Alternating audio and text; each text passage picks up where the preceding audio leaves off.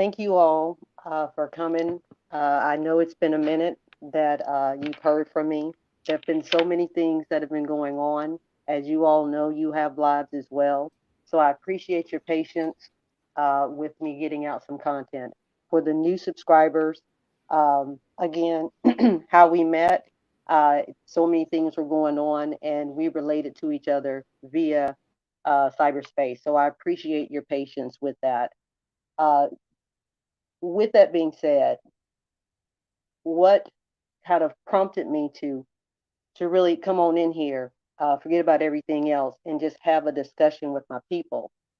And as you can hear or see the title, why you got to call me out my name, right? You don't have to necessarily call me out my name, especially if you don't know me. And as you all can see with some of the other blogs that I've had, it's really about us learning how to get together harmoniously, right? We have so many things that are in common as opposed to difference. And for me, it's where, because this was said the way it was, I wanted to come on and address it. And in something simple, is where we're talking about the four pillars of a relationship or in a relationship. Uh, Communication, commitment, trust, compromise. Now, there are many other things that go along with it. In a relationship, it's not just an intimate relationship. Uh, Parent, child, siblings, co-workers, just so many different ways that we relate to each other, that if we can kind of focus on some of these four things, then we wouldn't feel the need or the privilege to call someone uh, a B 15 times within about 30 minutes because of a difference of opinion, right? How can we collectively heal if we are attacking each other in that manner? So that's kind of what I'm going to be kind of addressing and using the example that kind of came to me this most recent time, that we have to talk about it. We have to talk about it to be able to connect with melanated people. That's a privilege. Like, our ancestors didn't think about uh, us being able to do that. They did the best they could with what they had, and they prayed, right, and had the grace and mercy and things of that nature to sustain. So their descendants, who are us, some of us are their descendants. However, we got here. Some of us were already here. That's true. To me, it's a moot point. It's a way to distract us with all the melanin that we have. That should sustain. That's the commonality. With that being said, what lured me to this particular man's channel was actually some good talking points, where a few things that I saw a while ago. It was the politics of Black economics, and I'm definitely about that. Also, how the politics kind of go along with it, right? So I was kind of um, curious to hear some of his talking points. And then he was apparently sick, and I didn't know him, but of course, anyone knows me, I'm still going to send you positive, I'm going to send you positive energy, and I did just that. And not that I cured him, it's just I think a positive energy collectively also helped with his healing. He probably won't see it like that, and we can agree to disagree. That's neither here nor there. With that being said, coming on to his channel a few days ago, it was one that I simply asked about behavior, and it was insult after insult after insult after. It was sad, right? And it was for a melanated woman who has actually canvassed politically uh, for Republicans, for Democrats, and the Green Party. I'm not ashamed of my engagement. I believe in that. With that, I still believe that there's an opportunity for us as a collective to get in that and also to conquer that. We cannot conquer that if we are faced with those derogatory names that truly sound like our oppressors. That's more of what they did to us to devalue um, us, right? To try to demoralize, even though they were already doing that, assaulting the women and making the men helpless, where they have to see that. That's trauma, right? So it's not where anyone is negating where uh, how many challenges we all have. When does it come to a point though that differences of opinion automatically go to insults? Uh, as melanated people, again, we're better than that. We're not them. So, with that being said, uh, I I'm not gonna, I'm not gonna front with you all. Again, it's not about the messenger. Sometimes it's about the message, and there are some talking points that he has that I agree with. I agree with the fact that I think he said 220 uh, million black subscribers to YouTube worldwide, and there are only 3.7 million black content creators. I didn't know that. See, that's something that I'm sure he's researched. I commend him for that. He wouldn't give me that benefit because I automatically am a coon and a bee. But good points that he had. I do agree with him that um, it's fair to have a 70-30 split where the black creators get that too. Again, he wouldn't know that because he's called me so much out of my name and put me in a category without getting a chance to communicate with me, right? And how can, if we're having challenges with that type of communication, how can I trust you, right? How can I trust that you have my best interest at heart? And if I can't trust that you have my best interest at heart, then how can I commit to whatever the cause is? Because again, without trust and communication, how am I to know that your word is bond? And with that, the compromising. How can one be expected to compromise when there is a lack of trust and a lack of commitment because of the lack of effective, positive, respectful communication?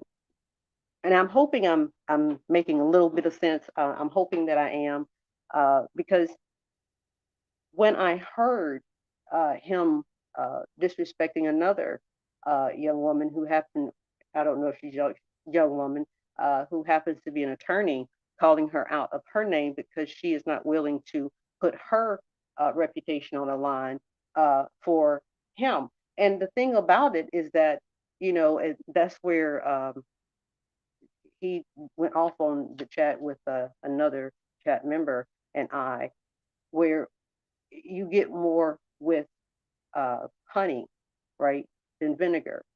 And who's to say that if she is coming with her professional, objective opinion as she's reading this, that he won't just snap and spaz? Hence, because his behavior has shown that.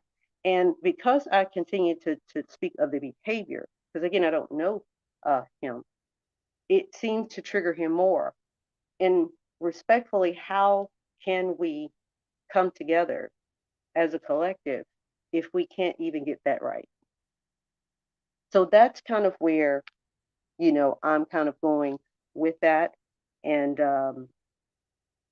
Dee Dee, if you're up here, would you like to share a little something so before I go any further? Yeah, sure thing. How you doing, Miss Keyshawn? This is DDS02D. I am a manosphere content creator. And what I do have to say is that many of the points that you explained there, I agree with. I mean, I don't see any issue with any of the four pillars of a relationship.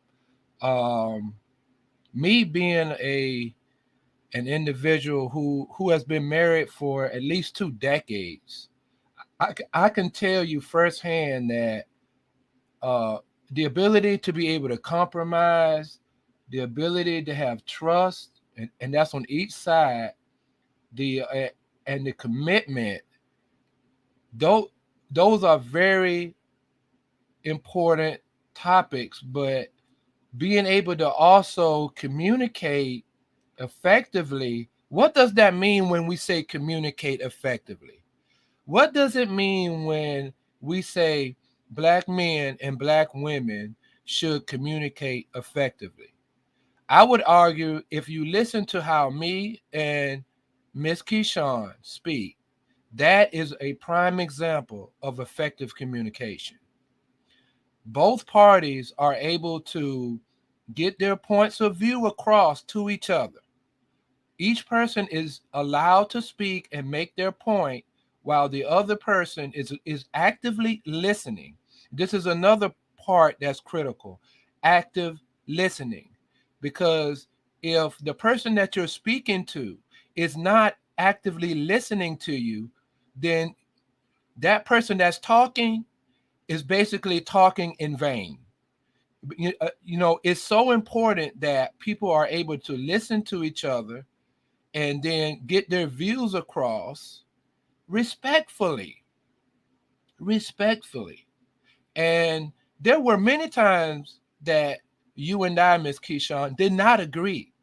And we just left it there at that. We have to agree to disagree, right? There are quite a few issues that me and you have different perspectives on, but we're not out here cursing each other out. We're not out here calling each other names and being disrespectful. You know, once, you know, there can be no agreement, we just leave it there. You have to be able to leave. You have to be able to put your issues on the table, each person, and have an honest conversation. See, in the manosphere, we talk about red pill talk. This is real talk. We're talking about honest conversations that men have here in the manosphere. People are out here having disingenuous conversations, not really being truthful. And we can't get anywhere when people are not being honest. See? And through that, each party has to be able to respect each other. See, that's where the real manosphere individuals, men in the manosphere, have to get better at doing that. But I know that commitment, trust, and compromise and being able to communicate effectively is going to resolve a lot of the issues that black men and black women have. I was listening to Miss Keyshawn. I did review that live stream from RBR Network. Uh, and I was really disappointed in how the brothers up in there, these brothers, were talking to the sisters up there. It just didn't make any sense to me. And what I found out, a lot of these brothers have issues. They have issues and they get on these YouTube panels basically as a form of therapy. See, we got to get out of that. We have to get out of screaming and yelling at each other as a form of therapy, you know, um, because y'all couldn't really get y'all points across. They're talking, y'all talking at the same time. See, that's not how you communicate effectively. So that's just what I wanted to say, um, Miss Keyshawn. DDS, I thank you for reviewing it, first of all, because it's not one that, I'm going to fake the funk for nobody. It was just, it was so unproductive. And if there were, and see, the thing about it is, if there were like I'm not going to, because I don't want to. But if I was an attorney like this young lady is, and she's really good at what she does, and I heard how he was disrespecting a woman, I would not want to, even though I agree with the cause. As you've heard me, I give him, he would not know that because I am a B and a this and a that and I'm all of that. And yet, with the right support system and strategically, he has a valid case. It's just the people that want to possibly help him with the vitriol, why would they again trust that he will compromise with that behavior, tone that down, right? And commit to toning that down and allowing them to do what it is that they do. That's why you want them, right?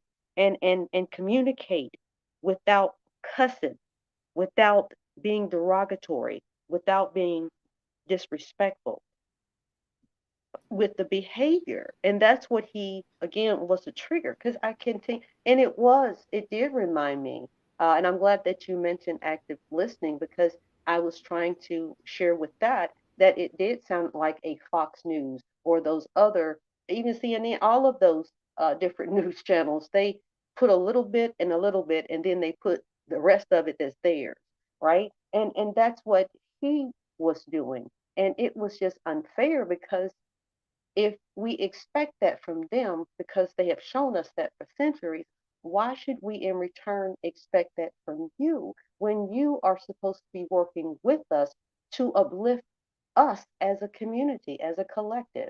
Am I making any kind of uh, sense with that, CDS? Yes, ma'am. You're making a lot of sense. I mean, when I listened to the stream, in my opinion, I don't think he had any valid points.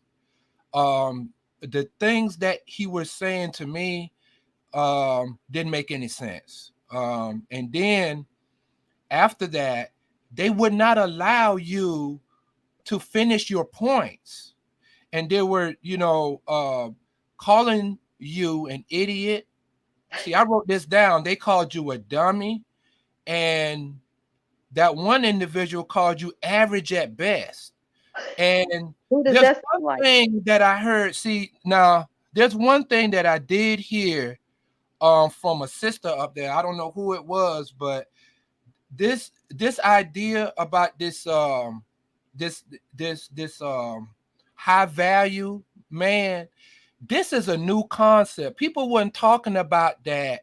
You see, I've been on YouTube for a long time. Nobody was talking about no high value. Like, what the hell does that mean? See, and that's where I have to disagree with that brother, Kevin Samuels, when it comes to this concept of high value. Because what they're doing, and this is the argument, if you have a lot of money, then you are high value, right? So that is the argument that they're saying. And what I'm saying is that there are a lot of people who do have a lot of value that ain't about uh crap, that ain't about nothing, right? There are people that are millionaires that are out here abusing women, out here taking advantage of children, you know. So just because you have a lot of money does not make you a high value individual in and of itself. And they're only looking at the money part of it. See, I get it that we're trying to uplift the brothers, right? Um, to level up, get your weight up, go out there, get a good job, go out there and start your own businesses. I get that. Just say that. But don't come out here, telling everybody, oh, you if you got a lot of money, then you high value, and that's all that is to it. No, that ain't all that is to it, right? So we got to start having some common sense out here. A lot of these brothers out here in the manosphere are losing their damn minds. So let's go back to the basics. What are the basics? Black men, in my opinion, should be with black women. I want black men and black women to be together because the black nuclear family is how we're going to resolve a lot of these issues because it promotes cohesion. Both of you guys are invested into the relationship. See, I'm married, right? So I, as on the man side, okay, you're not out here taking chances because you got a family at home. So your decision making has to center around the family's goals. Now, this is going to go for both sides, but on the man side, you're not going to be out here, taking risks and taking chances, And the black nuclear family also promotes community building. Why do I say that? That's because if people see that it can work, it does work. They want that. And then others start to do the same thing that you're doing. They're striving to be married, striving to have that strong family. Now, I understand it's a lot of people that don't want to get married right now. That's fine. However, you want to define your family, the black woman and the black man need to have uh, a contractual agreement where they done sat down and said, this is how we're gonna make this work, right? We're gonna make this work. This is what I'm expecting of you, and this is what I'm expecting of you, right? It also promotes financial stability. See, because you are each individual is bringing, you know, their income, their resources to the table, and the interest of the family should always come first. So all of this equals what? Winning. So in the manosphere, we are promoting black nuclear families. That is at least what I am promoting out here.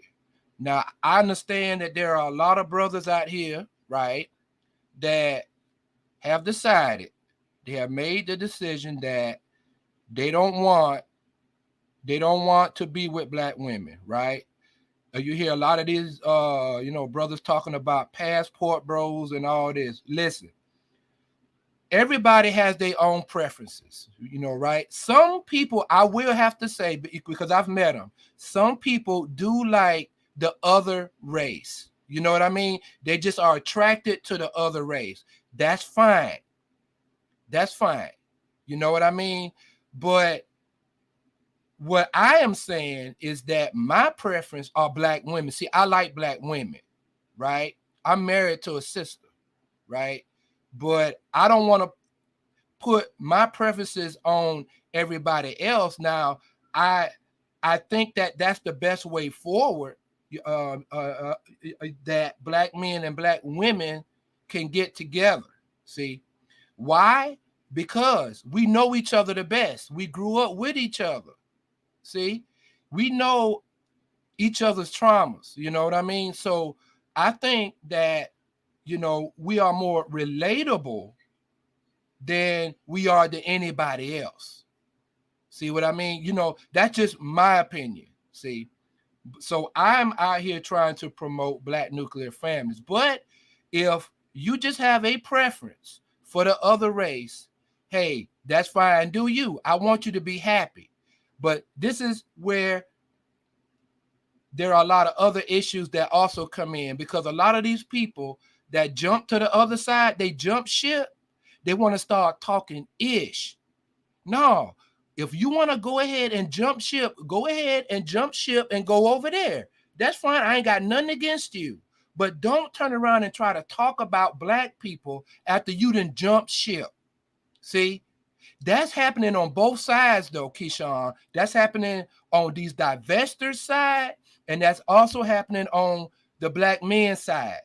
Y'all going out with the opposite race, but while y'all doing it, y'all talking ish. But see, this is where the honesty comes into place too. Because a lot of these people are lying. They're not telling the truth. They are not telling the truth. They just out here trying to stir shit up. They really just out here trying to stir things up, you know. But go ahead, Keyshawn. No, I love where you're coming from, and not only do I agree, I concur, right? Because the thing that really for women that I've heard, and also within different spaces, we know by the behaviors that some of you all have been doing that.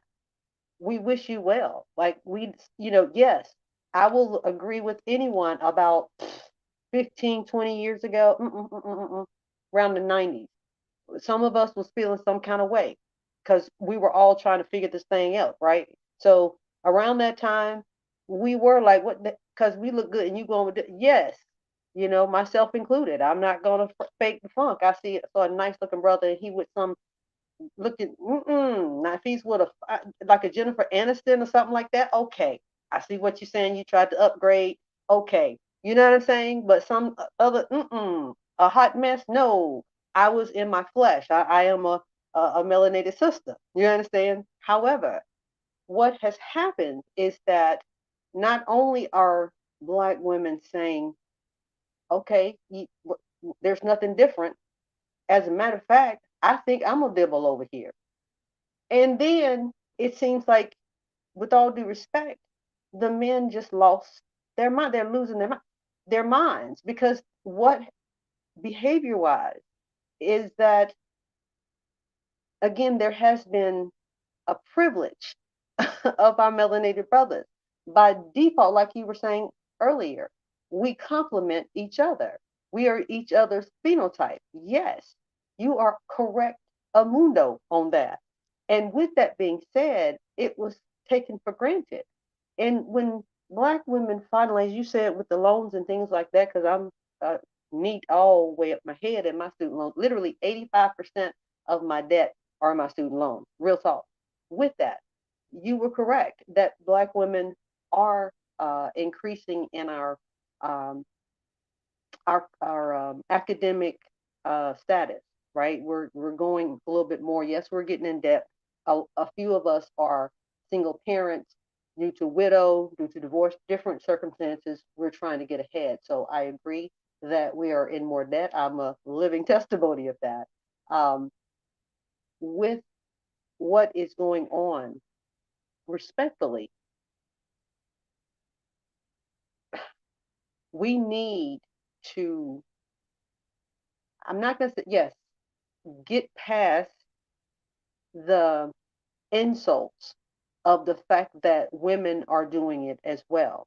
If we're wishing you well, just let it go. Like you said earlier, we don't have to necessarily bring somebody else down to uplift ourselves. We don't have to do that. And that's where, again, the whole pillars thing come in, DDS, because if we are just like, you're just a melanated person, on brother on the street, and I am too. If we are able to have those four pillars in our spirit, right? Can you imagine? Like, I'm no again, I know I'm idealistic. I can't help it. I really can't. Can you imagine how powerful that would be? Because you, when you speak of the nuclear family, I've used this reference on more than one occasion, and I will continue. Good Times in Florida and James Evans, that was a nuclear family that didn't have, they had crumbs compared to the resources we have, and they sustained because God loved family.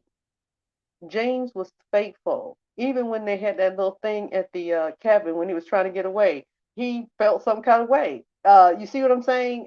So it was a faithfulness, a loyalty, a provider, a protector.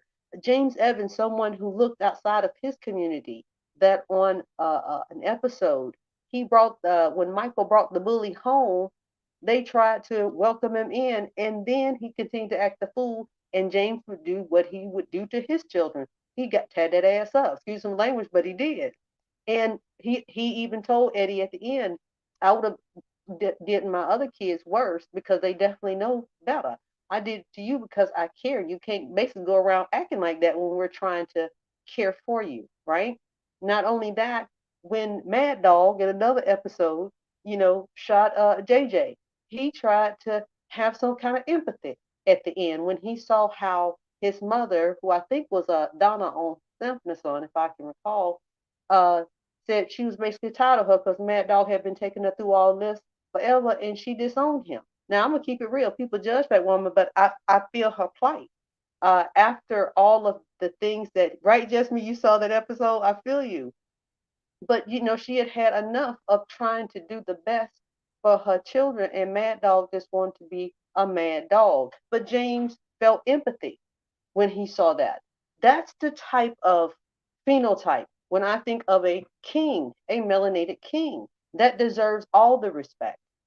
And again, when I get this type of insult and this attack, when really trying to look out for a brother that wasn't my peen. God repeat that because it wasn't like that. He was just doing right by his family.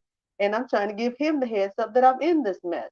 So to be attacked because I'm saying you don't need to call us bees just because I'm asking you, what did Marama do? Don't be mad at me. Like that was a trigger. How am I to know that's a trigger for you? You see what I'm saying? Didi, does that make sense? Yeah, yeah, yeah. I mean, it make a lot of sense. I mean, see, another thing too that I notice is it's how we talk to each other as black men and black women. Also, that's that issue. The types of words that we use, the rhetoric, right? The expressions and the language. It's going to make a big difference on how the other person responds to you. See, our words matter. See, words matter. See, certain types of rhetoric, calling me in trash bags and calling me in dusty. All right. So now, what kind of response are do you think that you're gonna get right when you call somebody that? See, so what happens is you got hurt people hurting people. See, so a lot of what we need to do is learn the types of words and that's that are escalatory. See, we got to try to de-escalate the tensions. There's a lot of people and content creators on YouTube that are increasing the rhetoric, increasing the tensions.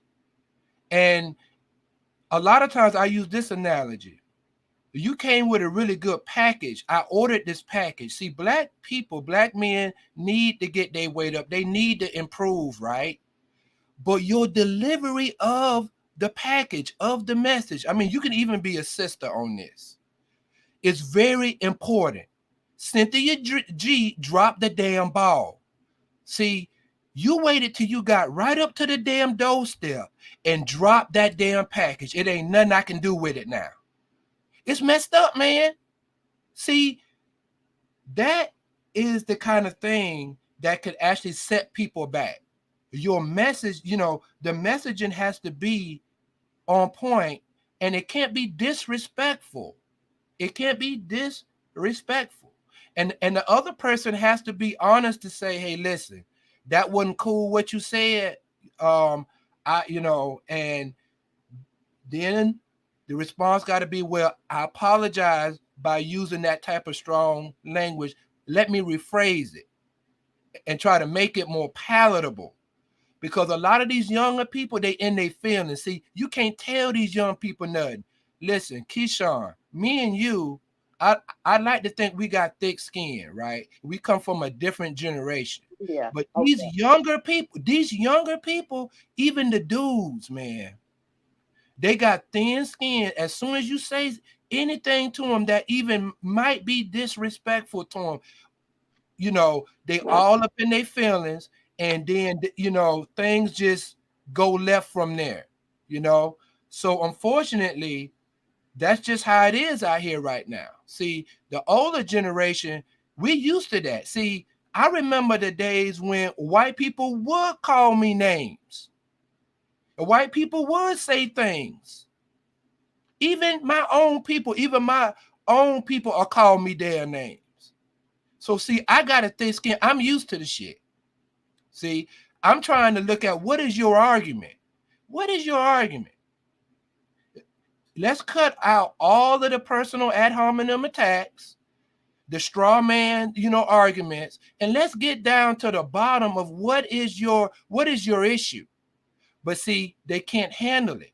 See, that's another thing. Once you hold them accountable in their arguments, and that's what you were doing to that dude on that panel.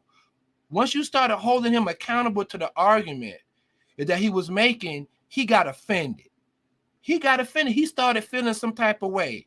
But see, that's why it's important that we have an open mind and that we also are trying to learn out here. It's not, oh, he got you or she got me. No, sister, what is your argument? Tell me what's wrong. Tell me what the problem is, because I want to get down to the bottom of the issue. See, the red pill, that's what it's supposed to be about. The red pill is supposed to be about the honest, cold truth, whether or not it's good, bad, whatever. Let's just talk about the honest damn truth.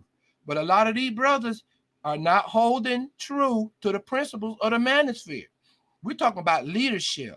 We're talking about accountability. We're talking about freedom of speech, expressing yourself, right? These brothers are not holding true to the core principles of the manosphere, and that's what I have a issue with a lot of these brothers. I've seen them go on panels, and basically make a fool out of themselves. I had a more productive conversation in the chat with sisters, than actually trying to get up on Amiri's damn panel, because them brothers was just out of damn control, jumping from topic to topic, and no cohesion in the argument. Just actually no arguments, really, no actual arguments. They were supposed to get up there. He gave them 24 hours to get up there and say, what is your issue with black women? If I would have knew that them dudes, they were going to get up there and do that, I would have got up there. He wouldn't have needed to have anybody else get up there, because I would have been able to just say A, B, C, D. These are the issues, and not be disrespectful. And not be disrespectful. You see what I mean? I do. I do. And it sounds so simple, and yet, DDS, we have such challenges with making that happen. And I'm glad that you mentioned the names and things of that nature, because I thought about you um, in some of the conversations that we've had prior. And Dusty, it's kind of a two-part question, right? Because I'm trying to understand these terms that you all, and I say you all because that's not really my thing, but those terms are being used, and I want to understand them as much as I can.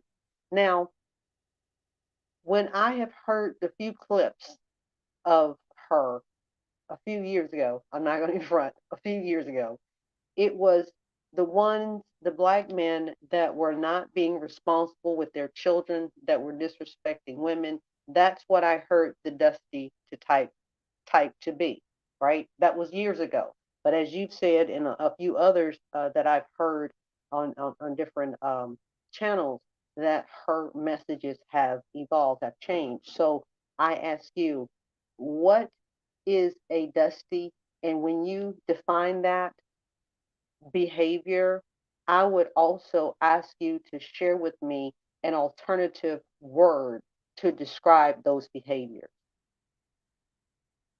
Does that make sense? Do you understand what I'm asking? Because Yeah, yeah, yeah, yeah, this is yeah. the I'm gonna effective go ahead and conversation give you I'm gonna go ahead and give you the manosphere perspective and my perspective also on this issue. When we're of talking what about Dusty did. Cynthia G, right? We're Just talking about Cynthia G, right? no, I just want to know what you say a Dusty is before you get into her. What yeah, you yeah. Basically, um, what what it was defined as, according to her, um, is basically any and every black man walking this earth. Because if you you notice, there has no, know, no, no, really, literally, there is no black man walking this earth that Cynthia G, Nyla says, and Black Women's Sphere have reverence or respect for. Ask them. Ask them, do they respect any black man walking this earth? Yes, They will yes, tell you I they do not. know. They Listen, have not had no, said nothing nice about any black man. disagree. Have you I've ever heard heard it them from talk her about mouth. any black man out there in I in a heard. respectful way? Listen, Yeah, yes, go ahead. yes, Go I ahead. have. Go ahead. Yes, I have. And for me, it's the truth because I heard the words, kind of deal. Whether she was telling a falsehood at that time or not, I don't know. But these were her words that her children's fathers were active and they were good fathers. I've heard her say that. And you can do your replays. I've said that before, and I will now. Whether it's true or not, I do not know because I don't know her personally. However, I have heard that, and so I know that I can't speak for the other ones because I don't follow them like that or her either. But my point is, with the first one, Sin I did not hear her say all and every. I did not hear that years ago. But again, like I'm sharing with you, disclaiming, I have not really been paying attention to her after she left the whole white supremacy thing and started just doing whatever she's doing. You see what I'm saying? So I'm not trying to play Mhm. ignorant. It's just Yeah, I'm yeah. that she had before and what her Mhm. definition of a dusty was not every and all because if that was the case, if I allegedly she has a child by a black man, so that's Exactly. Exactly. That hold see on, though. Yep. hold on, no, Yep. respectfully, if that be the case, I cannot see her saying all black men. Now, if that's what you're sharing that she's doing, then that pains me as well. That's just as worse behavior wise as this being called a B because it's Right. still detrimental to our community, right? Right. It's Right. just it's bothering that whole effective communication, right? That commitment, that trust, the compromise, that I trust you, you Right. trust me, that we're gonna do this stay together. So I'm Right. not picking up for her or anyone else. I don't know these people like that. It's just um, if I I'm sure that she has discussed the behavior of what a dusty is. I'm sure she has.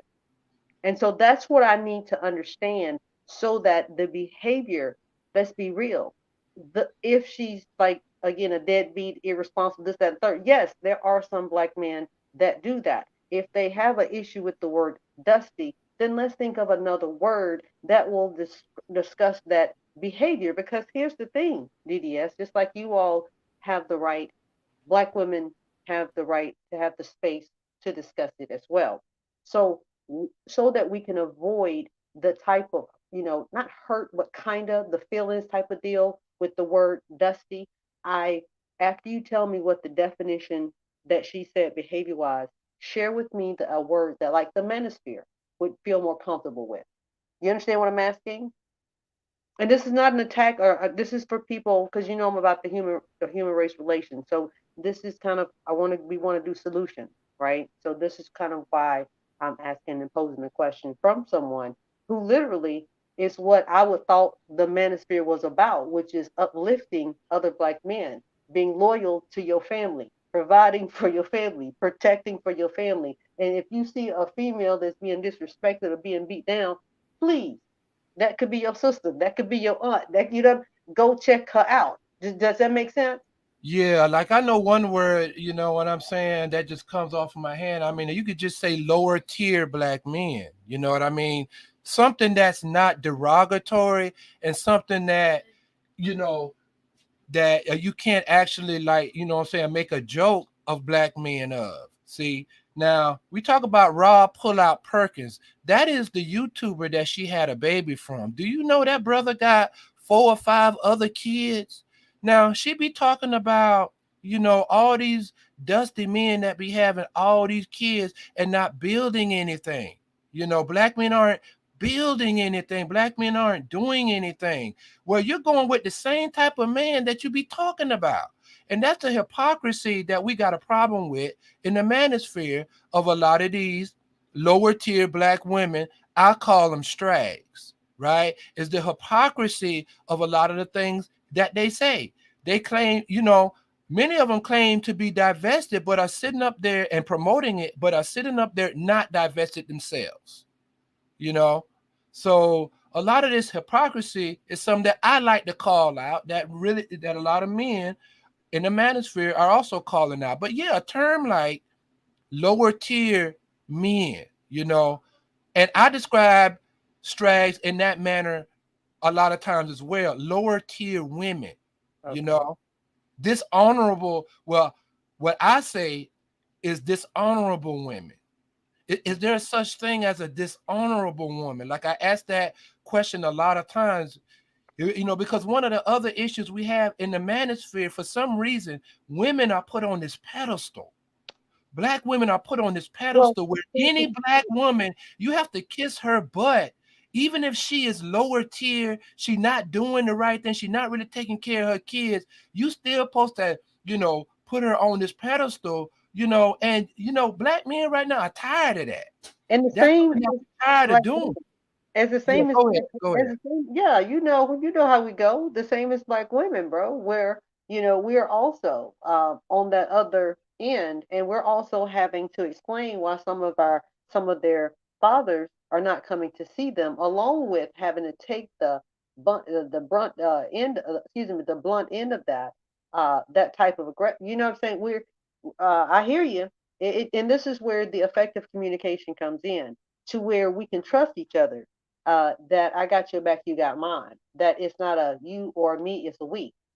And so that's where, just as black women, just as you're describing, black men, remember, without the sperm, there would be no children. So we have to kind of put that into the equation as well, so much, because we just have the little eggs that just pop come every month. You understand? If we get something, it's still gonna come every month. If we don't get something, it's still gonna come every month. You know what I'm saying? So Right. we have to also remember that as well. And and we may go off a little bit when I ask you this, and I hope not, because I'm trying to also learn. Because I'm going to use this. I'm going to try my best to use the lower tier black man. I like that because that's what it is. And for me, it's more of a spiritual thing, because the behaviors that some of you exhibit is fleshly, it's carnal, it's very lower vibrational. So I can definitely feel that into my spirit. Does that make sense what I'm saying before I go further? Oh yes, yes. Go ahead. I mean, it's making a lot of sense. It I really is. appreciate it. And this is where, even with, I heard this gentleman. I'm hoping the angry man. I hope that, because I don't know who have allegiance and stuff, so I'll be trying to fit nobody. But Right. I was on another channel, and again, he said some really good stuff to bring accountability to another young brother that was trying to get on. You know what I'm saying? Like, you can't be saying that craziness. We respect women. I respect women. We're not putting our head. No, that's not what we do here. You can't be saying that. And I respected him. Now, there are some other things. If I follow him, it may be like others that I might not agree. I don't care. I mean, I do. There's no, he is all about not putting your hands on a woman. I respect that. As a Exactly. melanated man, how can I mean, woman, how can I not appreciate the melanated king? That to me is king like. That's royalty like. You see what I'm saying? Yeah. So Us in the manosphere, we don't condone the real manosphere people, and this is why, like I've been saying, mm, Obsidian and the Angry Man. Those two brothers are like the pillars, like the whole, like the guiding lights. okay. And what they always advocate for and talk about is leadership and accountability. And we don't condone violence. See, the real manosphere people, right?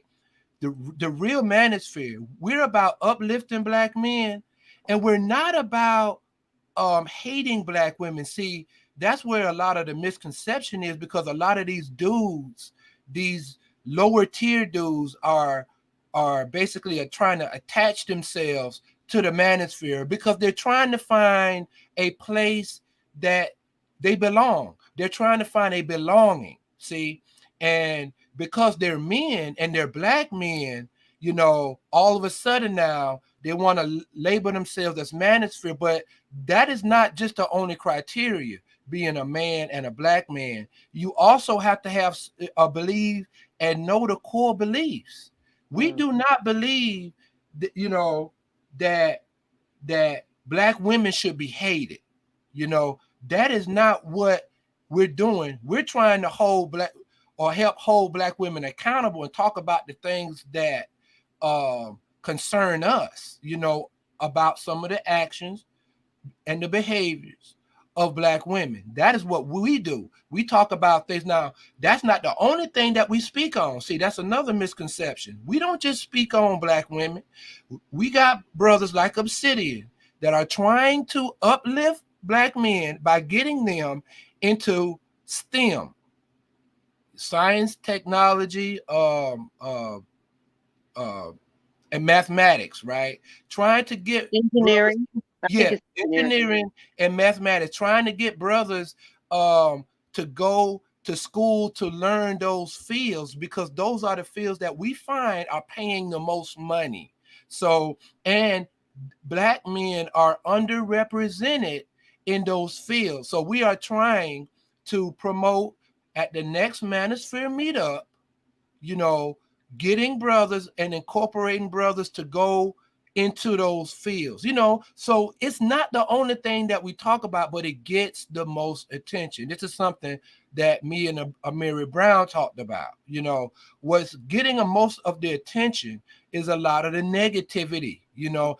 It is a lot of negativity and Mm-hmm. negativity. See, so we Mm-hmm. got to understand, and that's why I don't like going on just anybody's platforms because you know you got people that like to engage in stupidity, and see that's not what I want to be associated with. You know that mudslinging and you know that talking over each other and that yelling. That is not.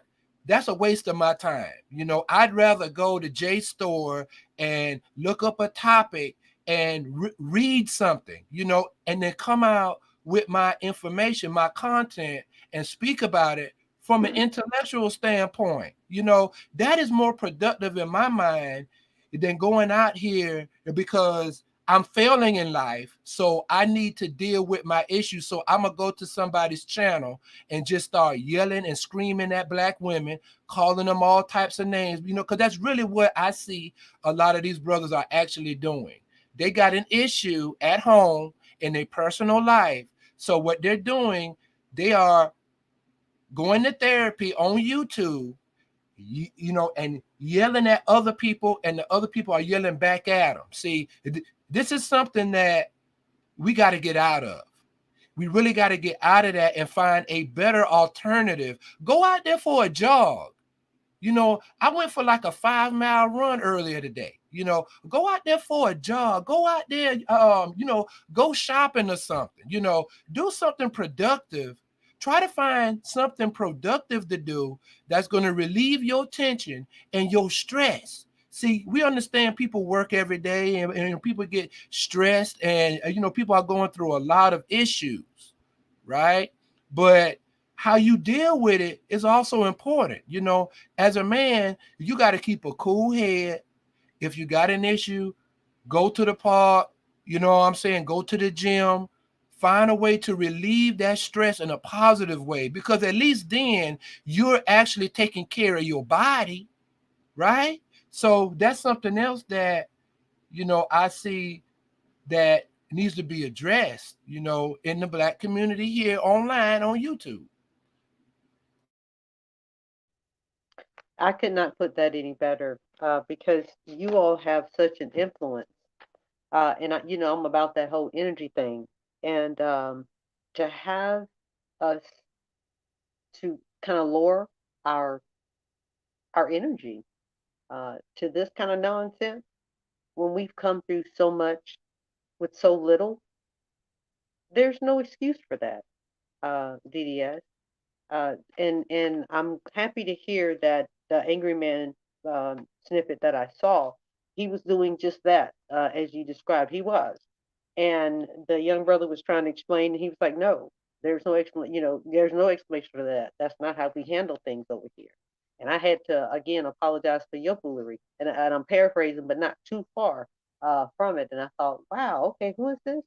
Cool. I love that. He's coming from a logical and in love as to mentor. perspective. Like he could have lashed at him. No, it wasn't like that. I didn't. Let me correct that. What I saw, and it was a decent size amount of time that I saw it. The panel. Now there was another gentleman that I'm like, are you serious? Are you really talking like this? But then yes, because you have to have the yin and the yang, right? Yeah, there's a balance with that. But it was really comforting to hear a strong brother that can say, no, that's not what we do. We don't condone hitting women. We walk away. We find legal, do the other stuff. We don't do this. And basically we're better than that. And it's not in a arrogant type of way. It's a confidence, and it's true. And I share this with you as a black man, y'all are better than that. Even in our hardest hit, we really can't really shake it. What a tap sometimes, depending on how your arm may hit, we could be ooh wee, and that's the reality, and that's what I share with my the female. Like, there's walk away. I know you may want to, because he didn't came in and he smelled like perfume. Just mm-mm, just start thinking of a plan. Just start thinking of how you gonna handle this. Don't put your hand. Mm-mm, mm-mm. You see what I'm saying? And so that's where self discipline with us, and we're working on our side, that we can become more balanced when that thing, something like that happens. Because let's be real, DDS, there has been a challenge with discipline when it comes to uh, the pain, right? And that's where, if you all are not going to really whatever, and I mean black men, because I hear black men still blaming black women even on that particular channel or panel with old boy. um, we have to start really worshiping our wounds and be more responsible. If you're not going to strap it up, then you're not going to get it up for me and with me. That's just not going to happen. That should be more of our slogans now. So that if he doesn't want to be responsible with his legacy through his seed, you need to, because it's going to come through your womb, which means now it's your lineage. So that's where the accountability is coming from, on my perspective. While you guys are doing whatever you do, it's it's irrelevant, and yet it's relevant. There could be two truths at the same time. We can work simultaneously with a plan B, and the plan B, which truly should be, as women, our plan A, because regardless of who we meet, it's still our womb. We still have to have that spiritual vetting, right? That if they're not willing to do that, then they're not worthy of that. And what I mean by that is the punani. And there's nothing wrong with saying that. And especially with legality wise, what they've done with Roe versus Wade. These are the conversations that I want to be having with us collectively, along with a sister named Jacqueline Jones, who was the city or town manager of Kenly, North Carolina, who is going through so much. And she was only there since July, and the police department resigned because she was doing her job. She was doing, like, that's what they're supposed to assess, all the infrastructure, the different systems, the different programs and departments within the county and the city. That's what they're supposed to do. Well, they didn't like that, and they left all out of it. Now I would love to have a relationship with the brothers, that I could be like, yo, she's gonna need protection. Like, how can y'all, assimilate to let sis know y'all got her back? Something that y'all couldn't do during the slavery and things, that you couldn't do that. I mean, some of you did. However, some of you didn't. This is an opportunity that, yeah, you got the resources and the manpower. Yes, you can. These are the things that I want to be discussing, with the brothers. You all can collectively, for real estate, get a few houses down there, like peripheral, and the people that the some of the and you may know a family that needs to relocate, or a family that's close in there that needs to get out of the system, but work on your own with Habitat for Humanity. You don't need them, you do it yourself, and with that you invest in those houses, and that's the tax write-off. You see what I'm saying? These are the things that we can build together, but you can't be calling me a a bee. That makes sense what I'm saying? Yeah, yeah, it makes a lot of sense. I mean, I agree with a lot of what you said. I mean, we have to just start working together again. Black men and black women should start working together like we did before integration. See, before integration, we had to work together. There, the cohesion was forced on us. We had nobody but ourselves, but our communities, and we did so many great things as a people when we were together and operating as a unit and being on code. So we talk about in the manosphere, like we talk about this concept of the stepdaddy. See, and this is one area where I would disagree with the manosphere on. See, there's a lot of people in the manosphere that choose to see the glass half empty. But see, I choose to see the glass half full. Just because that sister may have a child, I don't look at that as a negative. I choose not to look at it as a negative. But there's a lot of brothers out here that are choosing to look at it as a negative. I mean, come on, man. You know, I mean, that sister could be the one that's for you, that really got your back, the one that got that child. She might be the ride or die chick that you've been wanting. But no, you want to have this standard and say, oh, you got a child. No, I can't deal with you. See how stupid that is? To me, that's so damn stupid. And see, I'm coming from a damn manosphere perspective, right? So, how you looking at things, is also important. I like to look at things as the glass half full and not half empty, right? Now, that doesn't mean that I'm trying to make brothers do something that they they just don't want to do. But the problem is that they're being influenced by people like Minister Jap, right? That's coming out with this ideology that we don't want to be no stepdaddies no more. You see what I mean? Like you shouldn't have to deal with a lady that got kids. See what I mean? So the problem is these men ain't thinking for themselves and lacking common sense. The common sense is see what kind of woman that is, right? See what kind of woman that is, and then make a decision on the whole damn picture, not just a piece of the damn pictures. I mean, come on, man. You know what I mean? So that is one thing that I wanted to make sure that I mentioned about because it's a hot topic in the manosphere. Now, like you said, it's time for black men and black women to actually start to work together. And I agree with that. So go ahead, sister. I love it. No, and as you were speaking, I was thinking about a lovely sister. She's a beautiful sister. She's a wonderful mother, and she's widowed, and she's very young, and she's educational background is on par. Her spirit is divine. She's a very caring young lady. If I had a penis and some balls, and I was about 15 years younger, I wouldn't even be having this conversation. I would have snatched her up. She's a really wonderful queen, wonderful mother. And because she has a child, as you were describing what you were describing, she would be passed by. And she is definitely a Ruth. She is, I'm not even kidding. She is definitely a Ruth. Very encouraging, again, pure heart, sweet, a sweet, pure young lady. Um, and yet, because she has a child, again, widowed, that wasn't her doing, right? Like, but because she has a child, um, some people in the quote unquote manosphere would look at that as a liability and go somewhere. It's just crazy to me. It's just, you know what I Right, mean? That's right, just, right, that's sad to my spirit. right, right. And they Yeah, have so much of an influence. That's the thing, they have so much of an influence. And that's DDS, for much is given, much is required, right? mm, And yet, no, that has not been shown to be the case.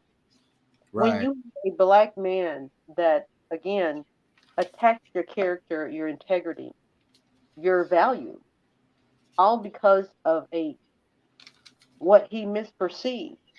Let the truth be told. Again, not actively listening, and that's what happens. Assumptions, and to be, degraded in that manner. It reminded me of what my ancestors, the women I mean, would have felt back in the day, to not be doing anything wrong, and yet you get called out your name or a whip on your back. Like, that's the kind of spiritual lynching, real talk, that even though the white supremacy, all that other stuff is going on, we have to remind ourselves that that's even more detrimental because it's coming from us.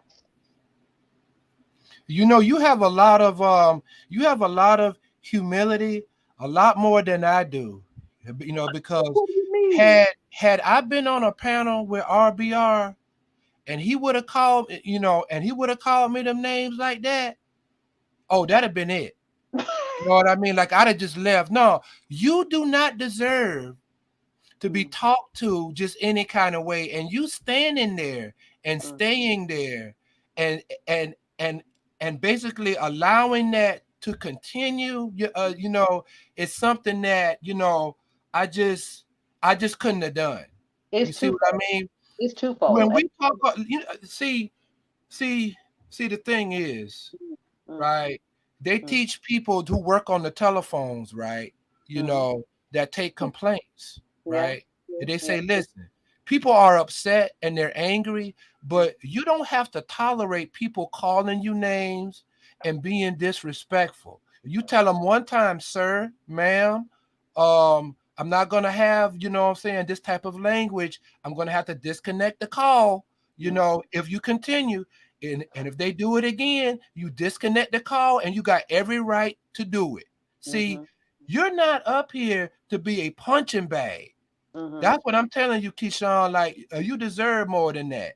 Them Well, I dudes over there doing that, you know, they are the ones being disrespectful. They are the ones that can't articulate their argument correctly, mm-hmm, right?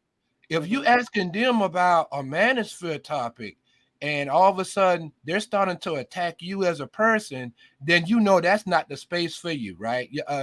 They're just incapable of being able to formulate and articulate their argument. Why? Because they don't have an argument. They're just repeating talking points and don't understand the rationale behind them. See, that's the problem with these brothers out here. A lot of these brothers don't understand the talking points and the reasoning behind them. You know Ask what? me, ask me if you got a question about black men or black women or the manosphere. Ask me. I would tell you what the argument is and why, and not be disrespectful about it. Do you see what I'm saying? Not only do I see what you're saying, and I'm gonna keep it real with you. The This is just who I am. Let's go there first, because just me. Um, I would do it again. She really was trying to understand why these men, or him in particular, was just calling him out my name, because that didn't make any sense to her. And I appreciate that, even in cyberspace, because I'm really, as you know, I try to be even keeled, try to love, and this, that, and the third.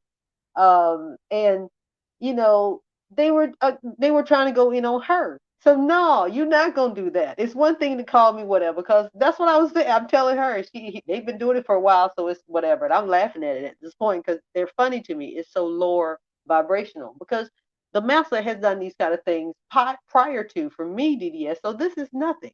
It's like the matrix with the little bullets. You can just look at it and drop, because that's kind of what it was. It was still sad, to my spirit, though, because he looks like me, and he has some valid points when he's in his right frame of mind. So I'm not gonna let them attack. No, I'm not gonna do that. So I, yeah, there was some, there honestly, that's just who I am. I'm a black woman. I'm a sister. This sister went up there to say, I don't know her like that, but I know enough to know that you call out her name. What did you do? Like, what happened? Because it didn't make any sense. I respected that. even in the cyberspace, even with you, and because you're quote unquote manosphere, I'm not supposed to have this type of camaraderie with you. I don't care because you reached out and you actually cared behind the scenes. I don't care who hears that. I have nothing to gain nor lose by telling the truth.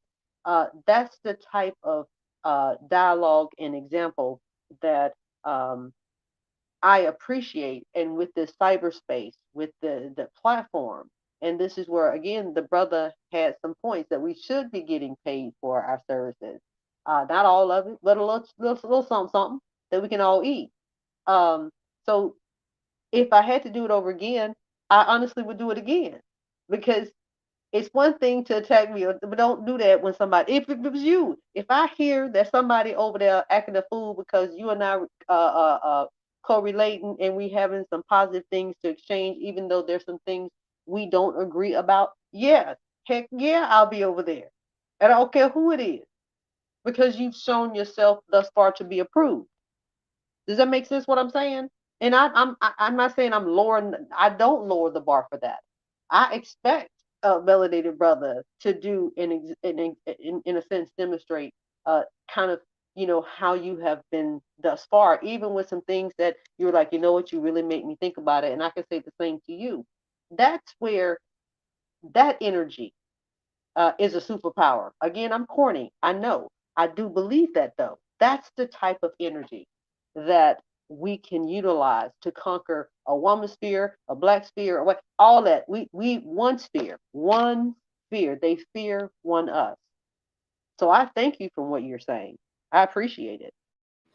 Yeah, I just wanted to mention that not not everybody that associates themselves with the manosphere act like those dudes do. You know, um, to be honest with you, the real manosphere, we have a philosophy, you know, that we allow people to speak. It's called freedom of speech, right? So after you get through expressing your opinion, then we can engage in the conversation. See what I mean? And have real talk and not be dis not be disrespectful and yell at the top of our lungs. See, I think that there's a lot of people that's giving, the brothers out here a bad name because they point to, oh, look what he did on the panel. You know what I'm saying? Look how he cursed that girl out or the women out and how they denigrated them, that way. See? And then and what happens is then everybody that's associated with the manosphere gets labeled as being like that. And see, not all of us are like that. See, not all black men act that way. Not all black men, you know what I mean, are dusty. Not all black men, what I'm saying, are trash bags. You know what I mean? I There do. has to be some type of rhetoric, right? That is not so problematic. That type of rhetoric is very problematic. And it's important that we start to recognize it because you got some younger generations of people, both brothers and sisters, that are looking at these conversations and are internalizing a lot of this rhetoric, you know, and it's not good, man. Like it's really not good, because in real life, if you go out here and operate and say those type of things out here, you're gonna get your wig split, man or woman. You gonna get your damn wig split. Hey, You gonna get your wig split. You know what I'm saying? Like I'm just saying. You saw what happened to Tommy, right? When he went to New York with Sarnetta, right? And the brother confronted him and hey, dude was scared. Dude got scared. He said, I want to get up out of here. He said, Tommy said, I want to get the hell up out of here because the dude was about to check him. He was about to check him about all that shit he had been talking about black women. See? See? See? At some point, you have to start making distinctions about who the hell you're talking about. Because I know a lot of black women that are on their grind, black women doing the right thing. I know a lot of black women at my damn job. So I don't want it, you know what I'm saying, to come across or be like, oh, he talking about all black women. No, I mean, I know, no, I'm not talking about all black women because I got black women in my family. So what I look like, you know, saying these things, and I got a black boss lady, right? I got black women in my family, and I'm just gonna like say all of y'all is like that. No, no. Let's start making some distinctions out here so that people don't get offended. See, that's the problem with generalizing. When you start to generalize, you start to offend everybody. They keep talking about only a hit dog holler. Well, when you generalize, you hitting all the dogs. You hitting all of them. So all of them gonna holler. See? So they talk about black men are dusty and trash bags. I'm not one of them dudes, but I'm a holler because you hitting all black brothers. You hitting everybody. And that's what's unfair. You hitting everybody. You need to start making distinctions on who you're talking about. You know, just like I said, because you got younger generations of people listening, and they will take it to mean that you're talking about all black women or all black men. Oh, they don't like black men. Oh, they don't like black women. See, you got to start making some distinctions out here. I got to start doing it. But go ahead, sister. I appreciate what you're saying. And, hey, it's Crystal. We are actually having a great conversation. Please tap on in because we're talking about the pillars in a relationship, the four pillars: communication, commitment, trust, and compromise. And I was sharing with the audience a situation that happened a few days ago where um, I just simply had a difference of opinion in the chat where I just asked the question and it triggered such a response from the brother that I was called a B word. Um, at least 15 times within 30 minutes. And I'm not exaggerating. It might have been more. Jasmine was there, but it might have been more. Who knows? And that kind of prompted me to uh, begin this live so that we can kind of understand why there is a mistrust or a breakdown with the human, HUEMAN, relationship between our phenotype, between the black man and the black woman. With that, again, I was using the fact that how can we get to a point where we can have the healing that we need as a group, as a collective, to really push forward for us to collectively do what we can do and what we're capable of doing, not just here in this country, worldwide, right? Um, what can we do so that you understand that's not okay, that you can get more things with honey rather than vinegar, especially someone who looks like you, as opposed to looking at one thing that may be different. If it may, he or she may have eight things that may be common with you. Let's kind of focus on that instead. So that's kind of what Dee Dee S and I were discussing. So it's one that, please come and share. Um, Mhm. you're in a safe space here, and I don't have to say that. I would say that with anyone. I said it with just me as well. So, in anyone at this point, or that's listening at any given moment in time, just be respectful of each other, and it's okay to see things differently. That's what this is about. It's about the whole diversity, appreciation, the inclusion, that we have more things in common as opposed to different. And that's kind of what DDS was sharing. And I appreciate him sharing what the manosphere is supposed to be representing. And unfortunately, it's kind of getting hijacked and getting misconstrued.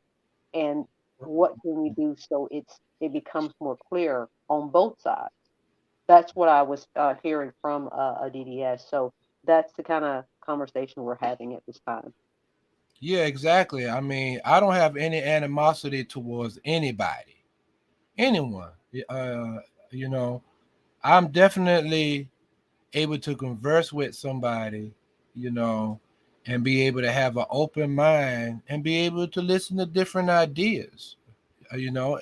But just like you mentioned, we have to have honest conversations like that. The conversations need to come from an honest place. It can't be just, things that you're saying because, or you have hidden issues, and now you want to just start mudslinging. You have to start having honest conversation. See, that's the only way that people are going to be able to get past the issues that we're having, is that you have to be honest. And nobody's going to criticize you or disrespect you for honesty. See, actually, a lot of people appreciate it more when you're honest. You know what I mean? This is how I feel, and hey, that's how it is. I mean, that's fine. At least you was honest about it and real about it. That's what we talk about in the manosphere. We talk about the red pill. It's supposed to be about people having an honest conversation, good, bad, indifferent. See, and being able to share ideas and just being respectful about it. See, me and Keyshawn, me and her can talk. We got a lot of things that we differ on. But as we differ, and if there's no resolution to the issue, we just simply say, well, listen, we're just going to, agree to disagree and just move on to the next topic. Because, so, one person is staunch in this in A, the other person is staunch in B, they not budging. you know I got information, you got information. You know what I'm saying? The arguments are basically almost identical. So hey, we're just going to agree to disagree and just move forward. I mean, it don't mean I hate you, it don't mean you hate me, right, Keyshawn? Like, it just mean that Exactly. it's not a good thing or a bad thing, it's It's just just a a thing. thing. That's right. That's right. You feel me, RBI? It's just a thing, bro. We laugh because that's the inside thing between he and I. That's what I'm trying to, we're trying to show you all. Like, yo, we have had those types of conversations behind the scenes. And if some of you hear some of the things he said and some of the things I've said, you would be like, how can they possibly? No, because we believe in collectively building as a people, and we know that these things are distractions. We just got to iron out these dang on kinks and get together and heal together and get back to that James in Florida with them three kids, that nuclear family. I am so on board with that because that is the breakthrough. It doesn't take away from those. And again, anyone that knows me, I tell that I have a multiracial family. A white uncle, white aunt, cousins, and the whole nine, and a white biracial niece. I'm not knocking nobody for nothing. Had a white ex, Puerto Rican. Listen, I've had the Rainbow Coalition, so I'm just keeping it real. You wouldn't necessarily know that if you've seen some of the behaviors and the advocacy that I've had for what my black brothers and then sisters, my sisters first, because we are underrepresented and no disrespect, underprotected. Yes, we can agree to disagree. I actually had a um, a link for you regarding Leah Gordon, who is actually that's what she does. She really brings awareness to the increase in the domestic violence situations because I know that you and I disagree, right, on the severity of it, and we can agree to disagree. I believe when you see some of her statistics and some of the reports and things of that nature and the consistency of it, I believe that not that it will sway you. However, you would see that maybe it's a little more to it than maybe what in your within your ecosystem that is reflecting. And we need Yeah, more of that. Just hear me out yeah, though. I'm not trying to be funny. We need more of the community, the little community looking out for each other so that mhm, people, black men like you that are being respectful within your ecosystem, being responsible and things of that nature. It can be like a infestation, if you will, right, of leadership and accountability yeah. and protection and provision. So again, I know it sounds corny, especially what I'm going through personally. I still believe that. Like that gives me hope.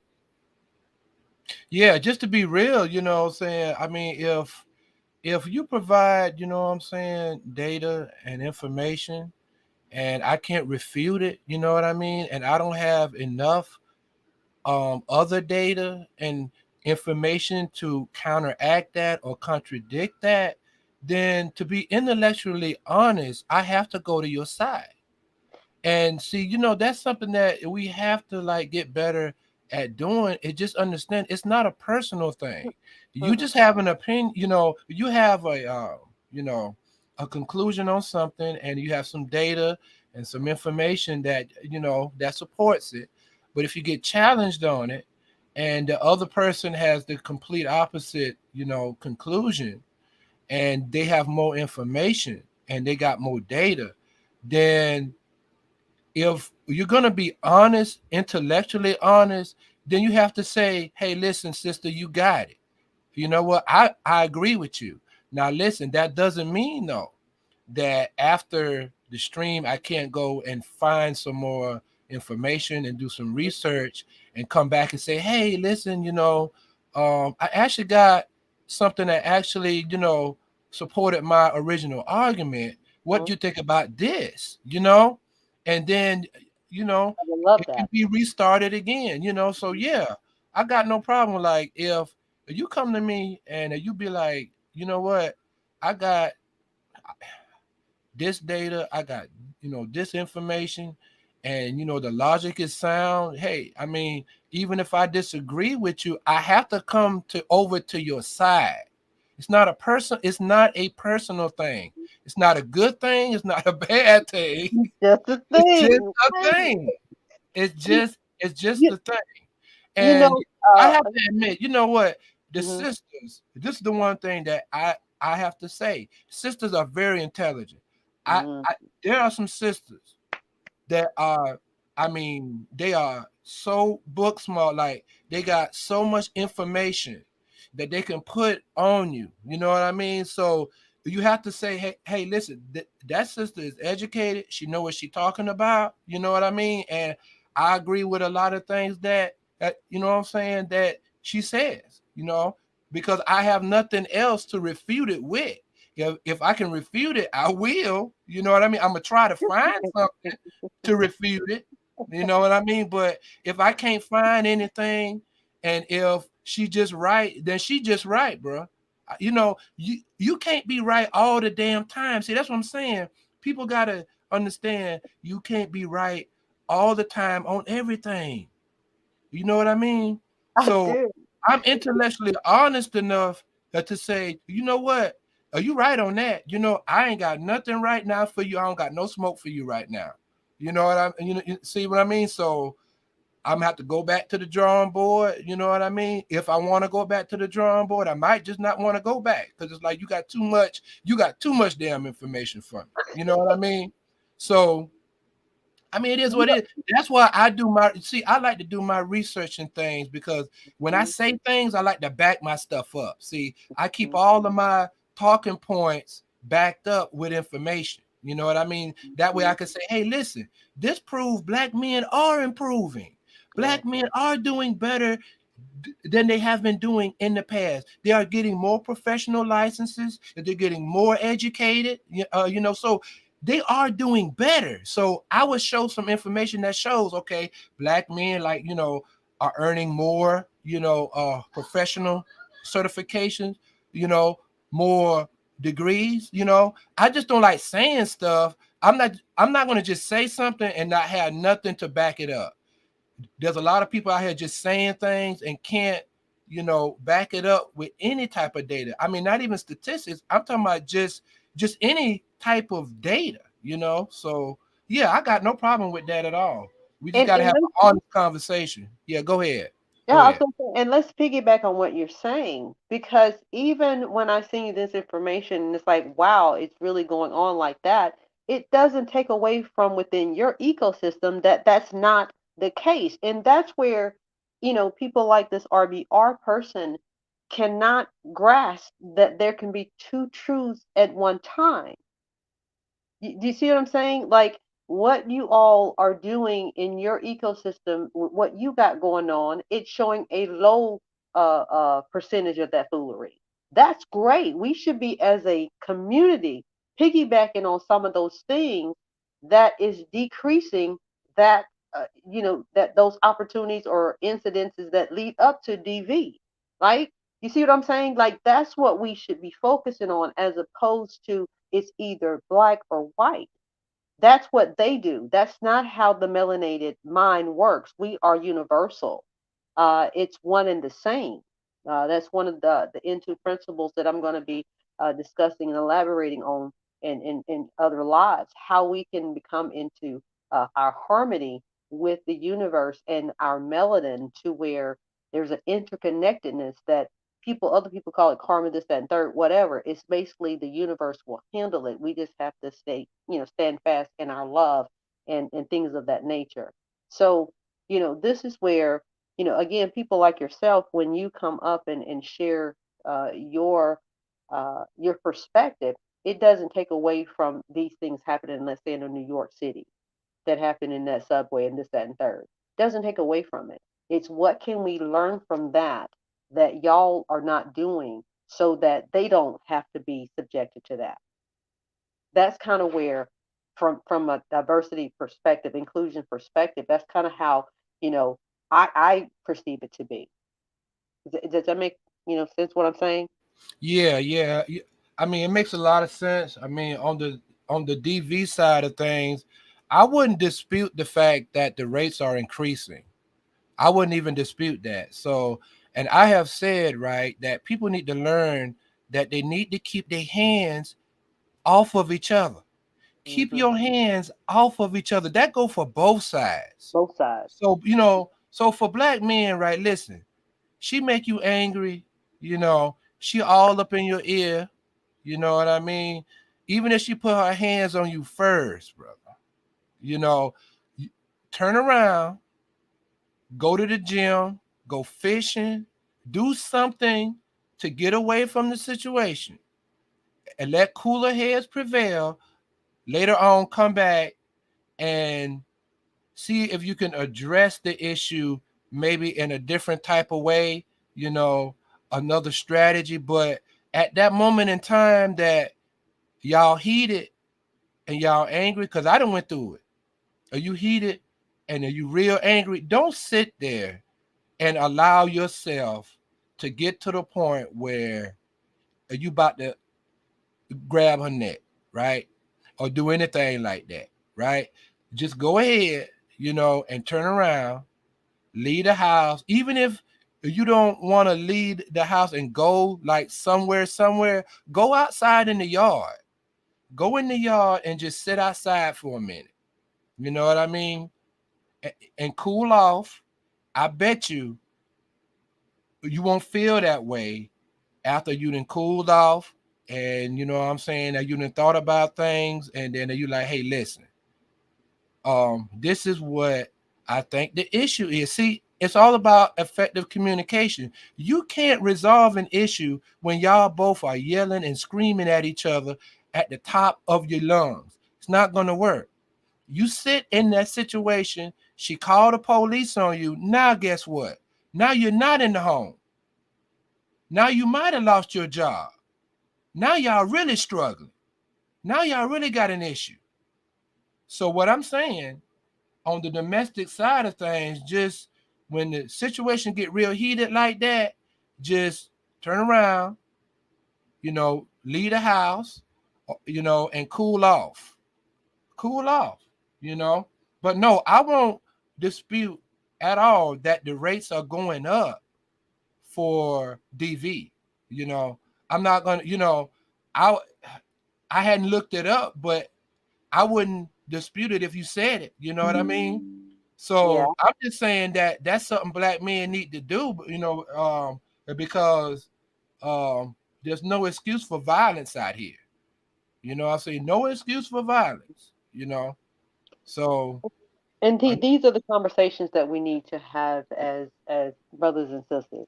Like we really do need to have this kind of honest and open dialogue, DDS. And I'm hoping that with everything prevailing on Friday, I will be able to come more often. That we can have these discussions, and I'll be able to fine tune some things and do some little papers and things and all that like you do. Because it's really important that we have these kind of conversations and not shy away from them, because it's not about the messenger, it is about the message.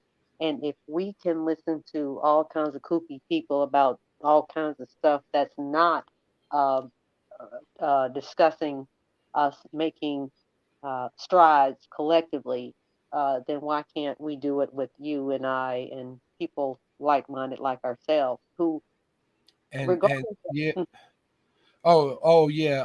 I'm sorry, I didn't mean to cut you off. I just wanted, because I just thought about something, brothers. I want to let y'all know. I'm not going to tell you how I know this, but a lot of us are ignorant of the law.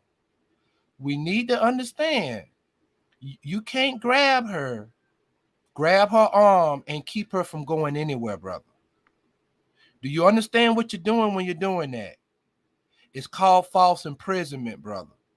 So if you grab her arm and say, hey, listen, you ain't going nowhere, or you ain't going nowhere, you know what you have just done? Do you understand what you have just done, brother? See, a lot of brothers don't understand that that's actually a crime to do that. And they'll go and talk to them boys out there and tell them that that's what they did, right? Not knowing that that's actually a crime. They just admitted to committing a damn crime. See? So that's what I'm saying. Just keep your hands to yourself. Everybody needs to keep their hands to themselves. You know what I mean? I'm just trying to let you know, let the brothers know ahead of time that you cannot grab her and keep her from going anywhere and restricting her ability to physically move. If you restrict her ability to physically move, you are committing false imprisonment and battery, right? So just trying to let you know, it's a lot of us out here that are ignorant of the law, and ignorance of the law doesn't excuse it. So once you done told them that that's what you done did, don't get mad when you're going down the road and you get jammed up, right? Don't get mad then because I tried to tell you. Somebody out here tried to tell you. You know what I mean? That to keep your hands to yourself. It's just a simple thing. Just keep your hands to yourself. As soon as you start putting your hands on somebody, that is when things get kind of funny, right? Things get kind of funny like, or like TN like to say, janky like, right? So yeah, that's just something I wanted to mention, Keyshawn. I'm sorry. I just wanted to say that before I forgot it. Are you still there, sister? definitely, don't apologize. This is what this platform is about. It's about sharing things and information to help us to avoid the traps, right?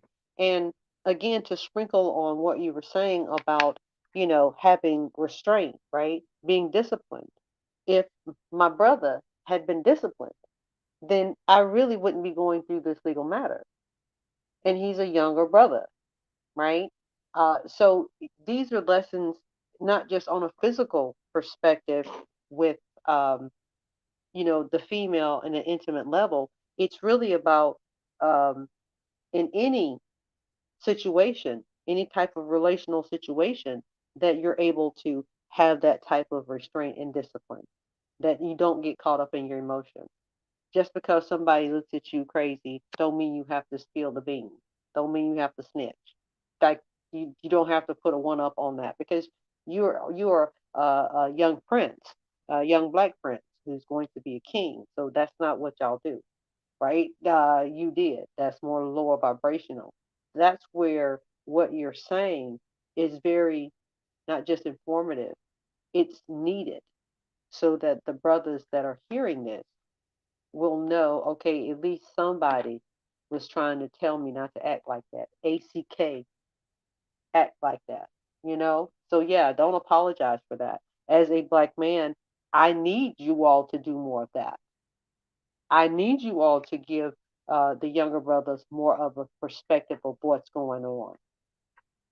so that you can hopefully they can hopefully avoid those gaps, and also treat their females respectfully. Um, I'm not talking about them as you call them strags. Also being able to vet, right? Once the scrag get dot, so you don't have to avoid all that headache. You see what I'm saying? So it works simultaneously. So again, don't apologize. I appreciate what you were saying. It was needed. Yeah, I wanted to ask you, are you comfortable? I mean, I can do this on my side, but are you comfortable? Do you want to share your little fun thing, your little fundraiser thing, or not? I don't know. I didn't really think about. I didn't. Uh, I'm a Taurian to my name. If I don't, have the whatever, I wait until I have, that kind of thing. So I really hadn't okay. All thought right. about. Well, yeah, Um, because I can actually show it on my screen, but yeah, I just think about it. yeah, You know what I'm yeah. saying? You know what? If you can show it on your screen, that would be great, and I can discuss it. Right. I It's a think that public would be. record, I think so. that would be. Yes, yes. I think as I kind of show it, I think you'll be able to discuss it and talk about it. So, are you ready? Well, you just threw it on me, and of course I am, because that's just who I am. And Okay. I All right. appreciate. And let me just, before you do this, let me All just say right. this is why you all who's listening or listen to the replay, I appreciate you. This is why I appreciate a DDoS. I mean, a DDS, because I wouldn't have thought about that. However, because I am a melanated female, that in his spirit he knows that I am about Black unity, so that we can break through this matrix. He's thinking about my benefit. He's thinking about my well being. Mhm. There's no motivation, there's no intention. It's just the fact that by default, I'm a melanated sister that's spiritually connected with him, even through cyberspace, that he's pushing this forward. And I'm going to submit to that because I appreciate it. I probably wouldn't have. This has been a very challenging scenario for me. And DDS, again, in cyberspace, I appreciate you doing this. I really do. Okay. Okay. I'm gonna go ahead and try to share it now. Let's see what we got. Can you see that? Wow. Yeah. Okay. All I right. can. Okay. Go ahead and start explaining. Yeah. Sure. Sure. You all, this is a fundraiser that I desperately, at this point, created maybe 3 or so weeks ago, maybe a month. I'm not really sure, hadn't been that long, maybe 3 weeks ago or so. And it's really sharing the scenario that I've been going through since May 21st of 2021, to where I was actually assaulted uh, as I was leaving my neighbor's home. I turned my back and I was leaving out, and they pushed me with such force that that's one of the bruises that you all are seeing. And truthfully, with the COVID and everything else, we all have been struggling and things of that nature. I was able to uh, get back on my feet. It was a blessing, to be honest with you all. I utilized that the pandemic thing to knock my credit stuff good, so that they were actually offering me credit cards, that my credit score had really like jumped up and things of that nature. And I say that to say also got cryptocurrency, just some really positive things that were happening that unfortunately a lot of people lost their lives, and my heart goes out to their families still dealing with it. It was kind of, and I lost my job as you all because of the COVID. So, let me just go back. As you have children, I mean the parents have children that do the integrate testing. I'm actually a reader evaluator of those assessments, those tests, right? We score those. So when the schools were no longer open, we lost our jobs. So with that, I was able to receive the pandemic assistance. I was able to clean some things up, and like I said, get back on track or whatever. And we were able to, once things resumed, come back to, what we were doing. We didn't have as much work because they were just coming back in. However, that's what we were doing.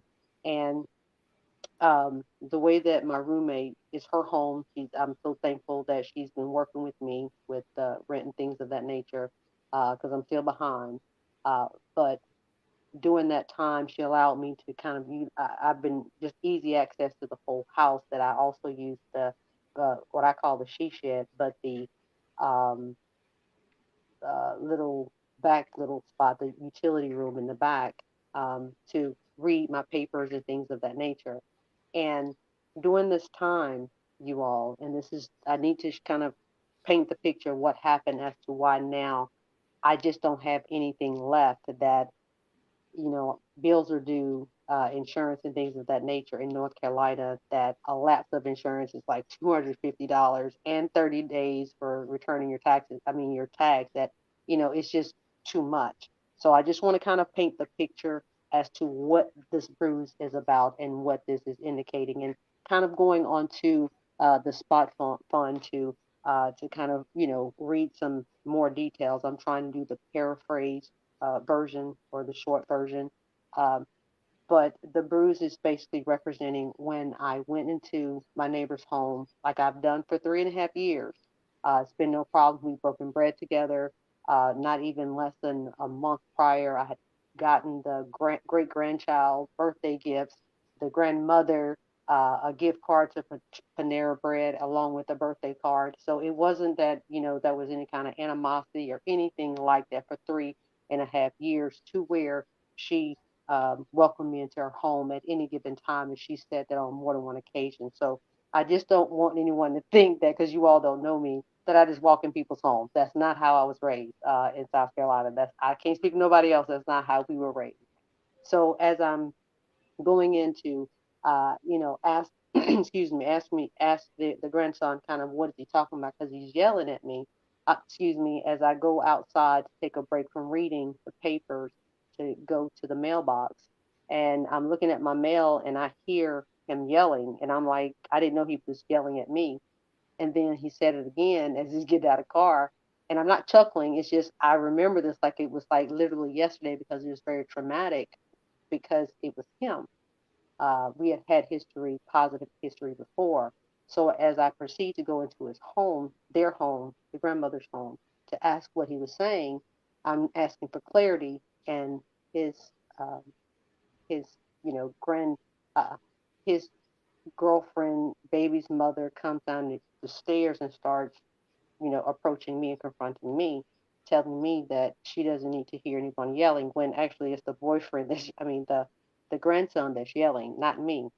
So I ignore both of them and go to the grandmother. As I go to the grandmother in her room that's downstairs now, I sit on her bed. As I sit on her bed, on the right of me is Bella, who's a like 50-pound pit bull terrier who comes up to me so I can rub her, because I've had this type of relationship. Again, what I was sharing earlier about the communication, commitment, the trust, the compromise.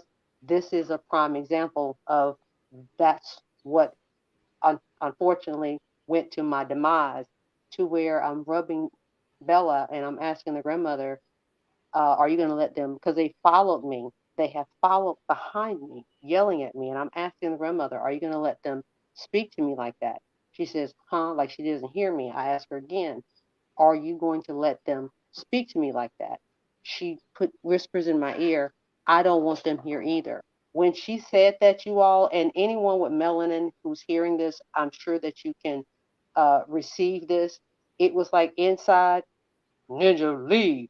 And literally, it was one of those fight or flights. So I jumped up, turned around, and they were both in front of me. The the baby's mother and the grandson. So I'm not gonna lie to you. I did want to do something. It's three against one. What do? I'm smart. I move around them to lead out the house. As I turned my back to leave the house, they are behind me. The girl, the grandmother, and the son. And I am pushed with such a force that there's a bruise there, right? And so I do instinctively turn around to try to swing at something, and I hit mid-air because I'm caught off guard. They're attacking me from behind. So as I tried to swing my right hand to make some type of contact, like that's what anyone, fight or flight, I was fleeing and I was attacked from behind. Of course, then there's a fight or flight. So instinctively, I tried to turn around to swing, hit midair, and as I'm doing that, on my left would be the child's mother and the grandmother in the middle. As I'm seeing what she's about to do, because I'm not gonna lie to you, because where the bruise is coming from, it must have been her. So I'm about to get to her, and so I miss him, and I'm looking at her. She pushes the grandmother as a shield. So instinctively, I put my left hand out she's an old feeble woman, to basically catch her fall. As that happens, again, I have grandmothers, I have your ancestors leave. So I turn back around. As I leave again, I am pushed with such force that I am pushed into the doorknob, which is where I believe that bruise on the thigh takes place, along with my foot that has a scar because I was wearing my slippers just going to the mailbox. So it pushed into that door part of it, and along with my hand that also had a scar. So I'm saying all that to say, as this is happening, I'm not going to lie to you or anyone else that once I got out, I tried to get to my house, which is next door, to put my shoes on because I didn't have proper shoes or nothing. And I was going to go back over there and try to do something. The door was locked. The door was locked. So then they called the cops on me. And then the cops took their side, even though my roommate, who's white, tried to say to them, listen, you need to look at her bruises, or she needs an incident report because they attacked her. Totally ignored her. They stalled us so that those people could go and put charges on me because in North Carolina, it's basically who gets there first is who wins in this. That they put charges on me of assault and trespassing and breaking and entering. Um, this is where this fundraiser comes in because I maxed out my credit cards to try to acquire an attorney. I still have a balance with him, and he's being gracious with me to work with me. Um, I've maxed out the credit card, sold the cryptocurrency, and that's a blessing in disguise. Let me put that in there because when this happened, I had to really dip everything, and it was right before the cryptocurrency kind of crashed. So that was a blessing in disguise. Instead of me losing 500, I actually profited about 6 or 700. So I'm blessed. Don't get that twisted. The two stocks that I had, they had done some positive things. However, you got to do what you got to do. I've done all that to try to sustain for this year and some change, and I'm literally tapped out. Um, and this is where the fundraiser um, comes in.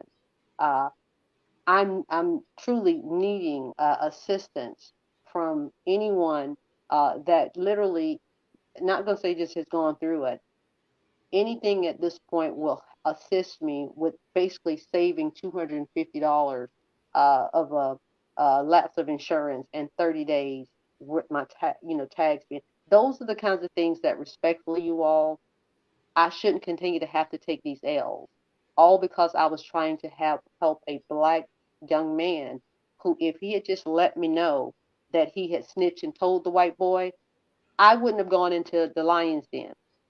And this is where what DDS was saying earlier about, communication and us getting along and that whole generational thing. I really did that for him. And the least that he could have done was give me the heads up that he had snitched. Because if he had told me that, then I wouldn't have gone into to harm's way. And it's not fair that because I trusted him, yeah, I did, because I did give him that information to as a stay on code, that because you went off code, because you got in your emotions, because he's smiling in your face, that you sacrifice a sister that ain't got nothing to gain from you, because it ain't like that. You're just a young black man that seemed to be, holding down your family. So that's kind of where this spot fund comes in. And, it took a lot for me to do it. I'm not going to lie to you. It took a lot for me to even create this because I'm a Taurus to my name that if I just don't have it, it is what it is and I'll make it work. And that has been, the story of my life. And I'm thankful. I'm not upset about it or anything of this nature. But this one, yeah, uh, I can't go down like that. So this is kind of, if you guys or know anyone that can share it, um, and also contribute. It's definitely going to a wonderful uh, place. I'm a loving person. I love people, and I want to get back out and do the content that we need so that we can, work on our pillars of relationships, that we can build a trust, that we can compromise, that we can commit to one another. And all of that begins with effective communication. So it kind of goes together. So BDS, thank you so much for suggesting that, um, and we'll see what happens. We'll see what happens. Thank you so much. I appreciate that. Yeah, no problem. I'm gonna put the link to the fundraiser in the chat.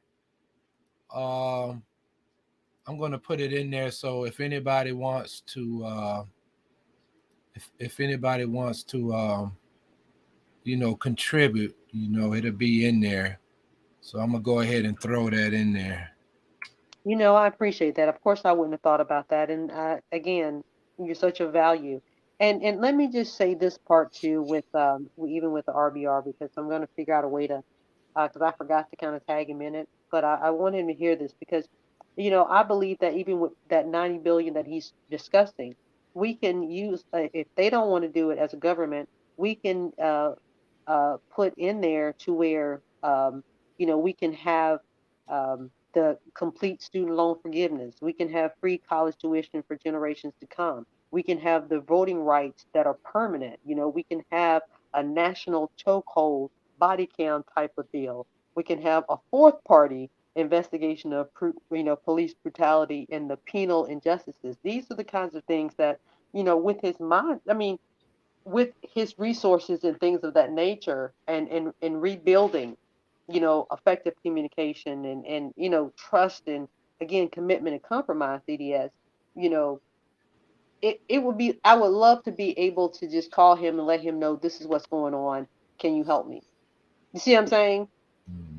And because he would have the resources, and it's not just me that's kind of experiencing those things as well. It's not just me. And as a black man, if you can't do that, then I don't need you of all people to put in verbal in cyberspace that I hate black men. When because of my situation, it's because of a black man. Because I love that black man. I want to save him $250 and the towing and all that. I don't even know him like that.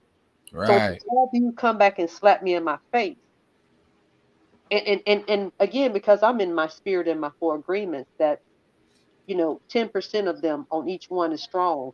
However, it's not 80 like it used to be. That I can look past those behaviors and know that he's, like you said, coming from a hurt place, and hurt people hurt people. So I appreciate I appreciate you saying that. On that same note, it doesn't help my spirit to try to continue to be hopeful with us reuniting when this very same person that looks like him is doing that to me. It's like that's traumatic.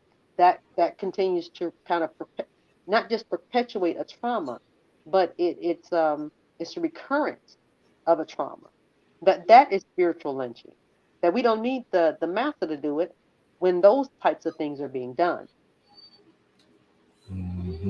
Saying I'm just fortunate that where I am a little bit older and things of more experienced, that I'm working more in my spirit form. So when a sister that's younger may hear something like he was saying, don't want anything to do with him, that don't necessarily mean that she's an angry black woman. She might not feel comfortable and trusting you based on what you said with another one that looks like her.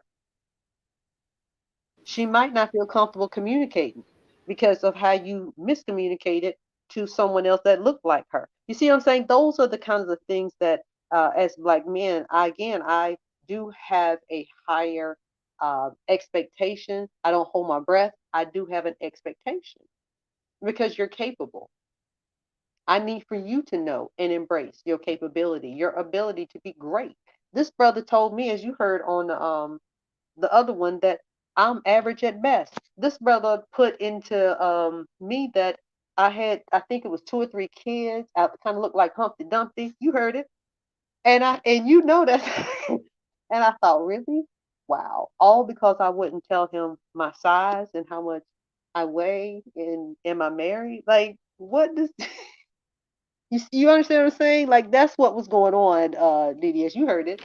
Yeah, yeah, yeah. I heard that foolishness. A lot of them brothers like doing that, right? Because they can't actually um, articulate an argument, so they want to start getting personal, right? They start asking questions like that. It's a old tactic, you know. I just gotta recognize it for what it is. It's just an old tactic.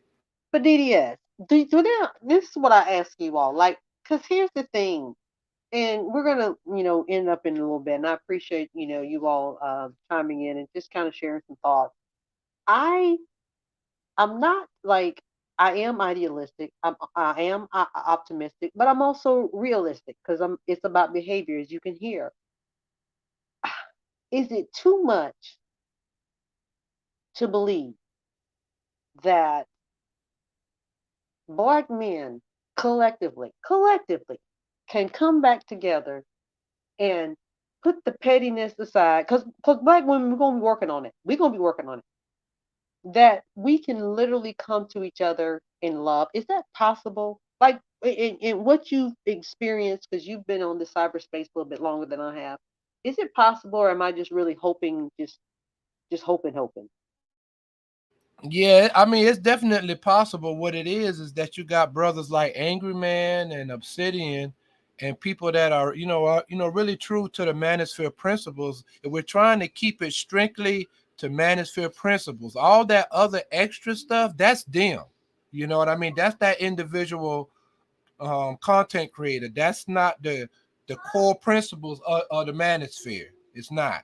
You know, we're talking about uh, uh, uh, uplifting black men, and with that it's going to be come financially, and personally, and um that entails relationships as well. See, and you got brothers like myself that are saying that, hey, we don't hate black women at all. We want to be with black men and women, but these attitudes and behaviors is an issue that we talk about, the attitudes and behaviors.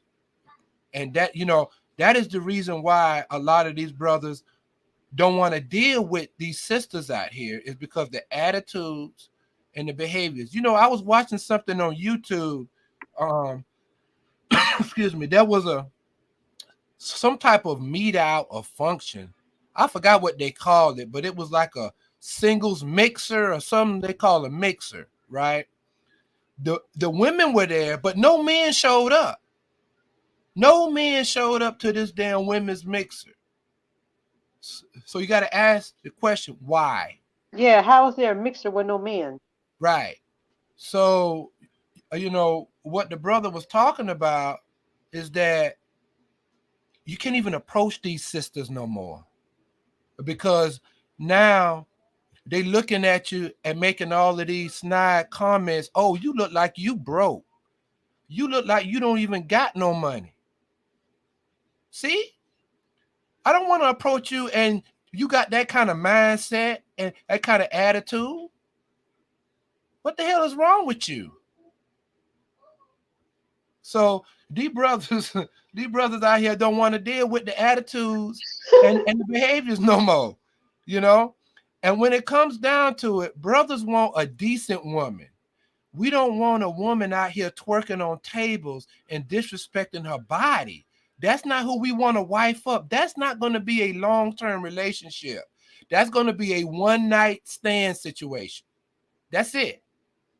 So if you looking for a marriage material kind of dude, if you acting like that, you're not going to find it. You're not going to find it, because men are looking for dignified women, women who know how to act, right? So Well, That's let really, me ask you this. you know, Let me ask yeah, you this. yeah. Go Let me ahead. ask you, let me ask you this, because I feel what you're saying. But as a few times that you were giving scenarios, I was thinking of, I think, A Diary of a Mad Black Woman. And it's an older movie, of course. However, it has some very intricate points that I would really pose to you to give me perspective as a Black woman. To where, as you recall, it was a minute ago, but the premise is, I think Kimberly Lee. I can't think of her name on the movie, but the wife has supported Eugene, or whatever, Charles, bald headed. He was Eugene on Boston Public, but you Charles, bald-headed brother who became an attorney, successfully, this, that, and the third, supported him, this, that, and third, and he ended up cheating with some ambiguous sister, and didn't even tell her that he was leaving. She basically found it out when she went back to the house, and the mistress, had all of her clothes in the house. Now, I'm using that movie as an analogy because the sister did everything she was supposed to do. And he chose to be like the Bernadette's husband on Waiting to Excel. In his mind, upgrade. What else should that woman, that wife, Kimberly, to have done? She supported her husband. She even said in one of her the soliloquy, she said that I lost so many children because you kept cheating and giving me diseases, and I still stuck by you. Yeah. This is No, I'm good, just being Keisha. honest. Like, Yeah, that's yeah, reality, though. yeah, That's the yeah, reality yeah, that yeah. Let me tell Black you something women. about this. Hmm. Yeah, Hmm. yeah. Let me tell you about that. This is what I gotta say. First of all, that's a movie, and then second That's of all, real life, how, bro. how common? Yeah, but how common really is that? It is. Are It's all quite men common. out here doing that? Listen, Men it's are quite not. common. Men not out here doing that. Oh, No, yes, yes. See, they not. because DDS, this is where you and I can agree to disagree. Because you have discipline, because you have restraint, because you love your family and what God has blessed you with, that you really have the notion that most of the men are doing that. And I love that about you. And I mean that. You may think I'm joshing you. I'm so not. And that's why we can really flow together, because you really, in your ecosystem, not so much that it's all like that. In other ecosystems, brother, it's very much like that. And these women, listen, this is why I want you to really, embrace in your, just because different women in cyberspace from different locations, not just in the country, but in the world, are sharing some of the same examples, the same behaviors. And I love you, and I say this in love. There is no way that that can be the case if there wasn't some truth to that. That's all I'm saying. Two truths can be the same. Can be correct at the same time. Yeah, yeah. I mean, that is a true statement that two truths can be true at the same time. But I think in this case, see, we have to remember that the media out here has an agenda against black men. They want to paint black men as toxic. They want to paint black men as idiots, as stupid. And see, that's why I said that's a movie. We got to remember what we're looking at. Now, that feeds right into the narrative that we have been talking about in the manosphere, this idea of a strong black woman, right? We talk about this all the time because it was the women after feminism, right, that said, I can do anything a man can do. Now, That's not what I we never said. said, Stop hey, that. listen, That's I not what never said, Black women didn't say that. Stop never that. said, no, no. Black men never said y'all couldn't. See, this was all in y'all minds, We right? didn't say We that. never White told you to women go to said work. that. No, you didn't have to go to work. Y'all did it to follow behind them white women. We didn't Because say the that white though. women were upset. No, them white women got upset because black men were able to vote before they could, right? And they were all up in arms about it. So y'all followed right behind them white women, Do you thinking understand that they was were the upset right way about to us? go, and that wasn't the right way to go. That wasn't the right way to go. Listen, it sure, listen The to me. It media, sure, do your research. It sure was the way to go because the white people, the white women got mad at us because we put all our interest in y'all so that y'all could vote. What is you talking about? Because when you think about it back then, we needed y'all to even sign for us to get a job. Like, of course we gonna need you to get up there and get some shit. I mean, some stuff going on. Stop that. We did not fall for the white people, and that's why the white women got mad at us because we were not on board with the crazy shit. Excuse me, the stuff they were talking about. It was what you gonna do for our black men? Because again, we knew that we needed y'all to even get a job to sign off on the job. DDS, you know that's the truth. You know that's the truth now. Cut it uh, out. Cut it out. Keyshawn. All right, I'm gonna let you go your way on that one. But this is what we're saying, right? Is that the media, the media out here has an agenda against black men out here. They're trying to effeminize these brothers. If you look at Tyler Perry, you look at Big Mama House with Martin Lawrence, right? All these brothers got to be in the dress. And see, Dave Chappelle got upset about it. He Right. said, I remember "Listen, that. I don't want to be put in the dress." And you know what they did? They blackballed it. Yeah, they did. You They know, did. and see, that's what I'm saying, man. But here's what I say to Looking you. at these movies, right? I We have to will. be I will careful very about much. what they're pushing. See, I they're trying to will. push a division. They're It's pushing not. division Mm-mm. with black men and black women. Mm-mm. That's just a way Mm-mm. to try to push a divide to say, see, these men ain't no good. Even Mm-mm. the quote unquote good ones cheating on you and giving you diseases. Oh man, Mm-mm. That's see. not what happened. See, All right, go ahead. now see, because even in that movie, it shows forgiveness. It shows because if you recall, she had the opportunity to have real love with Malcolm. However, she was loyal and she went back to her husband who had been shot by a thug dude, right? I can't think of he's a rapper, but he had done that because Charles the lawyer didn't do right the last time, right? He had gotten arrogant, and she went back to him to support him so he could walk again, and that's where as a black man, that's how you see all that, and I hear you. And yet as a black woman, not only do I see what you're seeing, I'm also able to share with you the other layers that that movie also projected. And I love the fact that you shared that, because here's the thing, DDS, you are a heterosexual straight man. So I can definitely see, I'm not being funny, I can definitely see what you are saying and seeing in that. You're correct. I get it. Through those lenses, I get it. Because you're a dude. Don't be putting on no dress. Now, even though Jesus back in the day had something like a dress, long dress, I'm just saying, in this day and time, you don't wear dresses. I hear you. I get your perspective. uh, and that's where we can complement each other as male and female, where we are able to also see some other layers that we can possibly kind of present to you all, that it's not necessarily a movie necessarily, and movies are usually, as you know, kind of built from some reality. When you think about it, there's some inspiration. This is no different. And so again, I respect it. It's not taking anything away from it.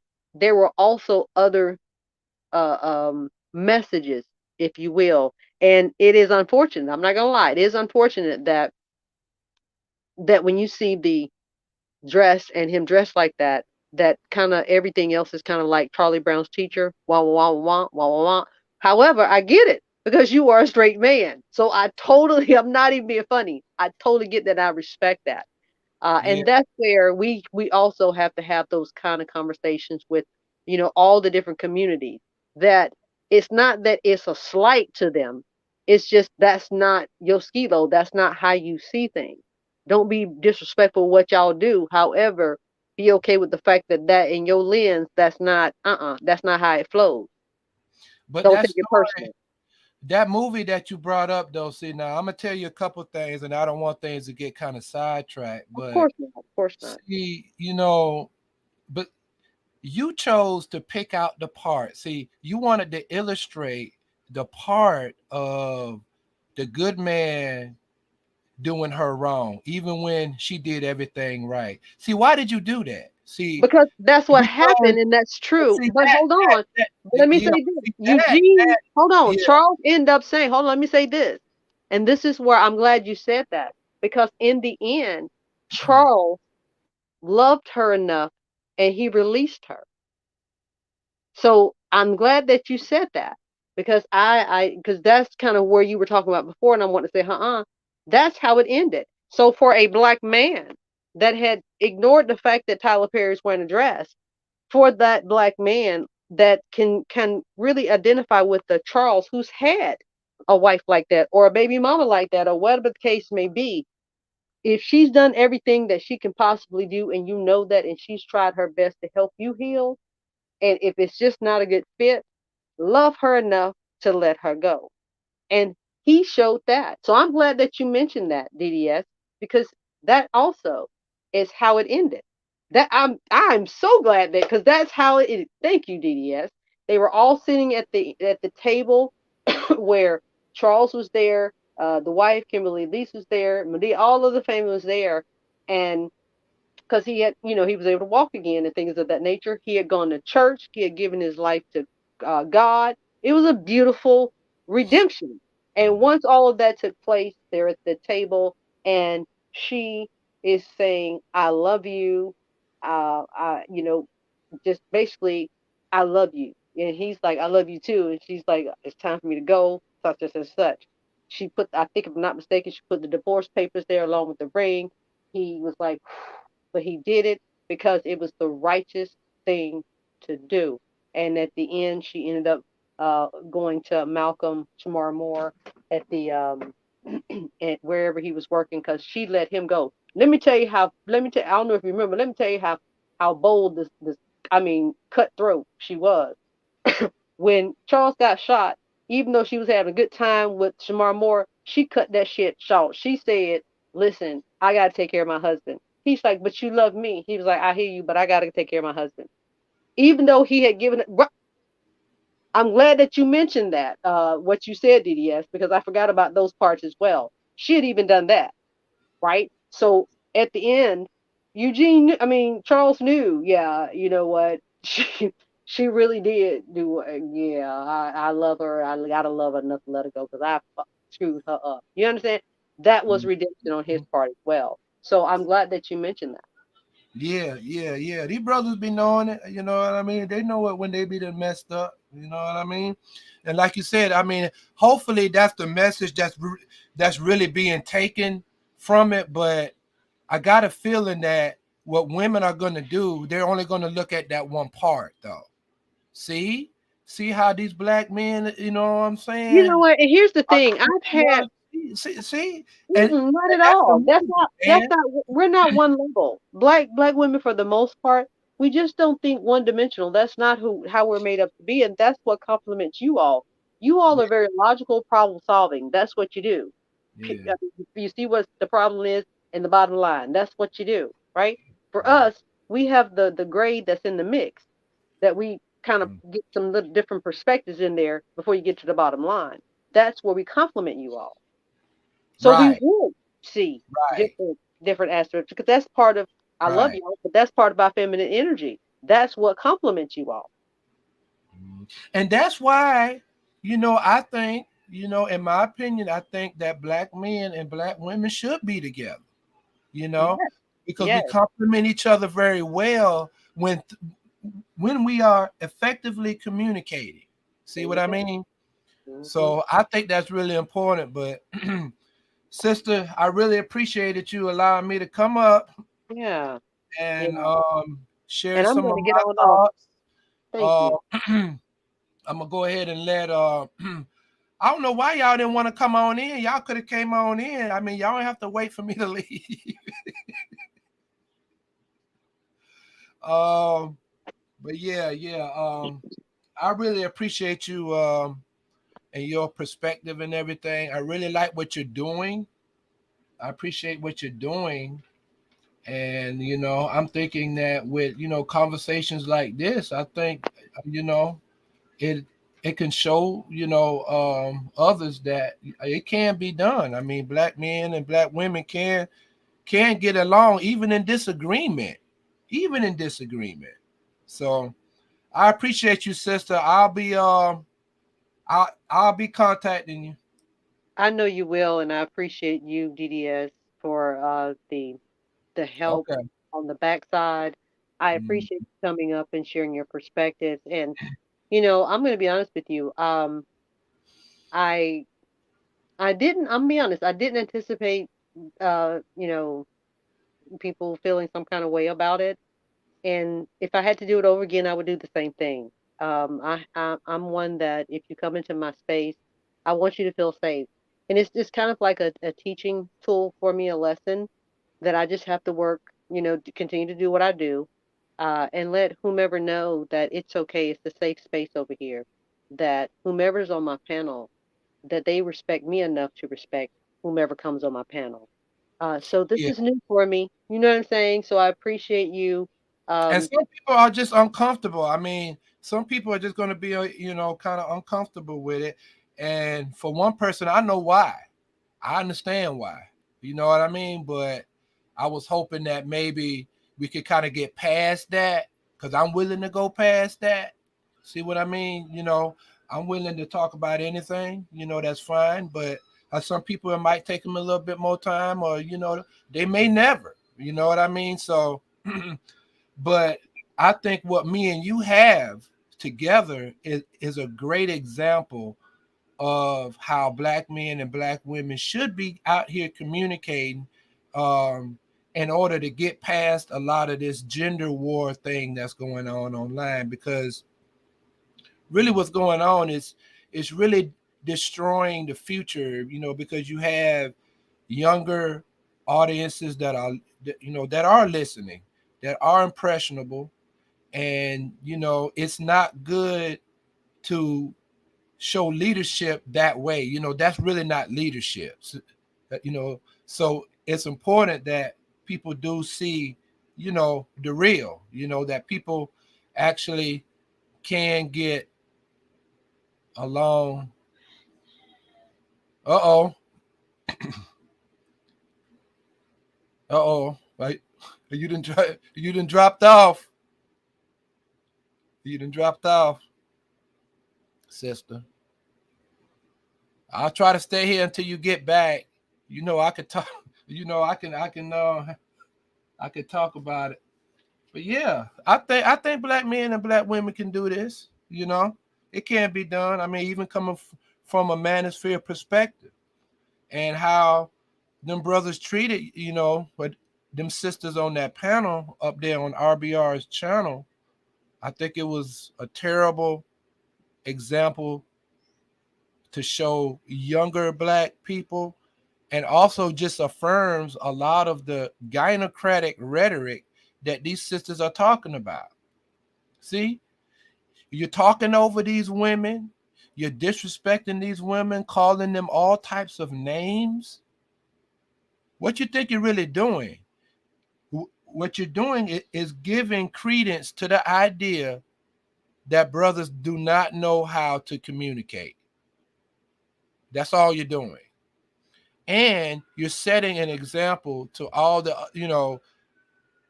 an example for all the brothers. So now y'all making all the brothers look bad. So y'all don't even know what you're doing. You don't really realize even what you're doing.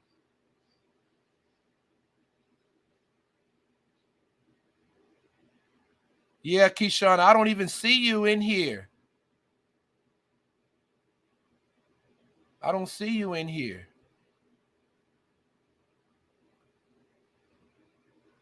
Yeah, I think I'm on the screen, up here. But yeah, that's all they're doing. Saying, really is making all the brothers look bad out here. And that's not what we need. That is not manosphere. RBR is not manosphere. That other guy is not manosphere. I don't even know him. Hey, Keyshawn. oh, thank you so much for your patience, bro. I, Yeah. it just froze on me. So it's like I came into the other room and I'm like, I see you, but I don't see me, and that's okay as long as um you were there and I was hearing you. Um, this is kind of when it froze, and I appreciate you that we have to find a way to collectively be able to speak together, and I appreciate you extending the olive branch. Honestly, I don't know what's going on. I'm gonna keep it real because you know what I got going on behind closed doors, and now others do as well. But I'm hoping that I'll be able to be a honestly an olive branch. I think if it's with the person that I'm thinking about, I think that you both can understand where each other's coming from, as long as we don't kind of generalize. And again, the whole dusty as opposed to low tier black man, I get it. And again, for me, I would say low vibrational black man. It's kind of for me one of the same.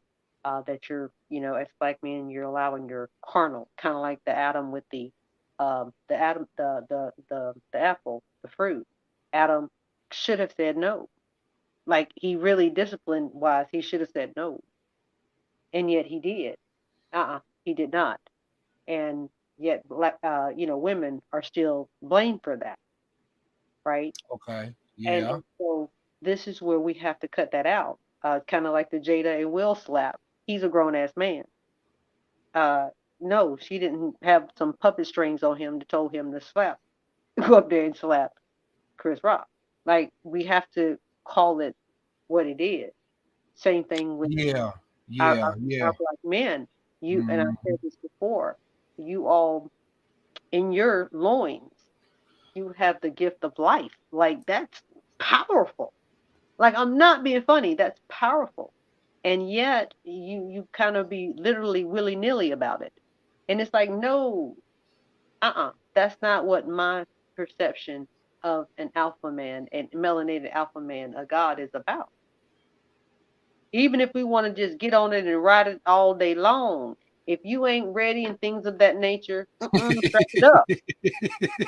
And we should have those kind of conversations like that. Like Yeah. it's Yeah. the truth Yeah. though. Yeah. Yeah. Yeah. Yeah. That's kind of Yeah. where I intend on having that type of dialogue, DDS, because I'm not the only one that's talking like them. It's the truth. It is though. But I don't want to keep you. I thank you No, again. you did For, good, man. Yeah, yeah. You know what? That was a good point. But on the Will Smith thing, like I said it already. I think that the brother set a bad example for all the young people that look up to him, particularly the boys, right? Because what he did basically showed that, okay, so how you handle a situation like that is with violence.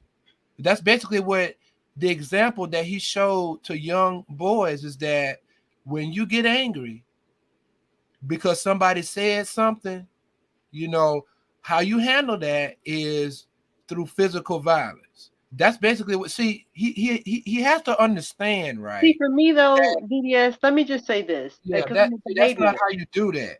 It's not, but see, here's the thing. As a behaviorist, that's not how he has normally handled anything. This is his first incident, even when he has been groped. They have been, the paparazzi in particular have infringed on their rights and things of that nature. For the most part, they have been gracious for over 20 years. Like I'm just gonna be honest about it because it's the truth, it's the behavior. And Mhm. it gets to a point where even a celebrity or entertainer or whomever, they've had they feel. Now I don't know, and in my spirit I believe what I'm saying, but I ain't had no conversation with him. I believe that he was trying to man up. He was trying to show Jada, ain't nobody gonna disrespect my wife, my lady. You know what I'm saying? My wifey, especially. You know what I'm saying? Over here in national worldwide, that ain't gonna happen. I'm Yeah, being honest. The little nigga in me, I respect that. The nigga in me, I respect that. Yeah. I, I'm not gonna lie to you. I'm not gonna. I'm not yeah, gonna but pull. yeah, This is but what I thought yeah. that he would have said. This is what I thought that he would have done. Let me just say this. Based on Mhm. Will Smith's behaviors in the last 15, 20 plus years, I thought he would have whispered in his ear, popped him on the shoulder, like, you know what I'm saying, don't play, what the fuck is you smoking on? Da da da. You know we cool like that, and pop him on thing, and just walk back to his thing. I would have thought that because based on his behaviors of being nonviolent, that would make sense. I did Right. not anticipate what took place. And I do believe it was a ritual. I believe it was one of them kind of things. So there were so many layers with that. That and even with all of that, and even with all of that, we as black in the black community, we beat him so down without again not excusing the behavior, thinking about the fact that for the last 20 plus years, how he's been in such crazy situations and he has been graceful with it. Just like that, we also should give him grace. And Mhm. yet, we were some of the main ones that criticized him the most. So it's Right. not that I'm knocking no, no, no, no, no. I'm saying I get where he was coming from, and especially with the whole cloud of the Tupac, if that's what the truth is, and the open, relation, all of that. He had had enough. Like anybody, Yep. any human can have they feel. And Yep. when he looked back at her and she looked like that, and he was like, you know what, f this. Mm-mm. You see what I'm saying? So Yeah. I Well, that's yeah. where for me I can't. It was a bad look. I'm not disputing that. The different times I've had the conversation, I'm not disputing it was a bad look by no means because your hands are for hugging, not for hitting. Unless Yeah. it's self defense. Unless it's self defense or protecting your family and this, that, and the third. You see what I'm saying? None of Yeah. that was in question. That was a pride thing. That was an ego thing. So I'm Yeah. not excusing It it. was an ego thing. I mean, it was That's really. all. Yeah. Yeah. I think there are a lot of layers to it. I mean, That's all. and and like you said, it was a bad look. I think it was the wrong thing to do, though. It was. It I think was. it was not the right response. No. Mm-mm. Now we could talk about why we think he did it. I mean, I know that the perception of that brother is that he's on the down low. Yeah. Like Oh, I heard a lot of people say that, I just, based on his looks and his mannerisms, even from the yeah. Fresh Listen. Prince of Bel-Air. And then when he got with Jada, right? And see, this is when this is, I think, how it really kind of like started to build because she went with that dude, August Alsina. That is that boy is like the friend of her son, I think, right? Yeah. Uh-huh. So I'm like, so I know that Will must really feel emasculated and denigrated that his wife going out with a boy that could be his damn son. According So, to him, they and weren't he's still together. sticking with her, and he's still sticking around with her. So now the manosphere kind of going after him because it's like, bro, like what is you gonna do, bruh? You know what I mean? So he probably feeling some kind of way all about that situation, and then about these red table talks, about her going up there and talking about they intimate stuff like that.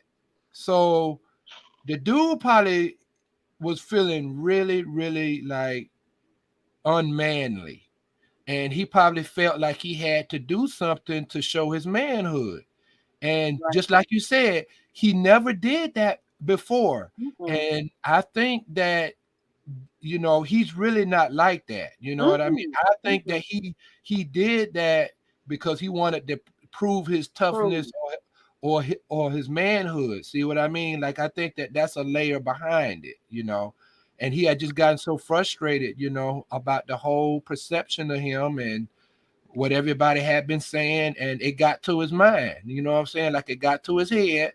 And then when Chris Rock said something, that was the straw that broke the camel's back. So Yeah. he went up there and he did what he did.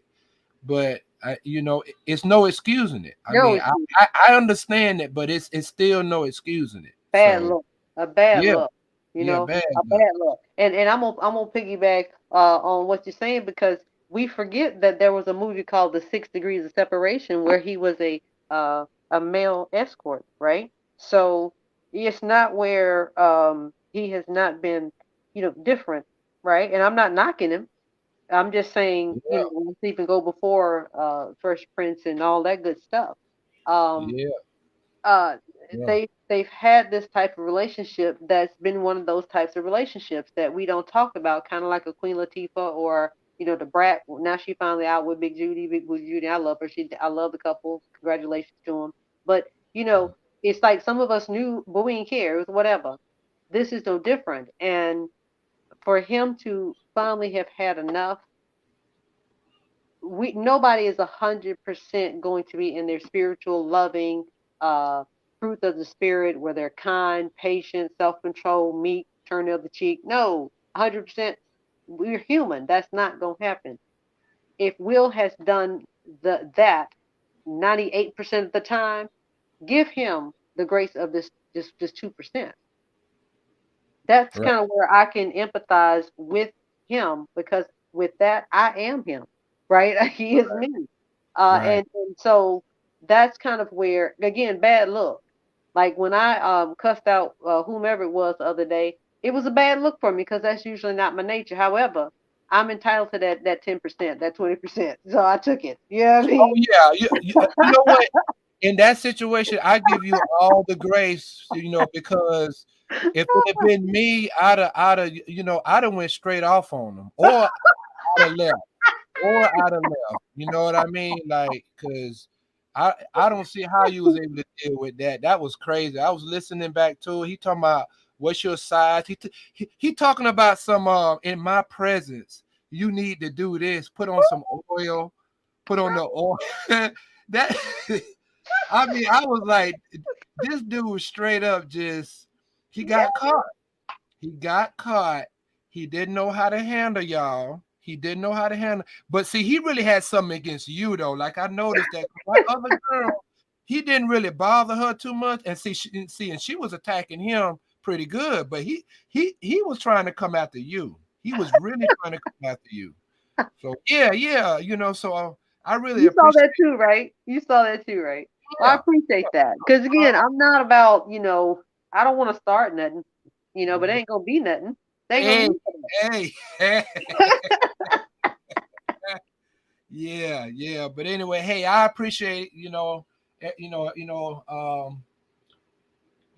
allowing me up here and everything. It was a great, outstanding stream, and hopefully we'll talk soon. Okay.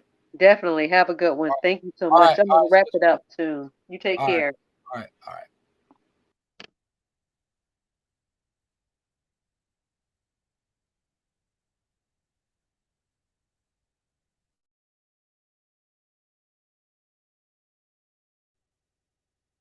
So you all, I thank you for chiming in and giving some feedback, and hopefully, this can open up the opportunity that we can have dialogue in the future.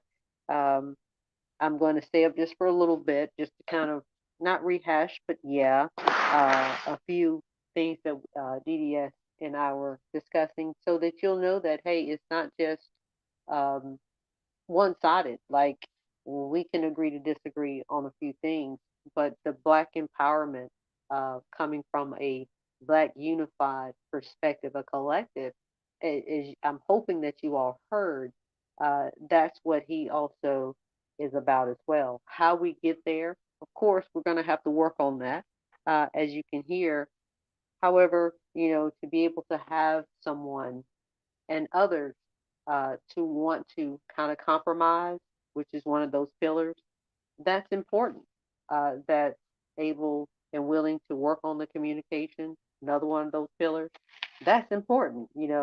I will sound like a broken record on some of my blogs, because we need to, in a sense, unlearn what we have been taught, so that we can relearn how we're designed to reconnect and connect with each other.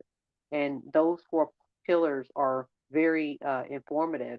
We're going to build off of those. And I wanted to kind of branch out into like private Zoom calls where we're working on certain aspects of our own spirituality, our own personalities and emotions, um, and how we can remain rational and kind of see things logically, how it's supposed to be in the midst of things based on our spirit, along with having a mastery of our mindset, that we can birth our own um, creativity, that we can birth our own balance, so that when they're working on their stuff, we can be working on ours.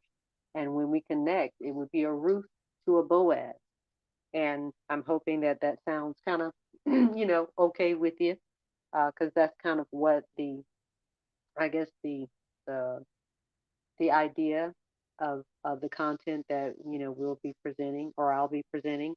On my other channel, I'm going to be doing more political uh, aspects, more political information. Again, I had mentioned Jacqueline Jones, who's a sister who is a town manager in Kinley, North Carolina, that she's going through so much because it's kind of like um, the modern version of the Jim Crow, the Klan kind of mindset, the culture.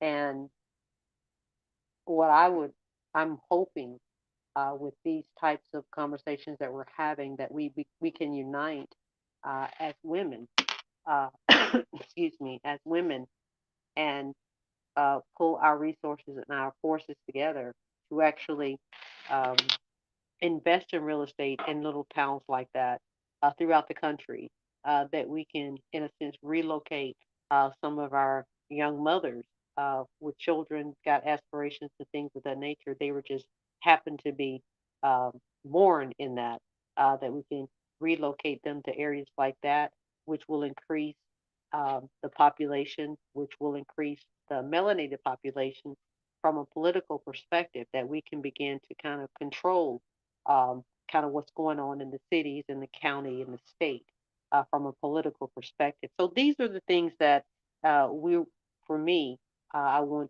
be sharing with you guys on another channel.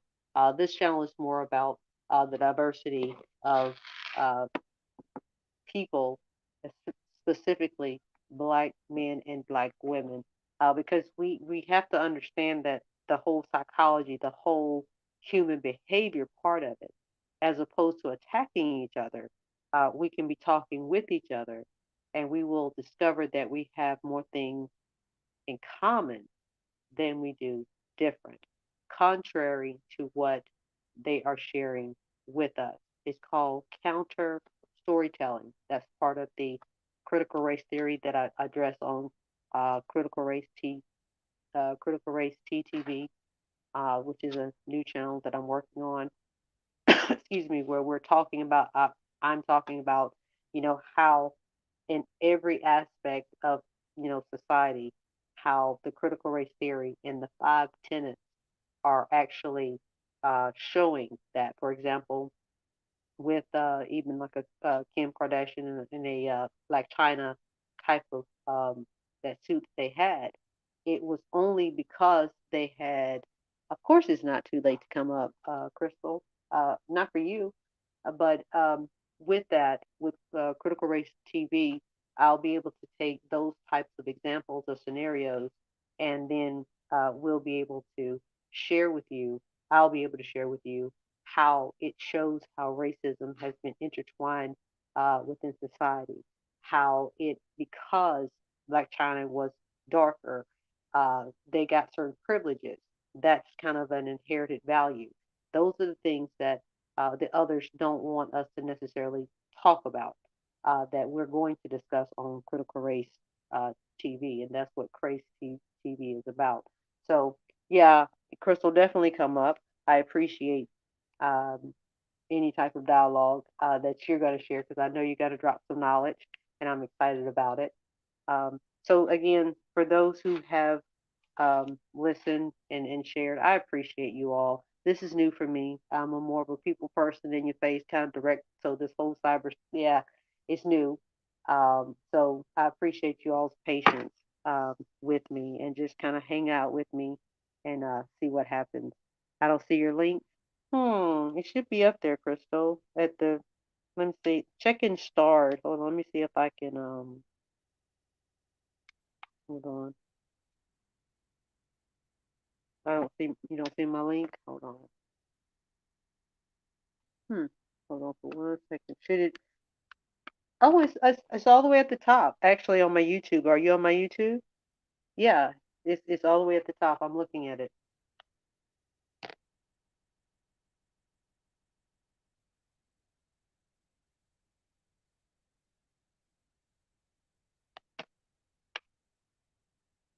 Let me know if I'm looking all the way at the very beginning. I kind of pinned it also in. Um, as a matter of fact, if you come on in the, you can't. Mm, let me see if I can do it again.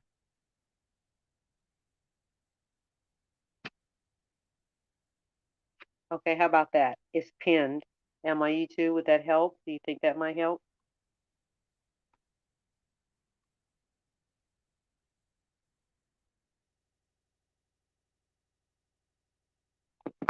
And I'm gonna put you on mic. I have not. I mean, on mute. I haven't left you. I just want you to come on up. I have to make a little errand to the other room to get something to drink. So thank you again. I appreciate it because I hope you heard some of what DDS and I were discussing, and I would love to hear. You said I'll get it together. Of course, girl. I'm still trying to get together, but just I hope you were hearing some of the conversation, and I would love to hear your perspective. So I'm just going to put you on mute. Take your time. I haven't gone anywhere, of course, because it's mine, but I do have to pick a couple things up, and I'll make some noise.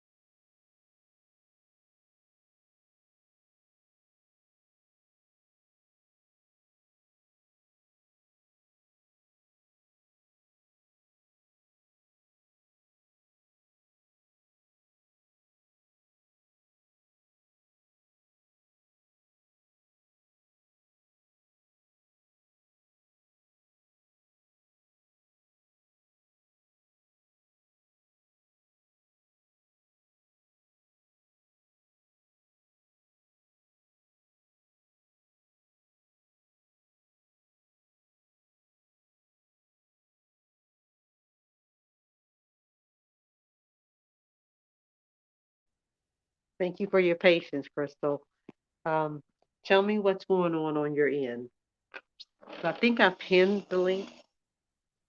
I think.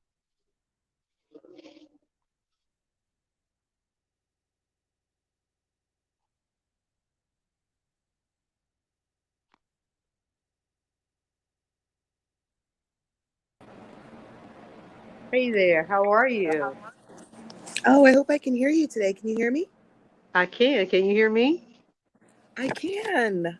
Yay! It's So good. working. I had popped out to another stream, but I really want to hear. You had mentioned that you were on a panel and somebody was calling you the B word. Can you tell me about that? I have some thoughts about things like that. Yeah. Can you hear me? Because I actually left to go up to my little garage. Is this still a pretty Oh, I, decent connection? I can hear you perfectly. Awesome. So, a few days ago, I went to this brother's channel. His name was RBR Network or something like that. Hmm. And I didn't know a lot about him because again, I'm new to this type of space, Crystal. I am more in the politics to where I'm doing like the white people and the black people, like Roland Martin and the Benjamin Davis, and with Brian Tyler Cohen or David Packman. That's the kind of stuff, Farron Cousins. That's the kind of stuff that I have been on uh, since I've really got onto YouTube, right? So with that, with the pandemic, this and third, I got somehow onto the black sector. I connected with a few channels to where they had mentioned that this brother was ill. So I'm like, oh my gosh. So of course I don't know him, but I'm sending him positive energy because that's what I do. Lo and behold, a couple weeks later or whatever, he ended up on the same channel. So I saw him there, and we were all wishing him well because he was back. So now I'm going to, see what he's talking about on his channel. And as I go to his channel, there are some valid things that he's discussing. For example, the whole thing about the $60 million or $90 billion of advertising revenue that Black content creators deserve. I agree with that. I also agree with the fact that he's talking about the 70-30 cut. I agree with that. I mean, these are things that if he had given me the chance, he would know that we have more things in common that he thinks different. So this is how this came about. I go on this channel and he's disrespecting Black women. He's calling them out their names, and just because in the chat they disagree. And I'm like, what? It throws me off. Like, what? Because when you hear him, he sounds very intelligent. Like, I'm not kidding. I know that sounds like really whatever, but it's the truth. It's my truth. So I'm like, it's like cognitive dissonance, if you will, for me. Like, huh?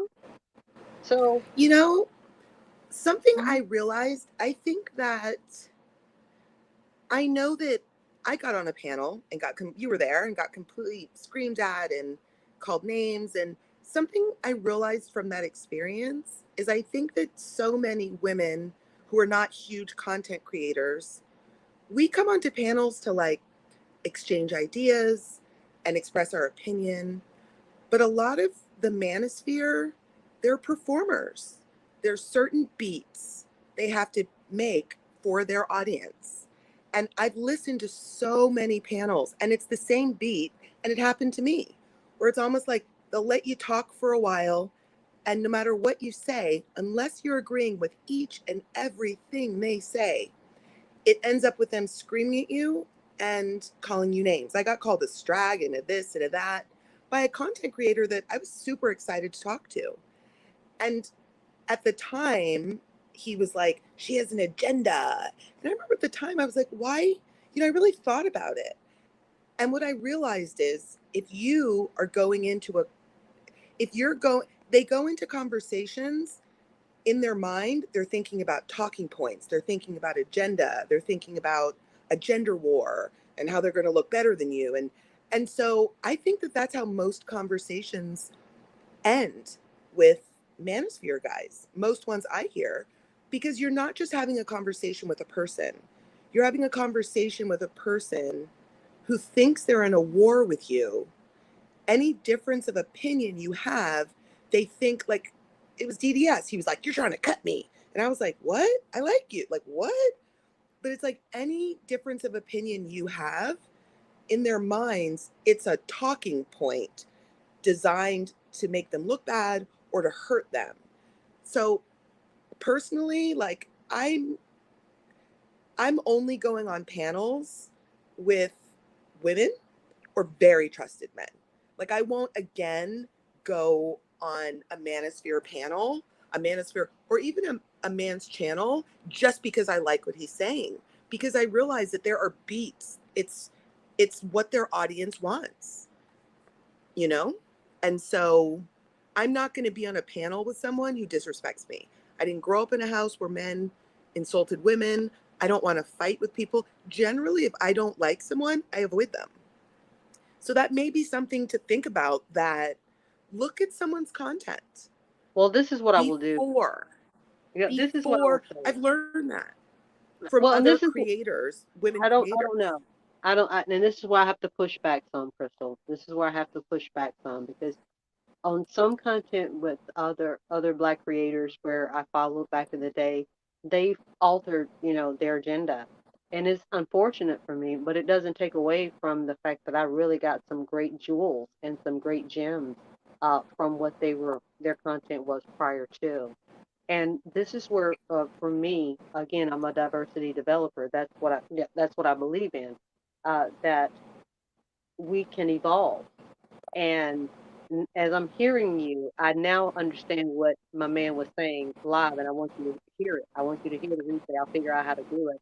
but I believe he was speaking with you because I didn't know what and who he was talking about. I'm clueless because I got other things going on personally myself that I didn't get it. But now, as I'm listening to you, he was speaking with you, and I agree with him with the fact that on my platform, I don't give a f. I was about to cuss on my platform, and I said that on when you hear my replay, if you are female, you will not be disrespected on my platform because when they disrespect you, they disrespect me. And if you, I don't know if you were able to go back on that last one that you were on because I think you deleted it. I said to him that Yeah, of you know, course. He deleted it because well, I I made don't. a lot of So great let me finish. points. No, no, no, no, no, no. That's not the point that I'm talking about. That's not what the point I'm talking about. Hold on, hold on. And I'm not defending. I'm just telling you my truth.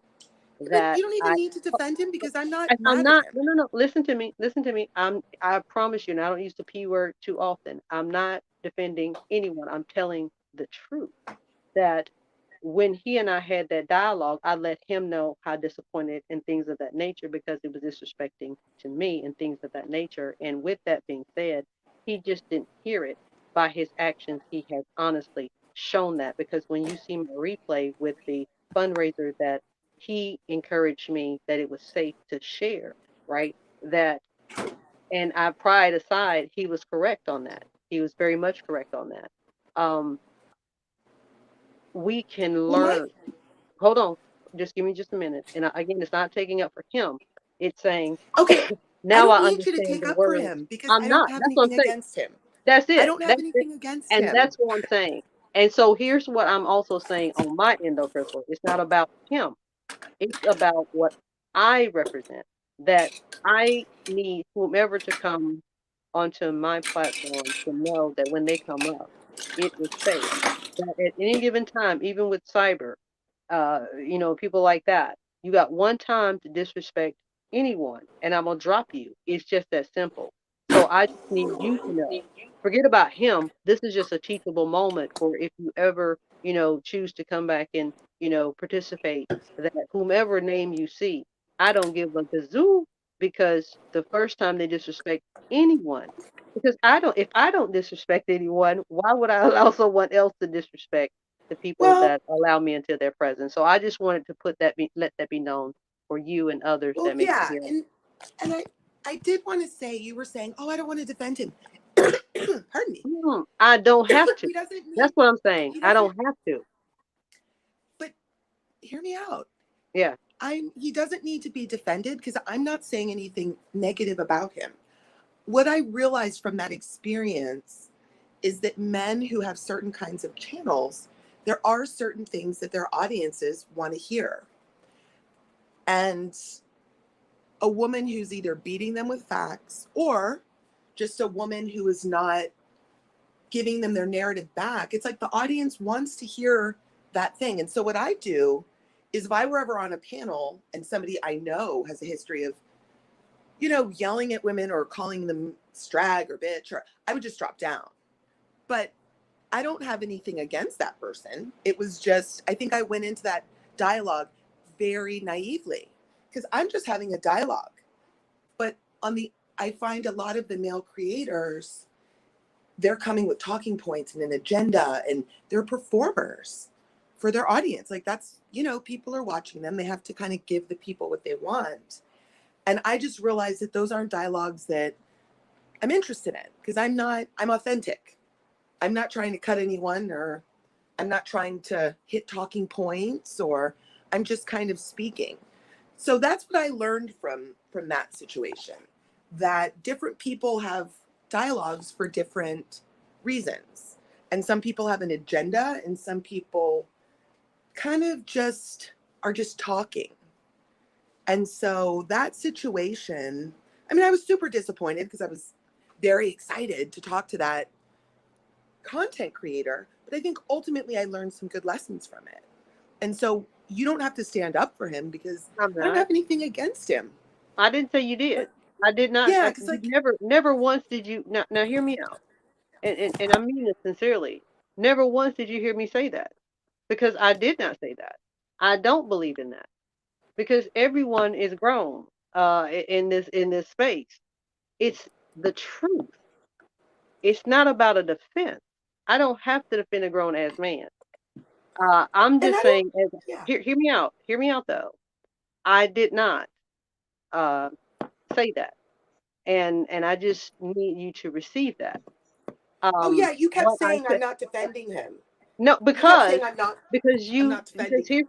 here's the thing. As I was trying to explain the different behaviors, it's just the behavior that it was connecting the dots. That as he was speaking, he was referring to you because I didn't listen. With all due respect, again, I got personal things like Of freedom course. I things mean, it was going a long on. time ago. No, no, no. I remembered um, that there was an incident when he was speaking in general without saying the names. I did not. I thought, but I'm with my four agreements, so I do not assume. I thought it was between you Mm-hmm. and another person. However, the last things he said, I was like, he's talking about Kay.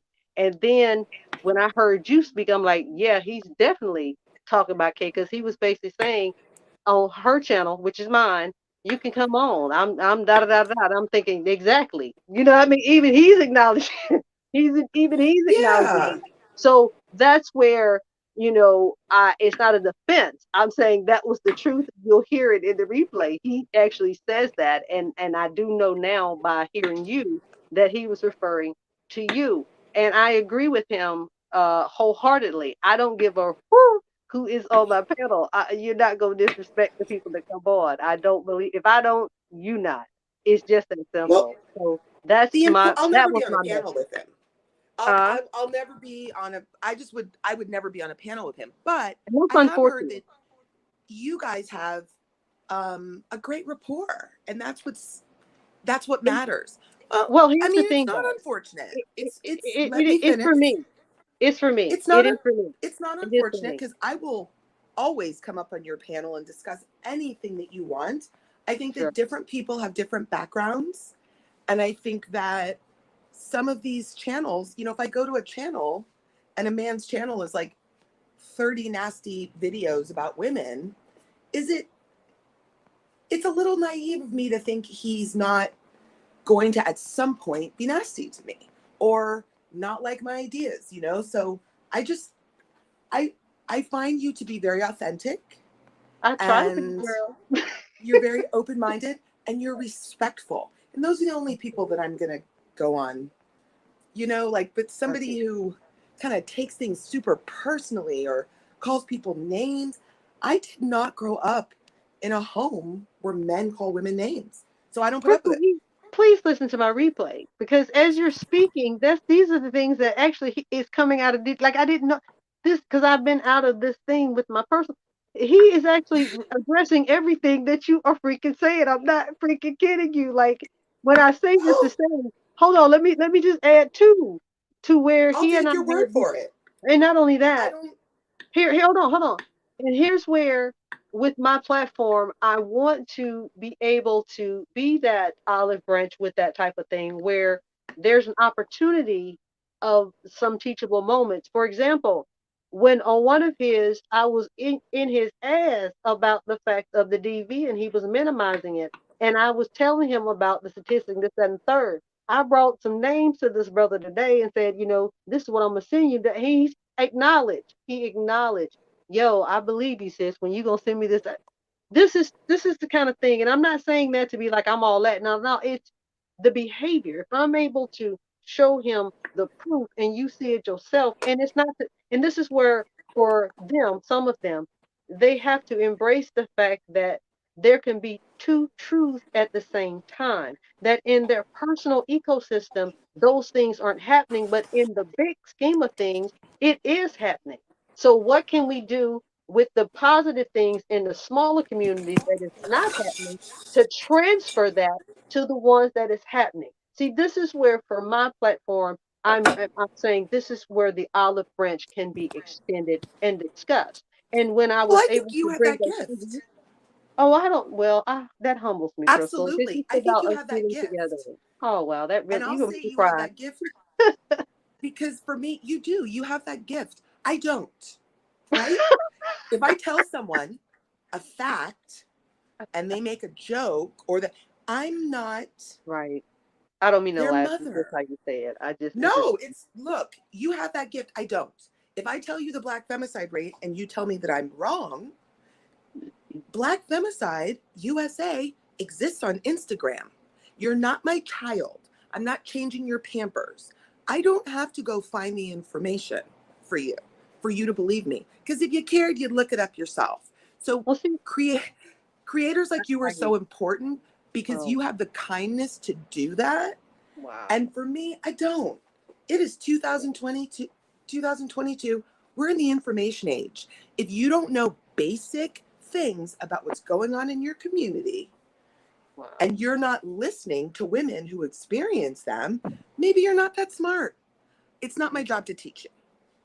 Google is free. That's where I'm at. That's why you have a gift, because Wow. you'll hold their hands and teach it. I don't have any children. I'm not raising grown men, you know? They You wanted know, to know, Crystal, they go get the info. I appreciate your perspective, and you know, and for me, I didn't look at it like that. I didn't, because this is again, I've been in health and human services for over 20 years, and thinking back in my past, I was a helper when as I was a kid. So it's in my nature, like it's in my DNA, if you will, my spiritual DNA as well. So I appreciate that, and it humbles me again for someone in the cyberspace to receive that energy, because I'm flawed like everyone else. I have issues like everybody else, But you and do I'm have this sorry about that. gift. You Wow, do that have humbles me. that gift, That humbles me, and I mean that because a sincerely. lot of Wow. Black women are to the point where we are like, why are we your unpaid tutors? If Mm, you don't know this, it's not my job to tell you.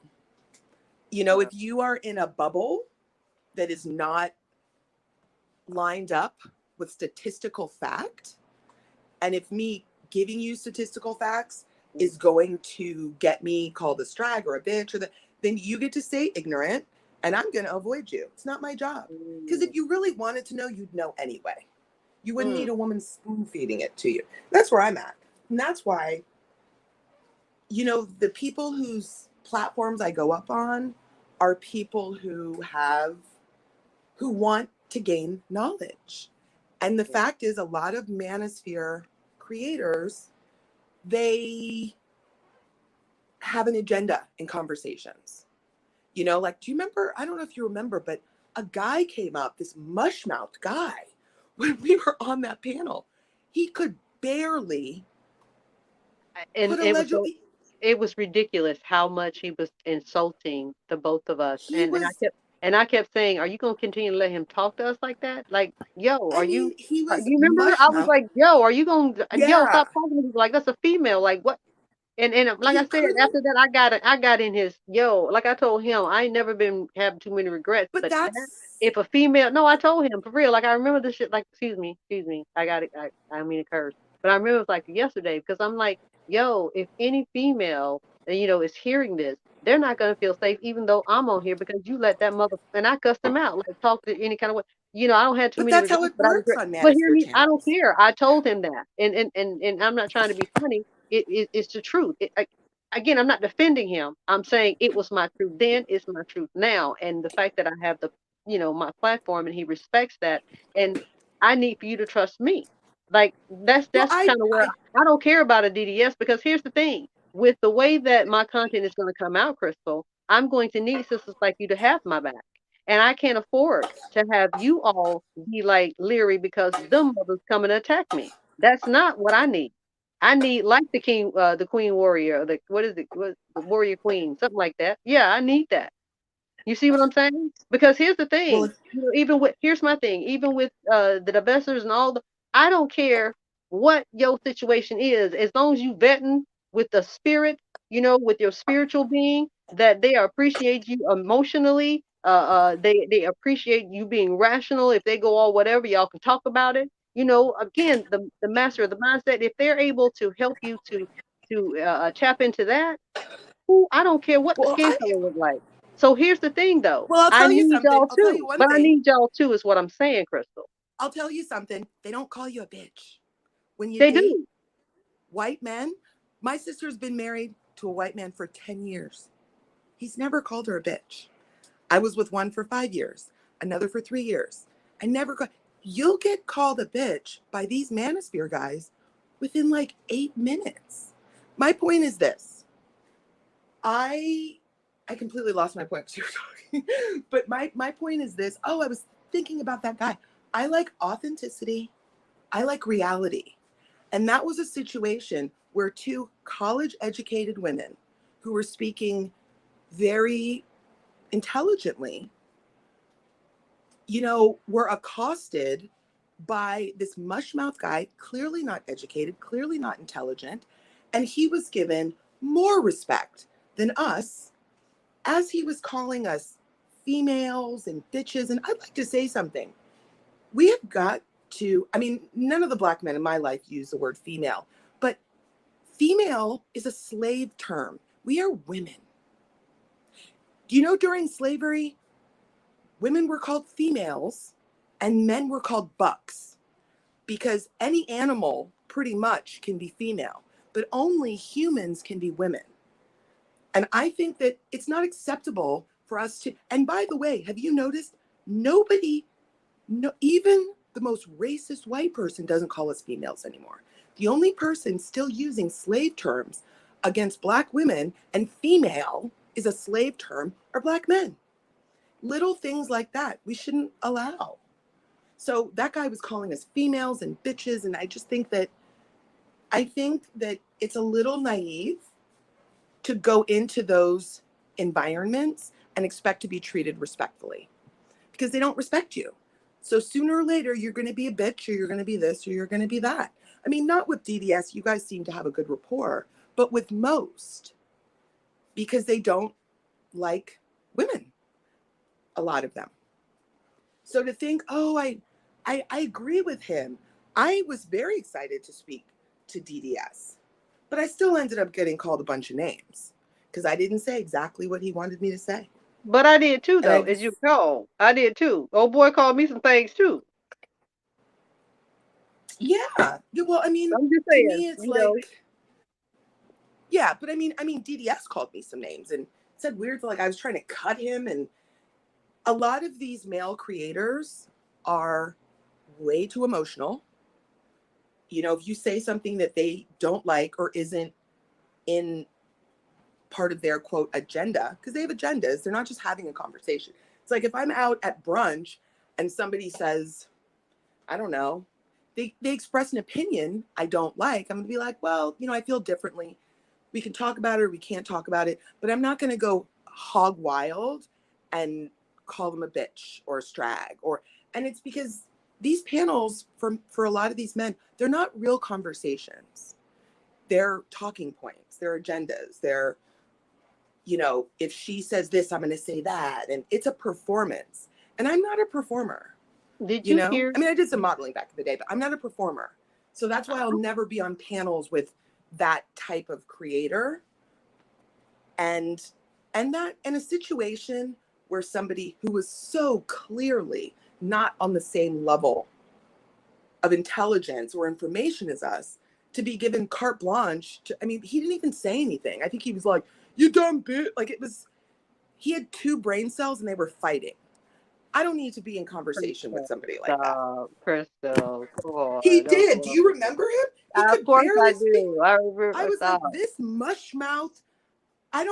There's no instance in my life where I'm in conversation with somebody that's stupid. And I don't want that to change.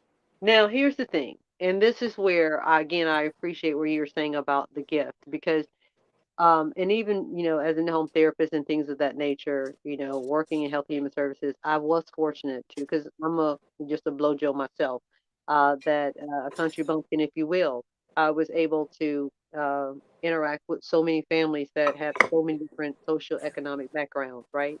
Had diversity as well, different ethnic backgrounds. So as you're speaking, I do receive it truly, because I don't think anything about it. That's just what I do. That's just who I am. When I hear you, I definitely see, yes, I am blessed, and I'm grateful for that type of gift, that with what you're saying, with what DDS said in my live, this one, it makes it even more profound.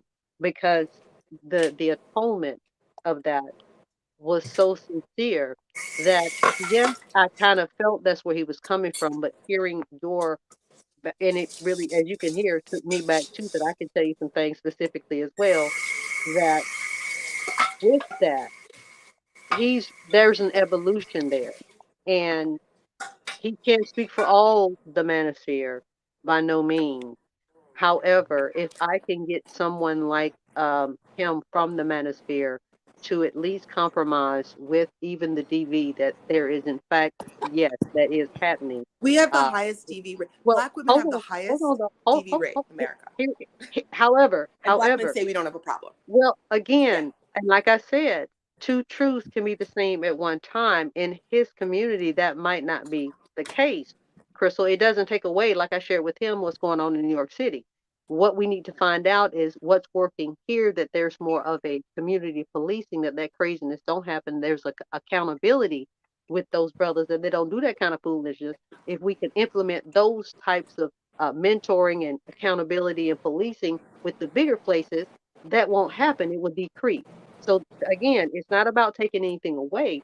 It's about finding a way for, in a sense, a solution focused strategy. That what does But work, let's make it on a macro level, so it doesn't take away from what he is seeing that in his area. No, not so much. I However, grew up in a with the gated statistics, community with mm-hmm, no crime.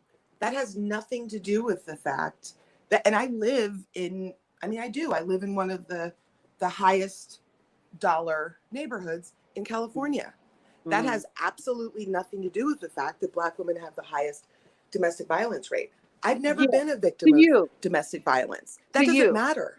The facts are Well, the here, facts. well, here's the thing. I agree with you, Crystal. You know, again, I haven't taken anything away from what you're saying, and even added to statistic wise what you're saying.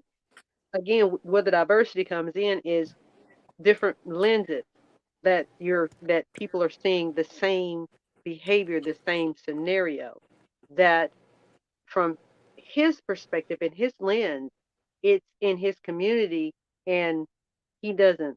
That's not as like a major epidemic, like nationally on a macro level. It is, and statistics, I Yeah. agree with you, hold on, are showing yes, that is the case. However, I do have to say that listening to you more, that for him to concede to the fact that he is in agreement to what you and I are both saying. For him to say that live, that is sharing evolution for someone that is supposedly from the manosphere, that is not willing to even hear what a black female, or I'm not female, excuse me, woman has to say. Yeah, but Now, it's let okay me if say, you say it. let- You're, well, yeah. here's the thing with that, because as a qualified mental health professional and I'm a clinician, right?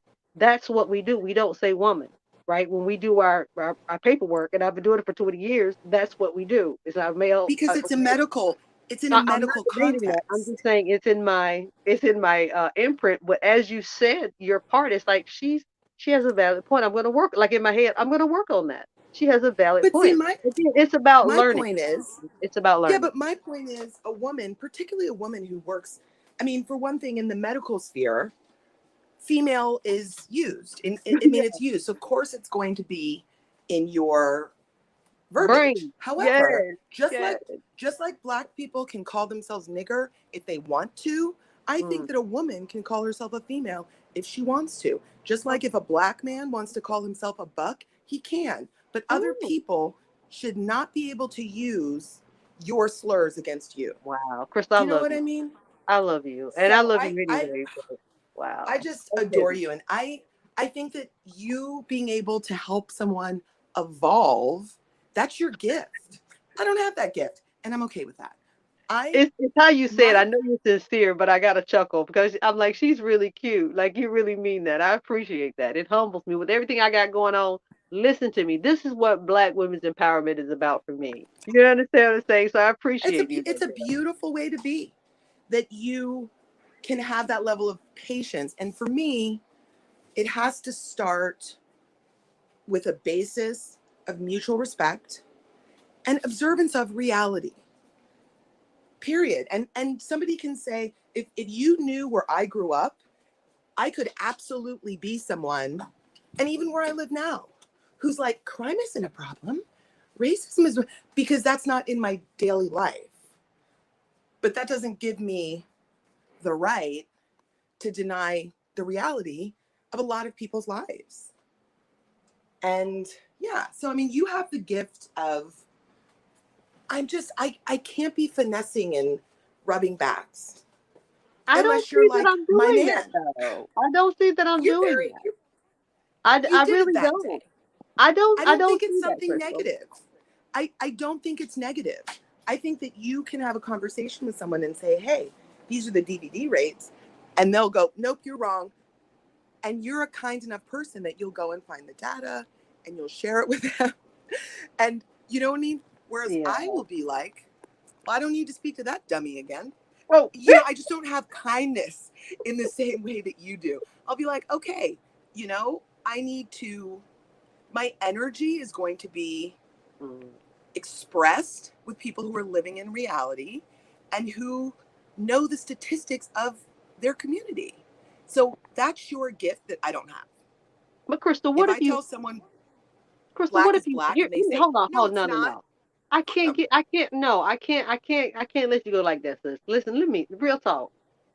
Cause you seem like young, and that's a beautiful thing. And you've had some experiences. I hear in my spirit. What if there was a brother that looked like he was about trying to do something with himself? That might, you may have some lunch with him or whatever, because, at first it's whatever. And then you hear that he might have heard something about somebody in this manosphere. You can't tell. I hope that you'll be able to say, okay, can you share with me, your perspective, as opposed to, I gotta go. I'll see you later. I'll even take care of the check so you don't put me on blast. I'm Well, hoping. that's never happening. That one, that's out. See, that's a, yeah, that's Okay, no. okay, okay, But okay. you mean if I was in a situation with a black man and he told me he listened to the manosphere? Well, you didn't know at first. See, you didn't know at first. Because the Well, thing about it, hear me out though. In some of the things that DDS is explaining, as a married man of 15 plus 20 years, something like that, what I'm hearing from other people, other men in this manosphere, it's not the same. It really isn't.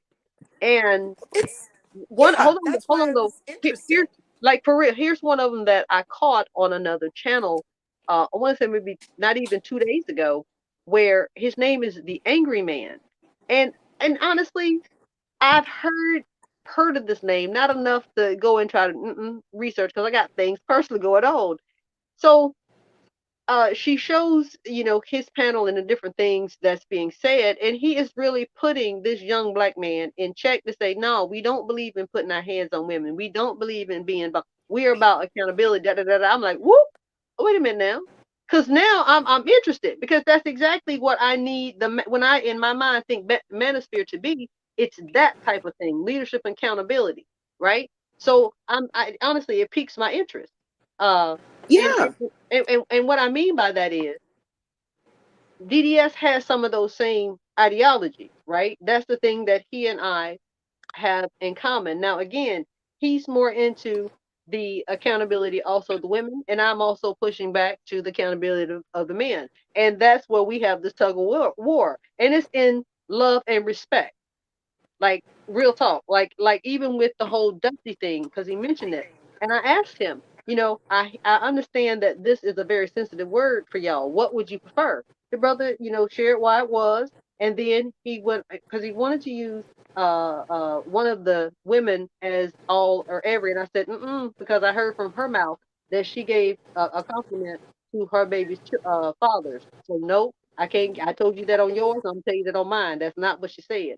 So don't do that. She I don't know about the other ones, but she did not say that all men are this, that, and the third. So what would you prefer as opposed to that behavior to be? He said a lower tiered man or a lower tiered black man. I'm with that, because for me, Crystal, it's a spiritual thing where in my spirit, I'm looking at that as a lower vibrational black man, because in the carnal man, I've often referred to black men when they're acting on emotion. that's how they're acting, right? Or but acting, but for me it's ACTIN. Mm-hmm. for me it's spiritual as well. I am the Mm-hmm. sum total of my ancestors, Mm-hmm. and too many women and men in my lineage have been disrespected, have been harmed, have not been given the respect that they deserve. Mm-hmm.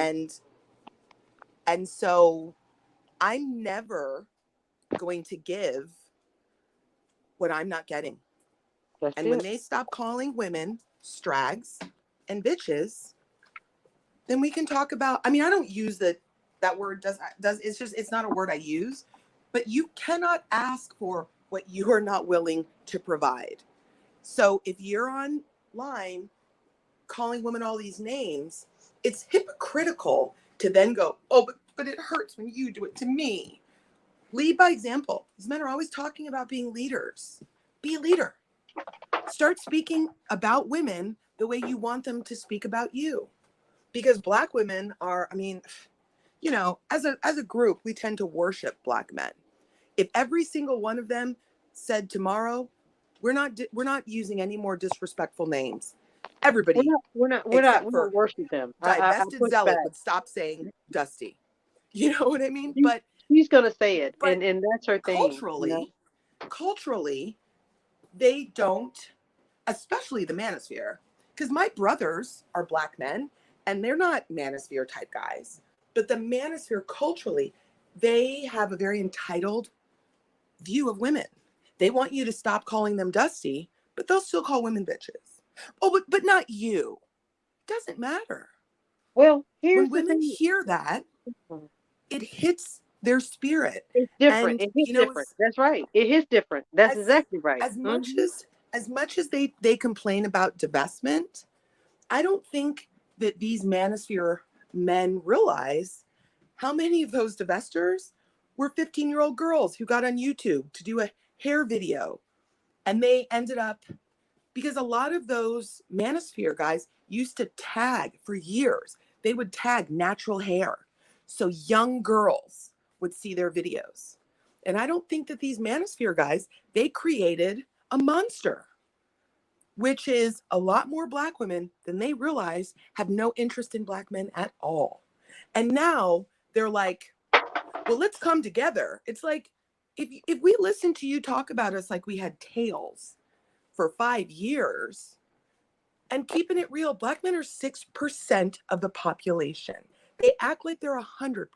They're 6%.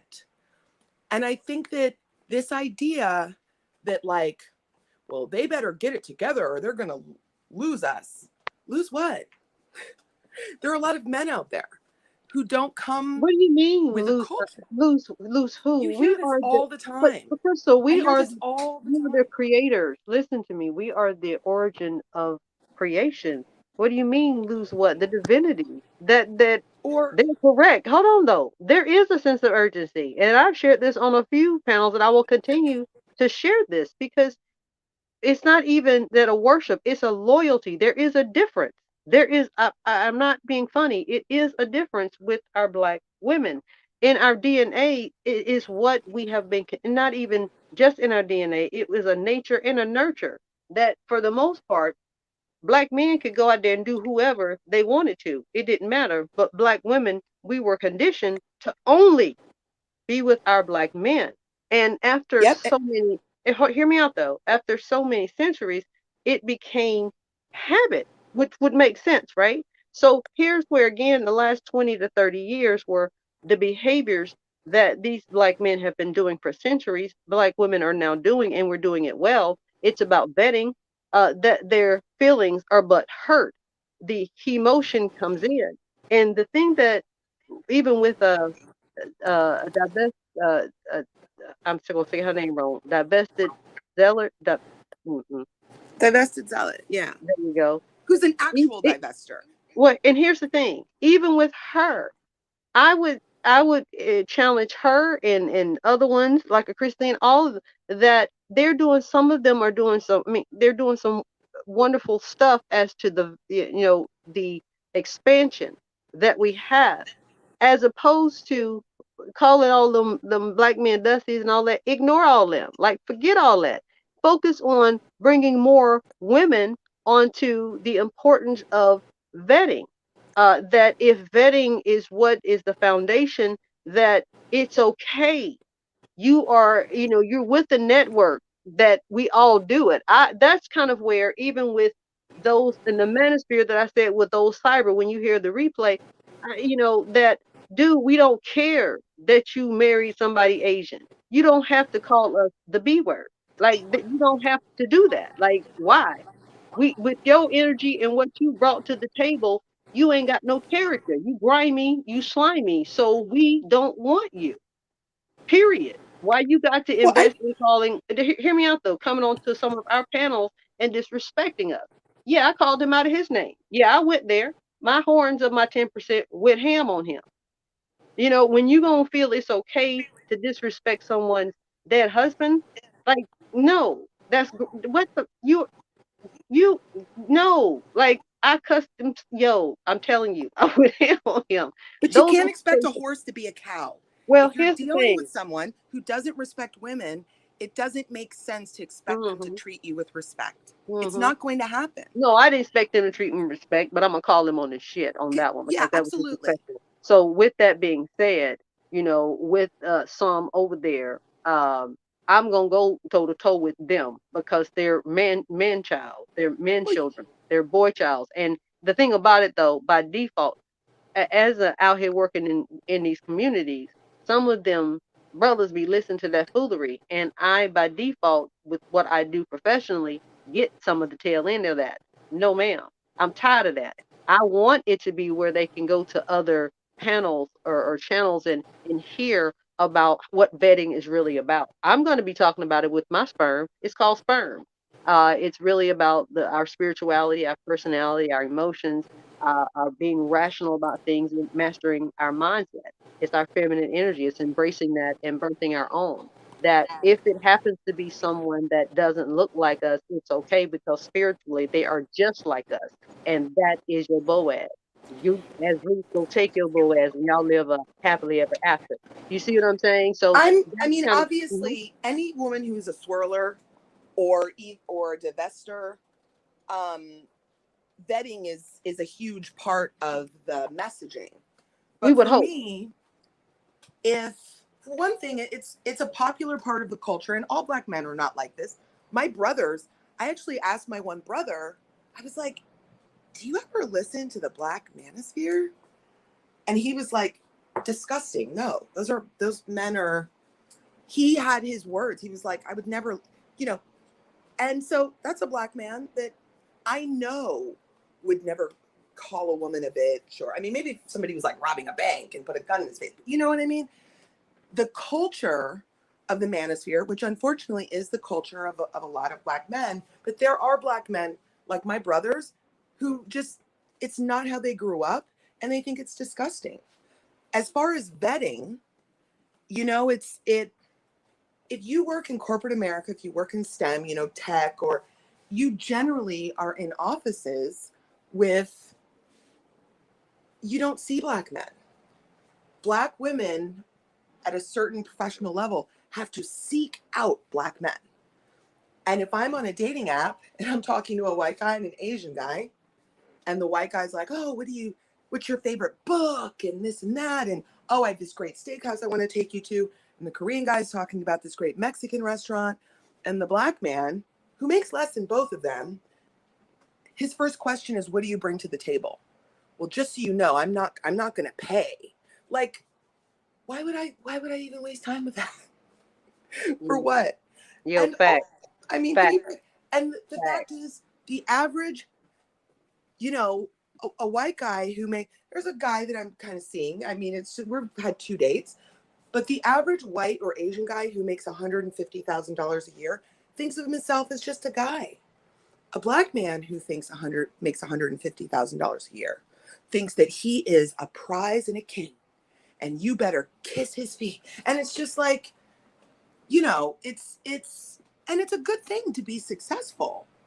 But because there's so many that aren't successful, they have this very they don't have a realistic understanding that, I'm somebody who makes over $100,000 a year. I don't think that that's like a big deal. So if I make $100,000 a year and I'm beautiful and accomplished, and I meet you and you make what I make, but you think that you are so much above me, why would I be interested in that?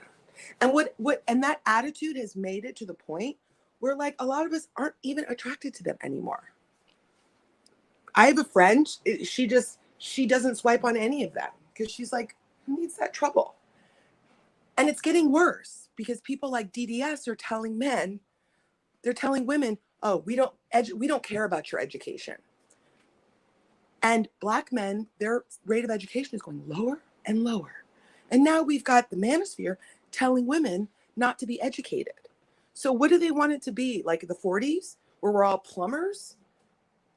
Where we don't need more Black men with high school degrees or Black women. We need surgeons to fix medical racism. We need judges to get in there and fix the systemic racism in our judicial system. So for me, it's like, if what you want for our community is taking us back, so we're fixing, I mean, we're fixing the toilets of the judges that are unfairly sentencing Black people, and Black women have had this huge jump in education, and you're saying we don't care about your education, so you want us to be less educated? It's just like, to me, that is an enemy of my community. My community needs more degrees. It's the only way that we're going to start to take apart this system. So if you are trying to, encourage anyone in our community to not rise, there's no reason for me to talk to you. How are you any different to me than a white supremacist who doesn't want lots of Black surgeons and judges and scientists? And if you're telling Black women your degree doesn't mean anything, and you're telling Black men to get a trade, what does that look like if it's listened to in 30 years? It sounds like second-class citizenship. It sounds like us all sweeping floors for the people who are running the system. I want us to be running the system. Anyway. No, I know you're not, and you're making valid points, and it's important for everyone, to share their perspectives on, behaviors and kind of what it means to them. It's not a good thing, a bad thing. It's just a thing. And Yeah. during my lives, you guys will hear me say that a lot because it really is. It's just a thing. It doesn't take away or add to or whatever. It could just But some literally be messaging is say, harmful, and well, it's causing this well, gender war. well, here's where, again, I'm really listening to you, some growth with the conversations that he and I have had previously, and yeah, that it is important that we learn to communicate. And even he said, with him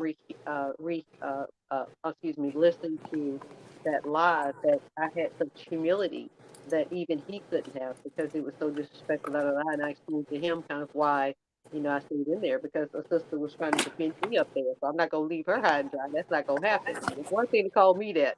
There's another to, call a sister who came up to try to say, hold on, she's never been like this. Why are you calling out her name? So that's kind of where uh, he, in a sense, defended me. And I appreciate that. And Crystal, it's not I promise you, I don't have to defend a grown as woman or man. I don't. I only have to uh, defend myself in certain aspects and also just share my truth. It's the same as anybody else. I'm simple like that. And I mean that. It's for me, it's not for y'all, it's for me. Same hat. I just Um, think we have a different point of view, because you're like, we yeah. have to communicate. And I think that that's beautiful. You have that gift. But for me, I don't feel I don't feel that I have to communicate with Well, here's the disrespectful men. thing For with your what? profession. I'll tell you, sure. With your profession, you may find a brother that a few of them that may slide in. I don't know what you do, but if you make that much, you're doing some good stuff over there on the West Coast. With that being said, it's a small minority of them that it might be that they may be having some challenges or whatever that you can give a female perspective that can salvage something or whatever. But if you have that mindset of the low level type of but just because you may be trying to just have a conversation to see what your vibe is, not trying to hit on you, but maybe I can talk with her because I love my girl and I don't know what's going on right now. You know what I mean? Some of Yeah, the but brothers, not black women aren't rehab centers.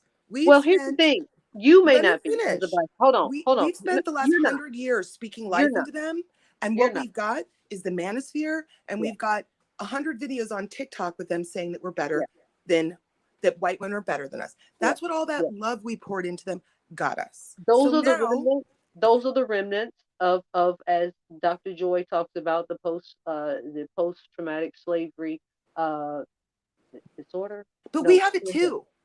and hear me out. I did not take anything away from that because even on a couple of lives that I did, I broke that down too. That and even on this one, the fact that we had to deal with being assaulted and they had to be helpless to watch that, and then they attacked us because we were assaulted. I mentioned that. Stop. Of course I did. I'm a black woman before anything else. Stop. Of course I represent. With that being said, though, along with the sprinkle is the understanding that it truly is a trauma. And yes, you may not, but as melanated women, we are nurturers and creators of the world. So you may not. I'm But, absolutely a nurturer, but well, I don't yeah, nurture. yeah, But it's like feminine energy. Women, yes. women, women it's biology, relax Mm-hmm, into their feminine in the mm-hmm, presence of masculinity, right? mm-hmm, mm-hmm. And over emotional, aggressive, that's not masculinity. And No, it's not. it's not. And the feminine energy in us with discernment, we are able to literally look past that and not forgive it, not whatever, have it grace and keep it moving. Crystal, you And may not be able to, but a lot of us as melanated sisters, it's in our feminine energy to really and I'm not being funny, to look past the fact that he acting like an ass and keep it moving. Not him being ass in our lives. Literally keep it moving. Don't take it personal. Just know that with his stresses and things like that, it wasn't a good fit. And keep it moving. and I think That's where. a Mhm, lot of black women like myself, a lot, we are nurturers. We mhm, are people who are going to speak life into someone. We are creators. mhm. But if but we're not going to give it where somebody's acting an ass when there are so many other vectors where that love and that care is going to be reciprocated at the level we deserve. And the And that's messaging valid. That's valid. No one is again. and the messaging of either or, we have to communicate. It Here's the doesn't have deal. to be. It Let doesn't have to be. It can be and an addition too. I'm a black woman who cares about her community, always going to be a part of my community, right? And if my kids are 3 shades lighter, they'll still be black. But my thing is the problem I have with a lot of these male creators is they're like, even the ones that are very reasonable, is they're like, well, there's bad things on both sides and we have to come together. We cannot fix this if we don't start from a place of truth. If one side is causing the highest TV rates, if one side is unaliving the other side 4 to 5 times a day, if one side is financially, professionally, is so much further ahead than the other, and the other one is talking about accountability, that's not reality. Of course, Black women have a lot to be accountable for, but I don't need to necessarily be held accountable by the group that is the most incarcerated, highest unemployment. You know what I mean? It's like, who are you to hold us accountable? You're in a shambles. Fix that. If you would just concentrate on fixing that, we would help you. We have our own stuff to work out. But it's this false narrative of, well, there's problems on both sides. And it's like, there are, but it's like, one is a car fire and one is like a nuclear explosion. You know what I mean? So let's not pretend that they're equal. And I don't want to give the impression that I'm not a very loving person. And maybe you need to go into some other spaces like TikTok, where at any given moment, there are 1,000 men saying the most horrific stuff about Black women. But Well, now, somehow they think that we're supposed to still want them. Why? They're Crystal, 6% of the population. And well, I think that Black men are about to have a rude awakening where all of this, well, you have to do this and you have to do that. They're about to find out they're 6% of the population. And, you know, if every Black woman tomorrow decided not to date a Black man, statistically, she could still find a husband. That's facts. So if we're going to communicate, it has to be from a place of truth. And look, if you want to, that's your gift. I'm not going to kind of coddle. If you I'm not don't know that coddling. Black women have the It's highest not about DV rate, coddling. It's but not to about me, coddling. it is. If To you you, don't it is. know in 2022 that Black women have the highest DV rate and you speak on women every day, you're not a serious person. That means you're not doing your research. So why am I talking to somebody who doesn't do research? I'm an Do you intelligent person. Do you Why know am I that talking to there's some somebody who Black isn't? women that are unaware that we as Black women have we have the highest infant mortality rate, or during pregnancy we die or Yeah, something. medical But racism is killing us. Medical racism. hold on for a second though. There are some like really, because I know some, I interact with some because I'm master level myself. It's not that I'm all that. I'm saying the people that I associate with as well, they're very intelligent and things of that nature in their expertise. But even they weren't aware of those type of things. And it's like, whoa. And I say that because it's not an ignorance, it's just not knowing. That's what that means. It's not a good But thing, a bad thing. there's a But difference between not knowing and here, refusing to believe when you're told. And here that's my but here's my thing, Crystal. And I'm not saying you are, God, or I'm God, or nobody's God. It's not that. It's a grace that kind of goes with it, that I'm also hearing that I don't have too much tolerance, because at this time, if I'm hearing correctly, they should be able to, if they really are invested, to figure this shit out themselves. I shouldn't have to spoon feed them this stuff. They should know this. And if they don't know it, there's so many other resources out there. The damn it, they should use some language, but they should know it. Is that what I just want to make sure I'm or understanding not the even that you perspective. should know it. Uh, When somebody says something to me, don't a negate it. statistic Don't negate it. that seems surprising, you know what I Right. do? I go look it up. I Right. don't argue with them. I don't call them names. Mm-hmm. But I think that for a lot of these men, they have this bubble, this worldview where it's connected to their self-esteem to believe that there are no problems, that major problems aren't existing because it's not existing in their backyard. And you brought up the women's, I research a lot about medical racism and the Black mother morbidity crisis. Every study traces it back to medical racism. And we've got manosphere men telling men to get a trade. No, don't get a trade. Why aren't you telling men to go to medical school so they can become doctors? Because we're being killed. Do you know what I mean? I So it's do. like we have the infant, Black birthing mother and infant mortality crisis is Mm-hmm. unnecessarily killing Black women Mm-hmm. because, I saw a study where 60% of non-Black medical students thought, and it was like 2016, they thought that Black people didn't feel pain the same way. Exactly. Like, I was just gonna say that. Mm-hmm. so I mean, it's so deep. For my master's, I began to research because that's what we had to do, and it was amazing that that was coming from the empirical studies that for Black women we didn't get like anesthesia, we had to like Yeah. fight for it. We didn't get the pain medication, even with epidural, just different things like that. That even some of them, I'm not even kidding, freaking Tylenol, and it's like, what?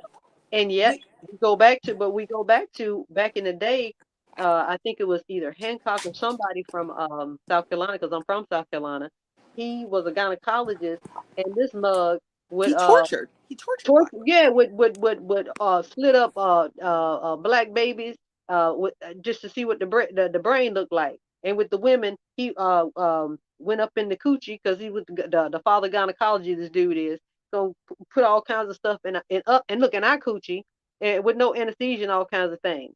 And then South Carolina gonna go ahead on and give him. And I'm talking about it down here in UNC at USC. They're gonna give him some statues and some streets and things. And I think he was a governor too at one time, if I'm not mistaken. I'm just saying, it's deep. but Like, it and that's what I want to continues. do with crazy. Yeah, and that's what I'm If you saying. It's look a at the remnant. statistics, Mm-hmm. black women, Mm-hmm. we are the least likely of any woman to be prescribed pain medication, even Yep. when we need it. And what that's doing is it's killing women in labor. Because when they say that they're in pain, they think that we have a higher pain tolerance. That strong Mm-hmm. black woman narrative is killing us. We are not stronger than any other women. We are as deserving of love, protection. But that strong narrative in these my point is that we have men in the manosphere telling men, "Oh, go get a trade. Education isn't important." When our community desperately needs more educated people. Desperate. Do you know it's something like 7% of doctors are black? And most of them are women. We desperately need doctors. We do. And we We need a need doctor to psychologists. be, We need black psychologists as well. And I yeah, speak in my therapists. profession because we have our hands in every aspect of any society. So when I Uh, hear men saying yeah. we don't, they're not telling black men to get degrees at all. They're telling them to get a trade so they can like what fix the plumbing in some judge's house instead of being the judge. And they're telling black women, oh, we don't care about your education. I look at that person as an enemy to my community because maybe if he were telling men to go to medical school, in 10 years, the black woman who's going to die on a delivery table, maybe her doctor will be black and she won't die. So it's not a matter of me not being nurturing. I think that my nurturing is of more the warrior type. You are either going, you're either for us or you're not. Yeah, that's in a warrior, as you know, they know when to attack and not to attack. So a warrior is also a nurturer, right? They attack when it's needed. Yeah. It's a PRN because then it's very um, unexpected, right? But when you are a warrior and like a lion of Judah and that's what you do and that's all that you do, then there is no opportunity for any other type of But it's not navigation. it's not But hear me out, because I'm loving the dialogue that we're sharing. So I don't want you to think that I'm taking anything away from it. If anything, sprinkling some more to it to say you all are fed up, and I hear it. And I've shared that with other platforms of the men because why would you not be fed up at this point? And I tell them y'all should be thankful that they held off as long as they did because it's the truth. It's well, the truth. the Um, loyalty of black and that's women what I said. That's what I wasn't said. rewarded. And Well, it and it wasn't. wasn't. And some of them that I've spoken to, Crystal, have had to concede to that. And see, that's where, with my platform, I want to have that kind of conversation where I can bring the statistics and bring the not just in your perspective or theirs, like in their anecdotal, in their personal, but on a national level too, that these things may not add up to what you have in your imagination that you're spewing out in this community. You see what I'm saying? So it's really about what you're saying and expanding on that. It's not nurturing. It's really about more educational. It's entertainment too because we're gonna get some laughs off of it. Because when we think about it, the stuff we're doing is goofy. It's really really goofy. We're acting like we're in elementary school, and I don't think I like you. I don't think I like you either. What? Like no, Well, that's not. We don't have time for that. And for some of the black women that have decided to go elsewhere, the black man should be like we have been them. hey, congratulations, you have love. As long as he treats you like the queen that you are, that's Exactly. what's important. You feel what I'm saying? But That's my where ideally, the platform that I'm trying to create represents Crystal. I'm hoping that it's coming across that way anyway. Oh, I'm hoping that absolutely. I think platforms like yours are very important, but I think that, and I want to push back about the I'm not nurturing. I'm I'm very nurturing, yes, but you are. all the nurturing of black women has always gone to black men, and what have we gotten back? I mean, look, my parents I were get it. married for 40 years. They had a beautiful marriage. I'm looking at their wedding photo right now when they were just kids. But, you know, it, it's kind of like my nurturing, one, it my nurturing and my love is for my community as a whole, and it goes, and I'm going to give it on a personal level where I get it back, and to black women, because while everyone's speaking life into black men, black women are not often nurtured. My mother was, because she married a great guy, but in general, our whole community is focused on black men, and they're making 1,000 videos a day about hating us. I can't And dispute that. I can't and dispute that, and I will not dispute and that where because you're kind of like, oh, we have to communicate, we have to do this, and we have to do that. it no, That's well, yes. great. In order for us to go forward collectively, Crystal, yes. In order for us to rebuild the way it's supposed to, again, that's one of the four pillars: effective communication. And it's Yes, not but going to you do can't one. communicate with people who have the loudest voices. Because I look at people like my brothers, accomplished, emotionally intelligent, articulate, but a lot of those black men are just going about their life, being successful, building families. But the loudest voices in our community on social media are men saying these just horrific things. And my community does not need to move. I don't need to communicate with that for my community to move forward. Do you know I what I mean? respect that. I'm I going to build respect that. a I beautiful totally respect family. I'm going to do all the things I'm going to do, and black women like me in the that. black community. But we don't need some manosphere dude to do that. We just don't. I mean, all these manosphere dudes, when they die, it's a friggin' GoFundMe, because this is not the cream of the crop in our community. So why would I twist myself in knots to communicate with somebody who is interested in being a second class citizen, in my opinion? You want black people to be uneducated and working in trade? Okay, I want black people to be at the highest echelons of our society, making changes to the system that are oppressing us. We are not the same. What do I need to talk to you for? That's really how I feel. And it's not about like disliking someone. It's like my agenda is for my community to rise. Your agenda is for us to be real close and broke. And I just, you want us to be nuclear families and everyone's a plumber, a trade. And there's nothing wrong with being a plumber. But us all getting a trade is not going to change systemic racism. Here's where I so agree with your analysis on that, and this is what I've pushed back on the different panels that I've been on, and this is why I have a challenge with quote unquote black organizations like the NAACP, to where, and I can speak locally as well, that I actually, before all of these things happened in 2006, where it was really um, systemic uh, systemic racism, employment discrimination that was going on, that I went to the EEOC, the ESC, the NAACP, letting them know everything was going on at that time. And there was a push with some other agenda that they had, that's all they really focused on.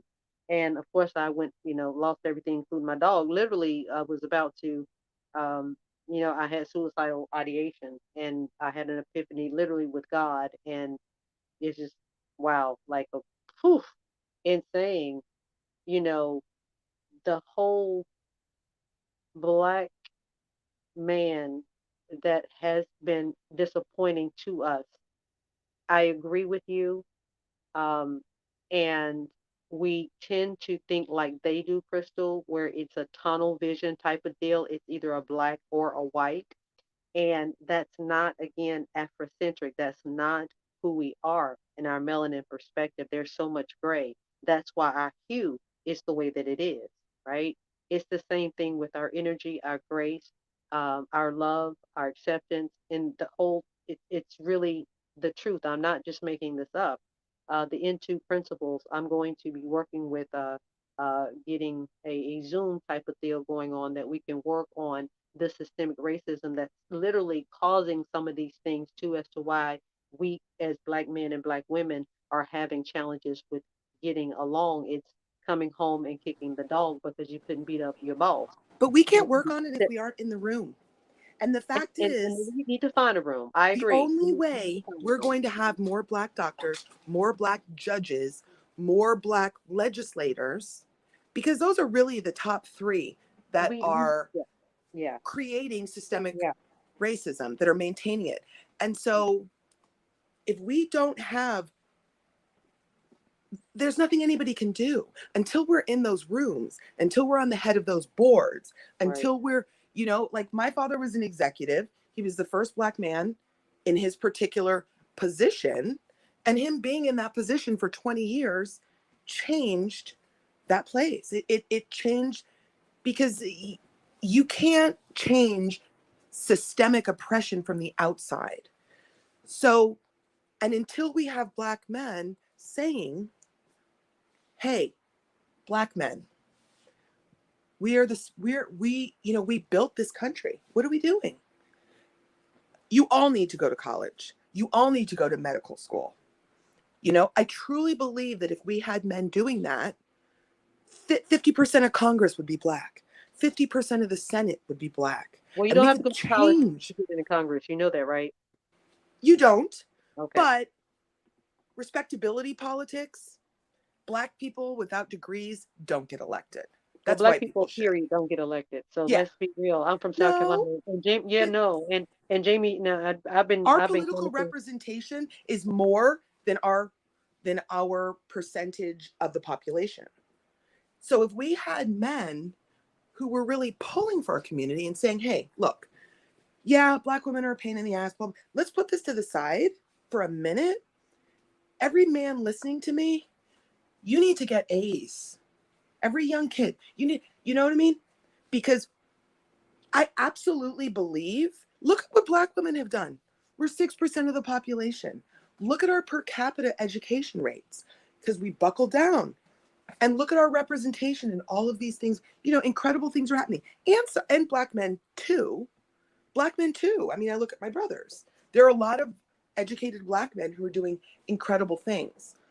But we have a whole manosphere that instead of telling black men, hey, medical racism is killing our community, you guys need to start going to college. You guys need to start going to medical school. You know what I mean? They're talking about wigs.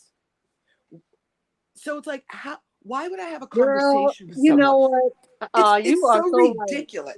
Crystal, because the brother on the channel tried to, and I laugh because he's funny, and because again he don't know me, he don't know what I've endured with the white supremacists myself. So what he coming to the table with, I've heard it so many times before. So he even goes as low as to assume that because I didn't answer his questions of my weight, my height, how many kids I got, if I'm married, and all that kind of stuff, that I had 3 kids, and I think I had two Yeah, baby daddies, and that I had a weave, and the weave was blonde, and hold on, that was something else. Oh, I yeah, had a body like I think it was like Humpty Dumpty.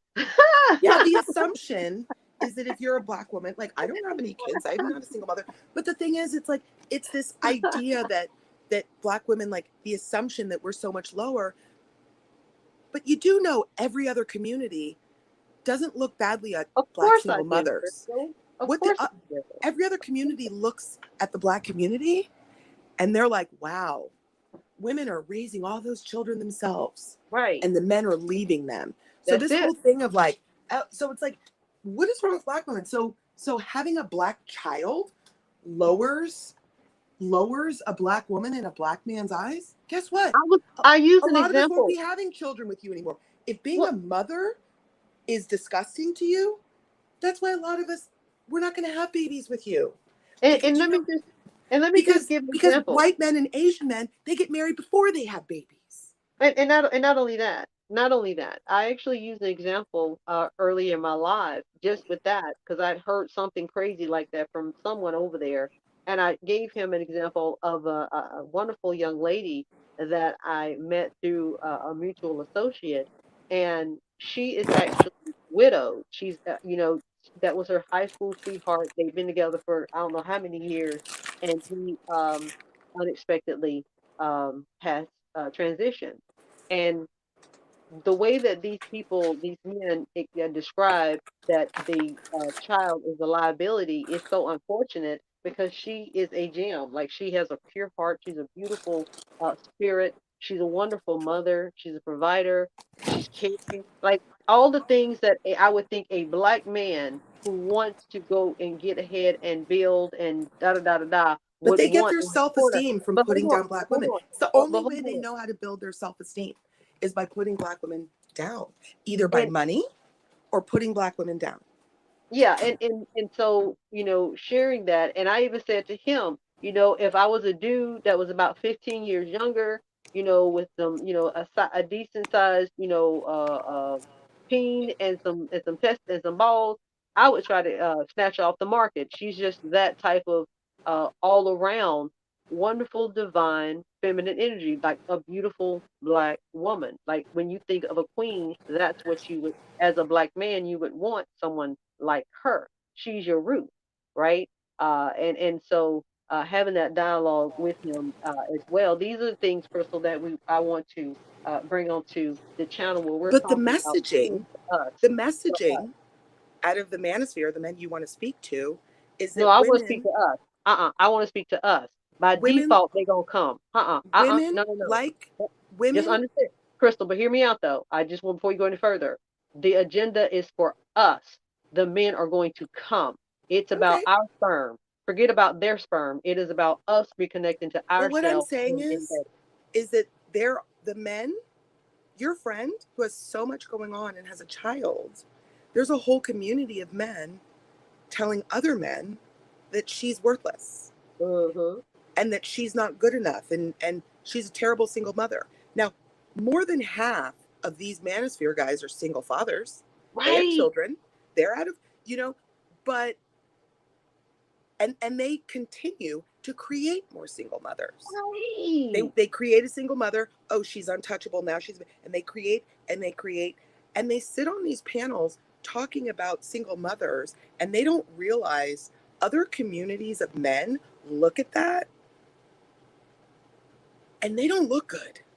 And that's what Jessamy said. I love you saying that because she got on there and she said, "Do y'all know how y'all are looking to these the others over there?" I think she said the way They don't she realize how said they're perceived she did. She said because other communities don't she look at black women badly for being single mothers. What they see are the women who are raising families that men have abandoned.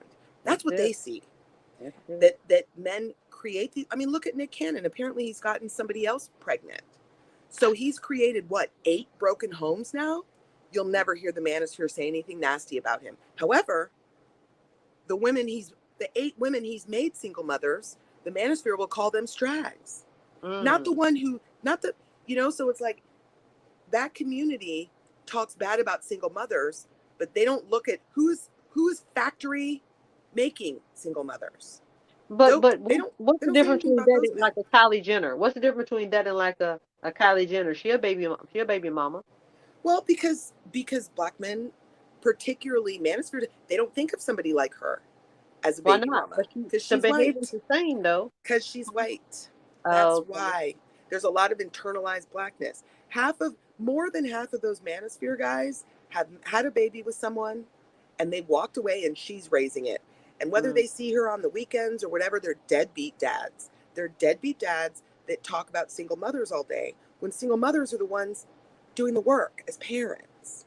So, you know, I think that this whole like, oh, we've got to come together.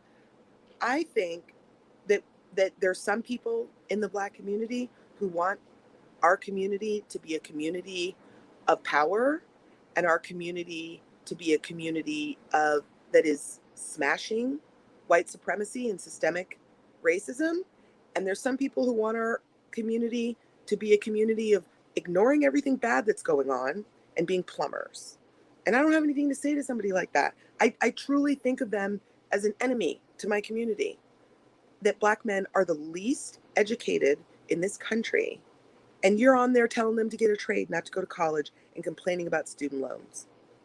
You know, a Black man with $20,000 in student loans, for one thing, he would have a $10,000 in student loans today because of debt forgiveness. But it's the difference between him making $180,000 a year and $40,000 a year. And I just think a lot of them want to live in a bubble of unreality. I have a beautiful neighborhood. There's no crime here, but that's not reality. And they want to live in a bubble. And as far as like coming together and this and that, I'm not angry at men like that. But I think that a lot of Black women are kind of like, we've seen what 100% race loyalty and speaking life into Black men has gotten us. And now it's just kind of like, I'm a woman. I'm just going to find a good man and I'm going to have a great family. And if they want to scream about wigs while Black people are dying every night from gun violence instead of talking about gun violence, then that's on them. If they want to be plumbers, let them be plumbers. Because my child is going to be a surgeon, or he's going to be a senator, or he's going to be, you know, a judge. And he's going to be in those rooms undoing systemic racism. And I just think that the conversations with those men, I find, are somebody laboriously, like you did, giving them facts and allowing them to evolve to the truth. And I need to be in conversations where the truth is a starting point and we can get to solutions. I mean, I think about, you know, we had that conversation where food deserts are causing actual brain delays in children, in Black children. Food deserts are causing, because they're not getting the proper nutrition, they're causing an increase in learning disabilities, you know, delays in brain function. And I brought that up to DDS and he wanted to laugh about fried chicken. So it's like, why do I want to talk to someone who is not really serious about fixing what's going on in our community? Children, So Black children are having brain delays. Yeah, because it's a one or done. I hear you. And we've got men done sitting up in panels talking about how some Black women are fat or they wear weave. And it's like, that's not what's killing our community. You know, I actually saw a TikTok by a white, she talks about narcissism. And she's a white woman talking about the narcissism in how a lot of Black men deal with Black women. And she listed it. She was like, see that? That's gaslighting. See this? And this is embarrassing. We should be embarrassed that white people are noticing this. And you know what she said that the wig thing is about? She listed all these different things that she saw on social media. Lashes, wigs, get a dog, blah, blah, blah. And she's like, it's all of that is about disposable income. It's about, because they know that women who worked in law offices in the 80s and 90s had to wear a weave or they were going to they know this stuff, but it's about, and so many Black women have gone natural.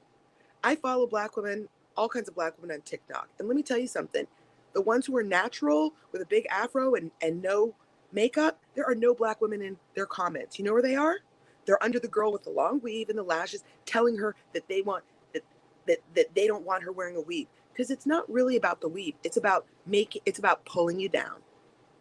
But this narcissism expert, she was talking about it. She was like, why do Black men talk about their women's hair? Other races of men don't do that. She went down gaslighting, stonewalling. She went down and talked about like how narcissists interact with the world. And she did a thing about how black men, not all, obviously, but a lot of them interact with black women. And she said all of that, trying to pick apart the way black women are, it's about disposable income. That's what it's about. It's about, because I heard a guy who was like, and a woman spends $1,000 on a weed, blah, blah, blah, blah. And it's like, I could tell he wasn't educated. It's like, why is he so mad about a weave? It's because he doesn't have $1,000 to spend on his hair if he needed to. That's what he's really mad about. Because there are millions of black women walking around without weave. They could just go get one. But it's not about that. It's about their constant need to humble us. And I think a lot of black women are to the point where their need to humble us, to tell us our education doesn't matter. So fewer of us get it. Now we're poorer. Now when they make a baby and leave, our kids are in poverty. They're telling each other that single mothers are worthless, so that child will have no stepfather. Do you know what I mean? It's like these performances that they put on are having real world consequences for our community. We have food deserts all over America. It's actually getting worse. And black men want to talk about weave and lashes instead of talking about this. You know, you want to have a trade? Okay, talk about the food deserts. So some guy in Ohio who's about to start a business decides to start a grocery store. So the children in that neighborhood don't have brain delays. You know, I feel like they're loud and not serious. And the reason that they talk about, like, I remember he was like, I'm going to put on Lizzo's music. He didn't even put on Lizzo's music. Lizzo has great music. I was like, great. And then he just put on some stupid song making fun of fat people in a conversation of children's brain health in our community. You know, I receive what you're saying, and again, it's a one or done kind of deal. I'm hearing you say, and hey, we're all entitled to how, I'm saying, we respond to different scenarios, And and it I hope you and don't think, it's but hear me out. I hope you don't think that I'm trying to like judge you or anything like that. If anything, just the opposite. I just want you to feel comfortable and simply be God, I and don't be feel able to judged at all. I awesome feel and like be you're able to. being, I mean, if you were, I don't feel that way. No, I'm My no thing is negative. Yeah, the no, no, no, no. You DDSs can be and comfortable. you and me, we're all valid and we're all going to do things differently.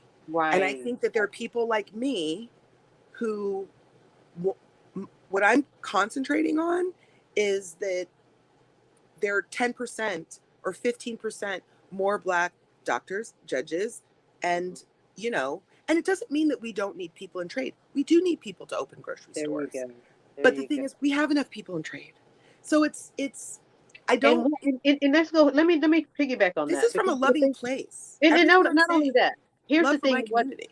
and no, no, and not only that. This is one of the gifts that I've been again with the organizational psychology, the masters in this.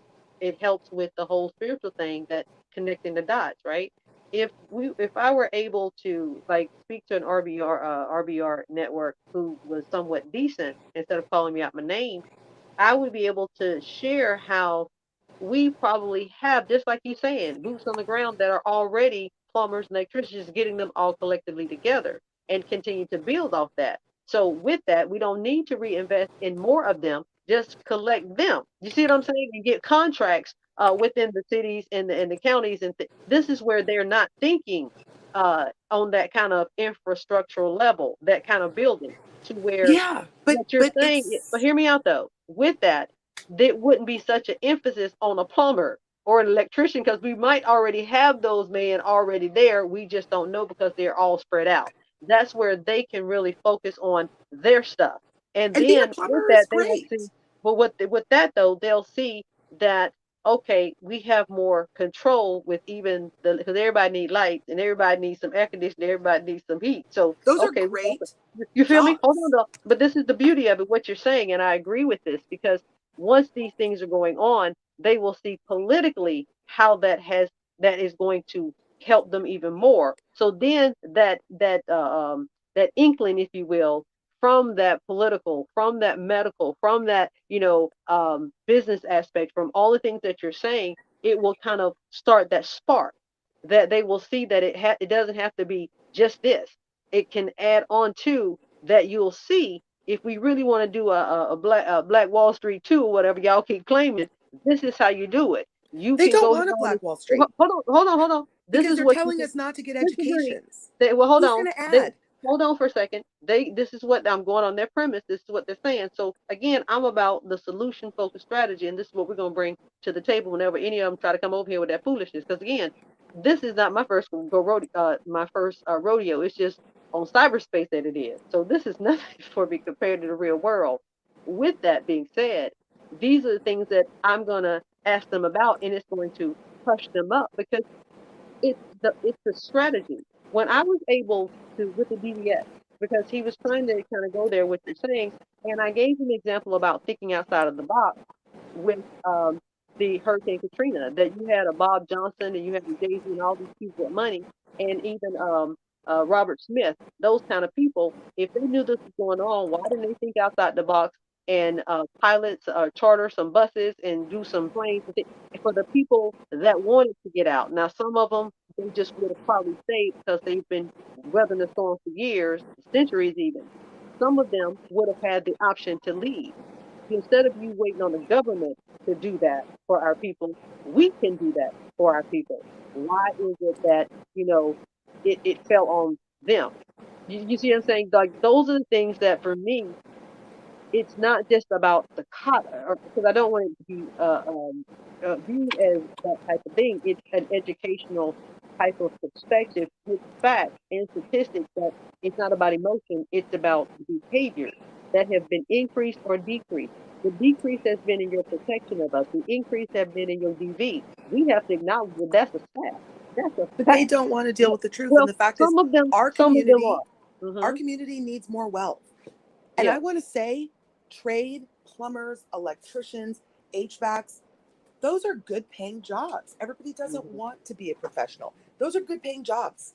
It's important that we have Black people in those positions. But we in all also, positions. we need millions and millions and millions more Black people making $200,000 a year. So when something like that does happen again, we can, charter planes. And our community does not have that level of wealth. Right. And Well, we people do. saying Oh, we do.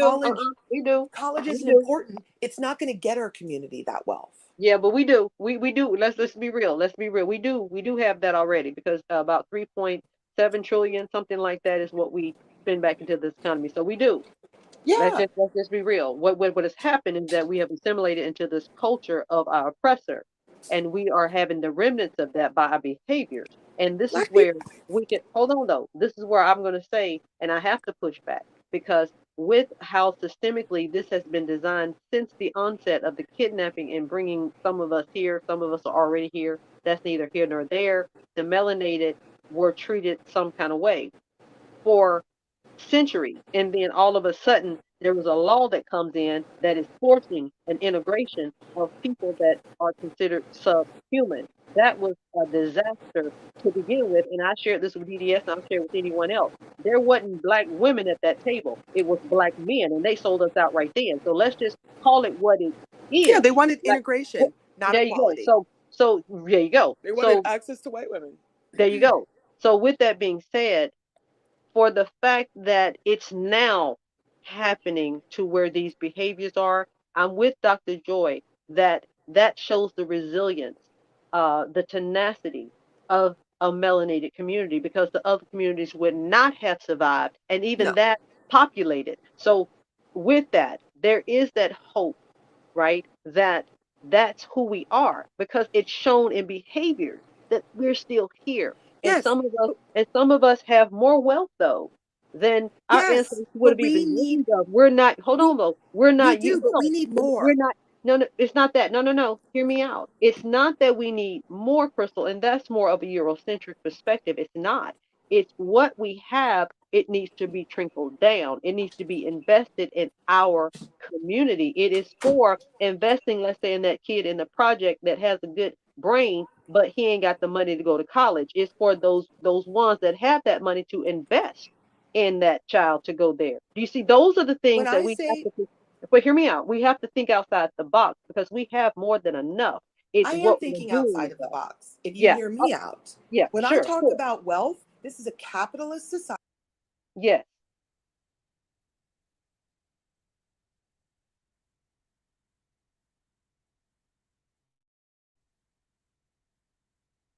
Mm.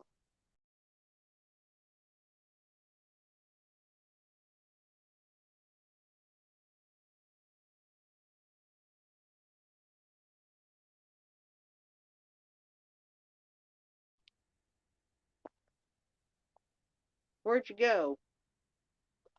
Okay. I don't know what happened. It went blank. I'm gonna see what's going on.